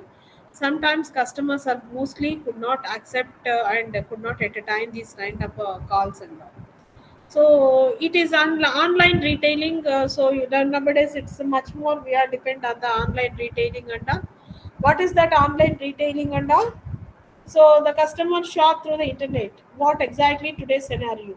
What is happening nowadays market? Everyone is much more fascinated towards the placing an orders either in the Flipkart, Amazon, or Snapdeal, or something either other sites. Directly you can go to the site, and you can otherwise you can even to the sites of the brand sites, extremely Anida site as the Sony. Extremely you are going to the particular site of a product, and you can place an order, and the product will be delivered and all. So that is the online retailing through the help of your internet. It is happening, and the customers will also be sometimes they are not able to visit the counters and could not able to make the shopping and all. So the customers feel more comfortable in and the product will reach to their doorsteps safely. If they are not convinced, even the product return availability will also option also be exercised. So different mode of payments are also they made it through the online, that is through the internet source. So customers nowadays, after exclusively after the COVID, the customers are now much more, instead of going and visiting the counters and all, they prefer much more online retailing. Even your Amazon has launched your groceries also. Earlier it was not happening, but now you can place an order. Even the groceries also will reach to your doorsteps with placing an order by online. So these are the things which is very advantageous in today's market, and due to the advent of the technology, we are making use of it, and we are making the service to the customers and all. And the next variety of retailing is automatic vending. So you might have been seen this also many places. Automatic vending machines and all. Usually this is for cigarettes, cool drinks, or mineral water. These things, automatic vending machines will be there, where they are already stored the products and all. You can put the coin, and you can get your product. And so here no need of the service. Here no need of any personal representation. Machines will be there, like your coffee machines are also there. The vending machines are also there, where you can put the coin and you will be able to get the product what you require. So this is also one of the most advantageous and very successful automatic vending machines. In the mostly you will be able to see it in airports, or railway stations, or some nearby shopping malls. You could be able to see this, because you can drop the coin and you could be able to get the service. And usually this is automatic vending machines are made it for cold drinks, coffee, candies, or cigarettes, and all other products, and not for any other products. These automatic vending machines are available. And the next category is the direct marketing. There is no, as we have seen, direct mail. Direct marketing is meeting the people, and direct mail is directly you are sending a letters through the mobile phones, WhatsApp, emails, and you are trying to cater the customers through the emails. You just try to grab all the emails and send the letters to them, inquiries, and then talk to them. And if any customers return back, then you just try to try to catch them and convince them to buy the product. And all. Catalog retailing. What is the catalog retailing here? The one more variety of retailing. Catalogs they used to show, and based on the catalog they will be keep on circulating the catalogs to the people. And like you might have been seen, no, during the annual year beginning, all school the people they used to catalogs and the pamphlets they used to distribute to the homes or residences, and by which you could able to see what is the available and what is the where it is available, and all you can browse it and you can inquire and make use of the service, and all. So that is all called it as a catalog retailing, and all. Televisized shopping. What is the televisized shopping here? Means through the TV channels you are marketing the product, and all. Through the TV channels, the different products category dedicated to the TV channels and the commercial which are coming on the TV channels, through that you are marketing the product, and all. And that, these commercials are not lasting for not more than 30 seconds. See, every 30 minutes, even in a YouTube also, used to get the commercials, that is advertisements and all, where you wanted to promote your product and it is available at a particular counter and all.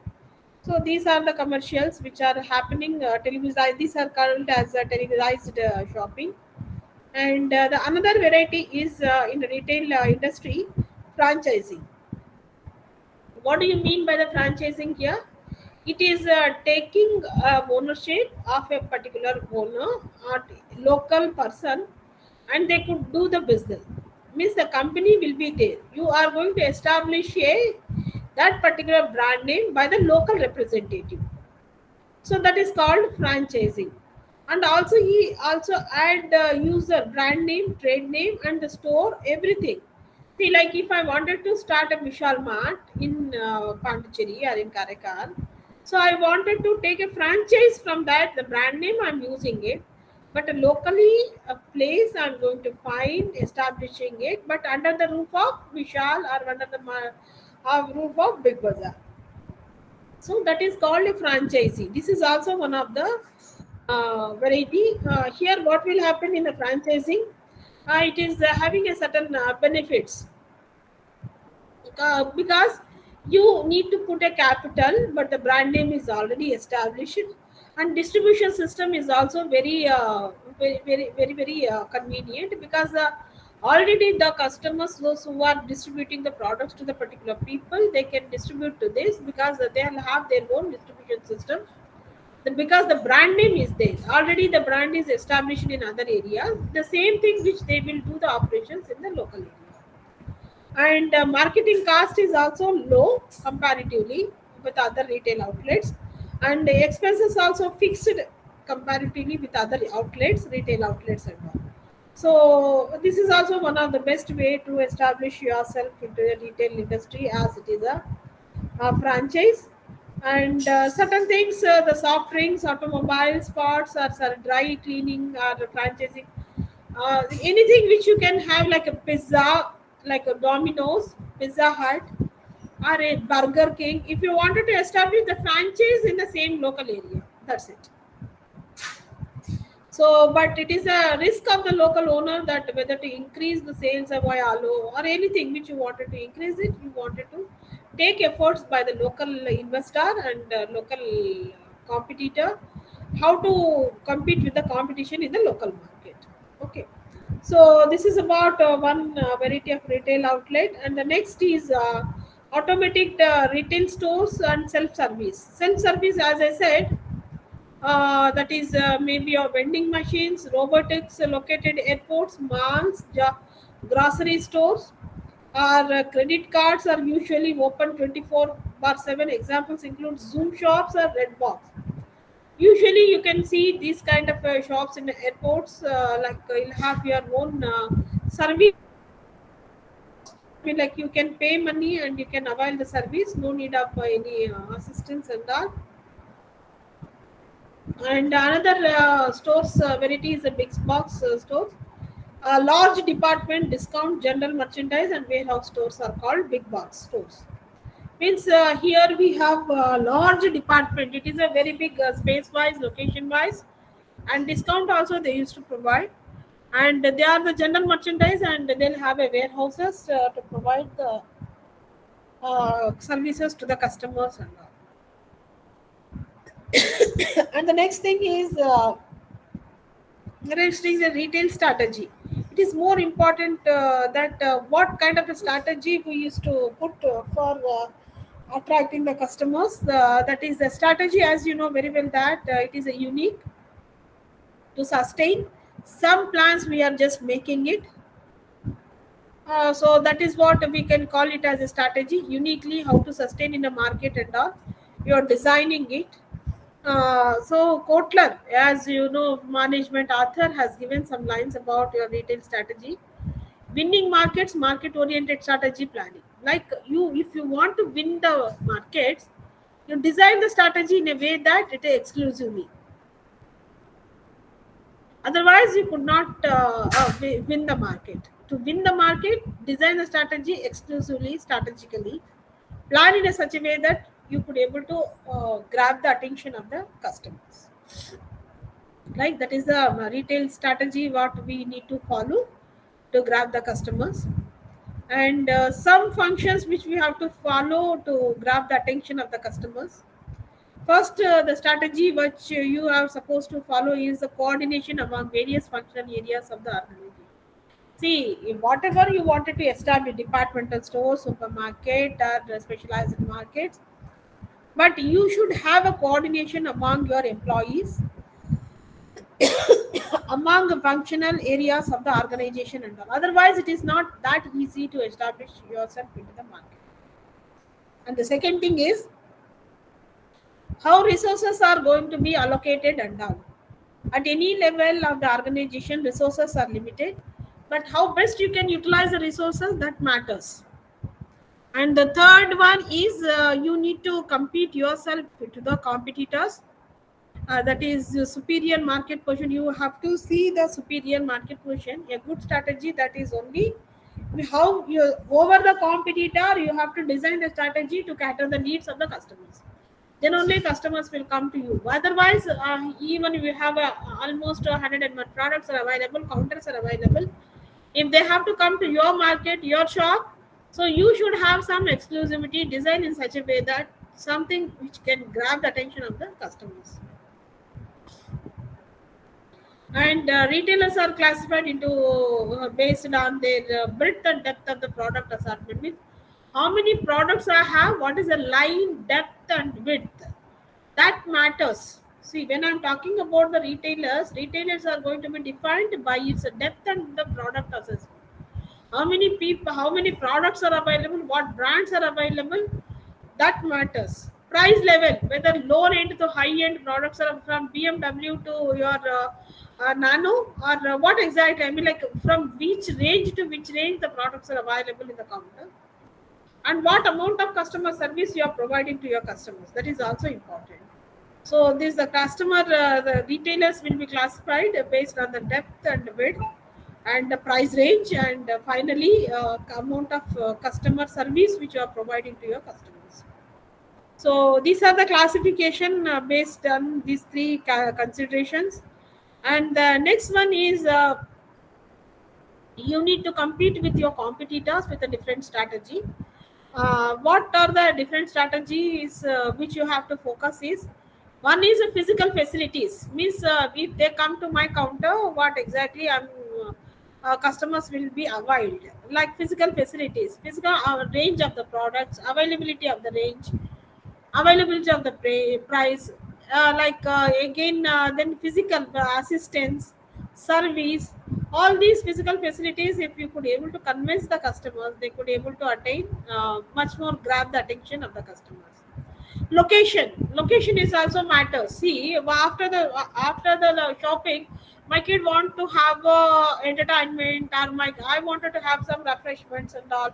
Where exactly the location also matters, where it is situated, how it is situated, which can be available, accessible or not.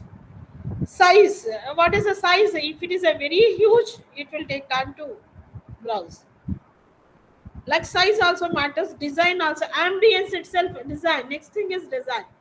Sometimes what happens, we need not to buy the product, but due to the ambience and the feel of shop, that we wanted to visit there. So when we are doing the window shopping, we'll get convinced and we will buy it. Why? How it will come? Because of the ambience, because of attraction, because of the way they designed the mall or shopping outlet and all. Layout.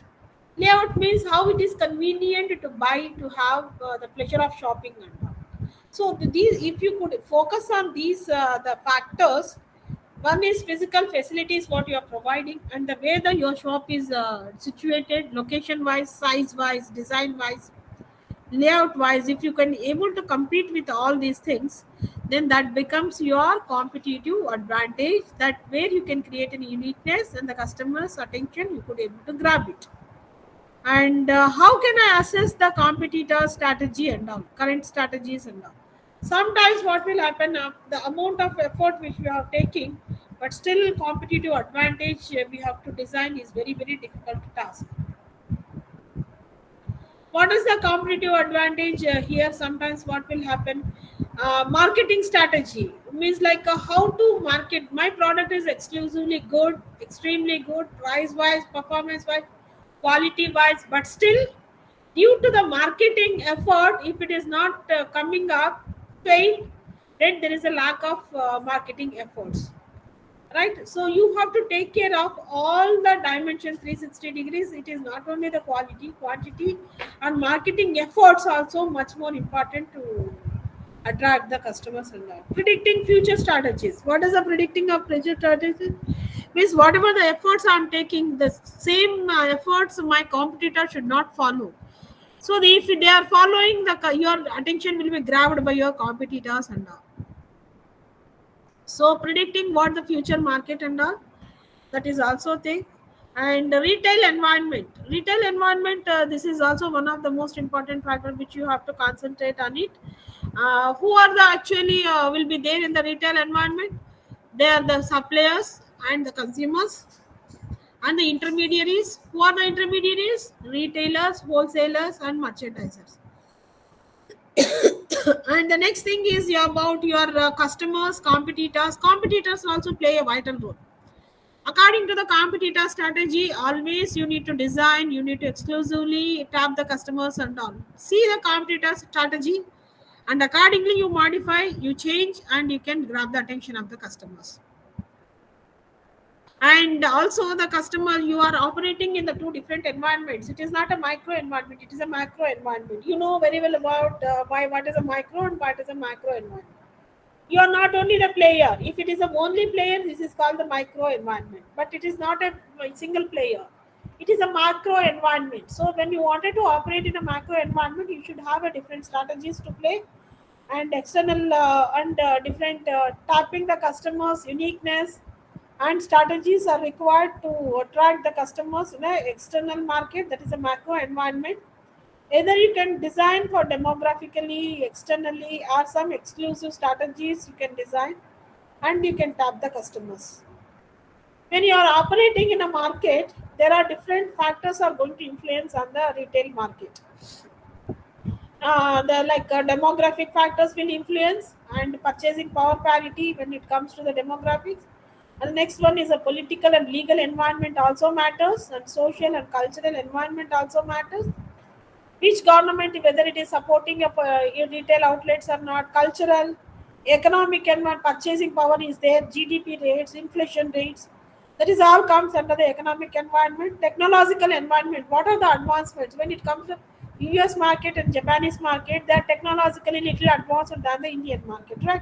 So which market I'm going to launch my product, which market I'm going to have technologically it is acceptable or not, customers will accept my product or not, what extent I can make them to understand my product, about my product and all, that is also very important, right?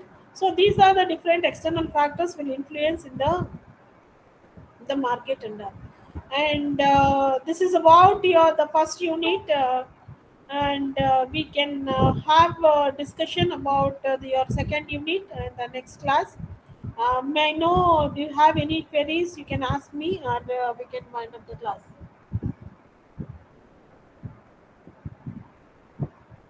So can you please tell me if you have any doubts? Can you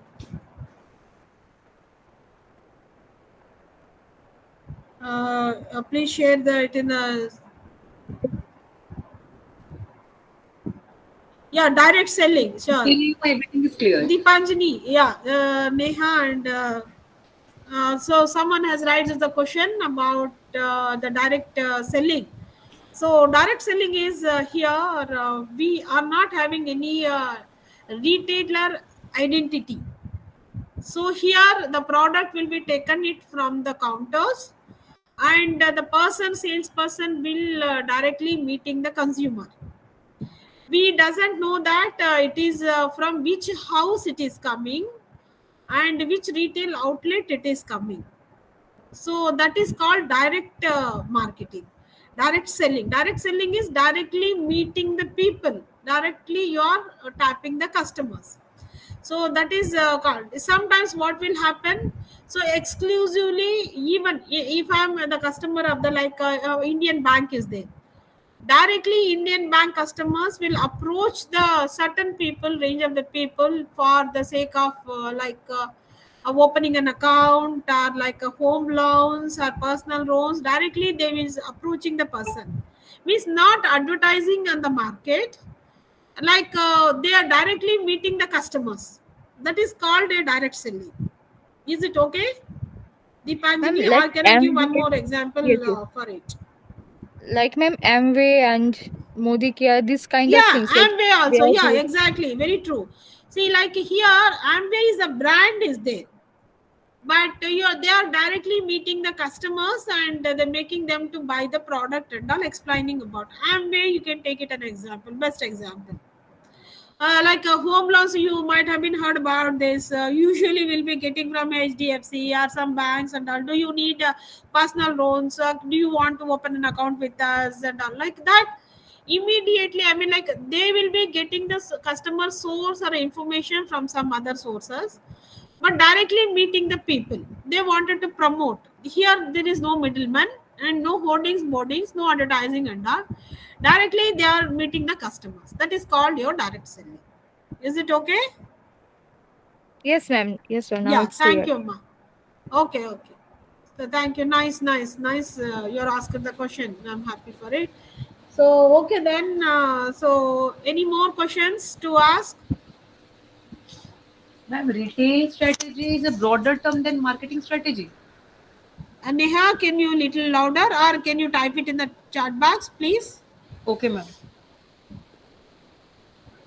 I'm waiting. Yeah, can you type it in the chat box? Neha, please.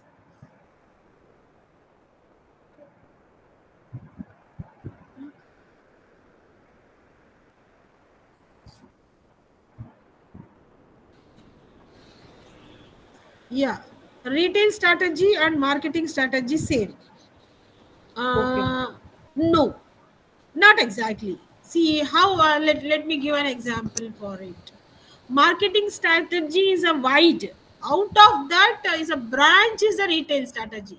Marketing is actually you're promoting everything as a product, as a store, as a brand, as an individual. You're promoting it. Retail strategy is here exclusively we are trying to promote buying or selling activities. It is like now take an example like Domino's Pizza, Oyalo Pizza, otherwise some Iyengars, like something which I wanted to promote, means like my store, my brand name, my service only I wanted to promote. That is retail. Marketing is a wide. It is a wide umbrella. Under that, retailing is a part. Means under the Domino, what exactly a pizza under the like a McDonald's is a brand name, right? It is not it. Marketing is a wide, but in the McDonald's is a retail outlet. Under this retail outlet, the McDonald's, what exactly, whether I'm ordering for the pizza, whether I'm ordering for the burger, what is my preference here, right? So that is the marketing strategy. Is you are designing a strategy where all the activities will come, like you're selling and your advertising, promotion, discounts, or all the activities will come under the marketing. But in the retail marketing or the retail strategy, what will come? I'm focusing on my activities only, focusing on how to enhance my product promotion, sales, my outlet. If my outlet is a Vishal, I wanted to promote it on the particular corner of the country. So that is called, it's a retail strategy. Okay, Neha? Okay, ma'am. Yeah, Ultimately, thank you, ma'am. marketing strategy is a broader term than retail strategy. Yeah. Okay, ma'am. So anything else? No, ma'am. Ma'am, please share your number now. We will add you in WhatsApp group. You PPTs, will I'll share the share PPT. it. PPTs, I'll share it. Here I cannot share, that's why. So anyone can give me your email ID Okay, to ma'am. my WhatsApp. Yesterday I've given my number. So Okay. to that email ID, I'll forward the PPTs to you. Okay, ma'am. Already I have given my the number, phone number. So you can just WhatsApp your email by which I can you WhatsApp Neha? Here Ma'am, I I don't have your contact number. yeah, my WhatsApp number is 90 90 439 439 33 33 855. 855. Yeah, Okay, ma'am. please WhatsApp me, and I can send the PPTs by today or tomorrow, right? Okay. So And the next ma'am, weekend you prepare for the second unit. Almost we have okay. completed. I thought of beginning the second unit but could not. So we will little faster from the next class onwards. Okay, ma'am. Ma'am, Okay, and I'll we prepare. will I'll send solve. you the second unit PPTs also. Not yet share. Okay. I mean, discuss it, but still I'll share it. You just go through it. If anything, prepare and come back, and we will have a discussion on that. Okay, ma'am. If Okay. some Have a questions. nice day. Have a nice Thank you, weekend. ma'am. Thank you. Okay, then. Bye bye. Thank you.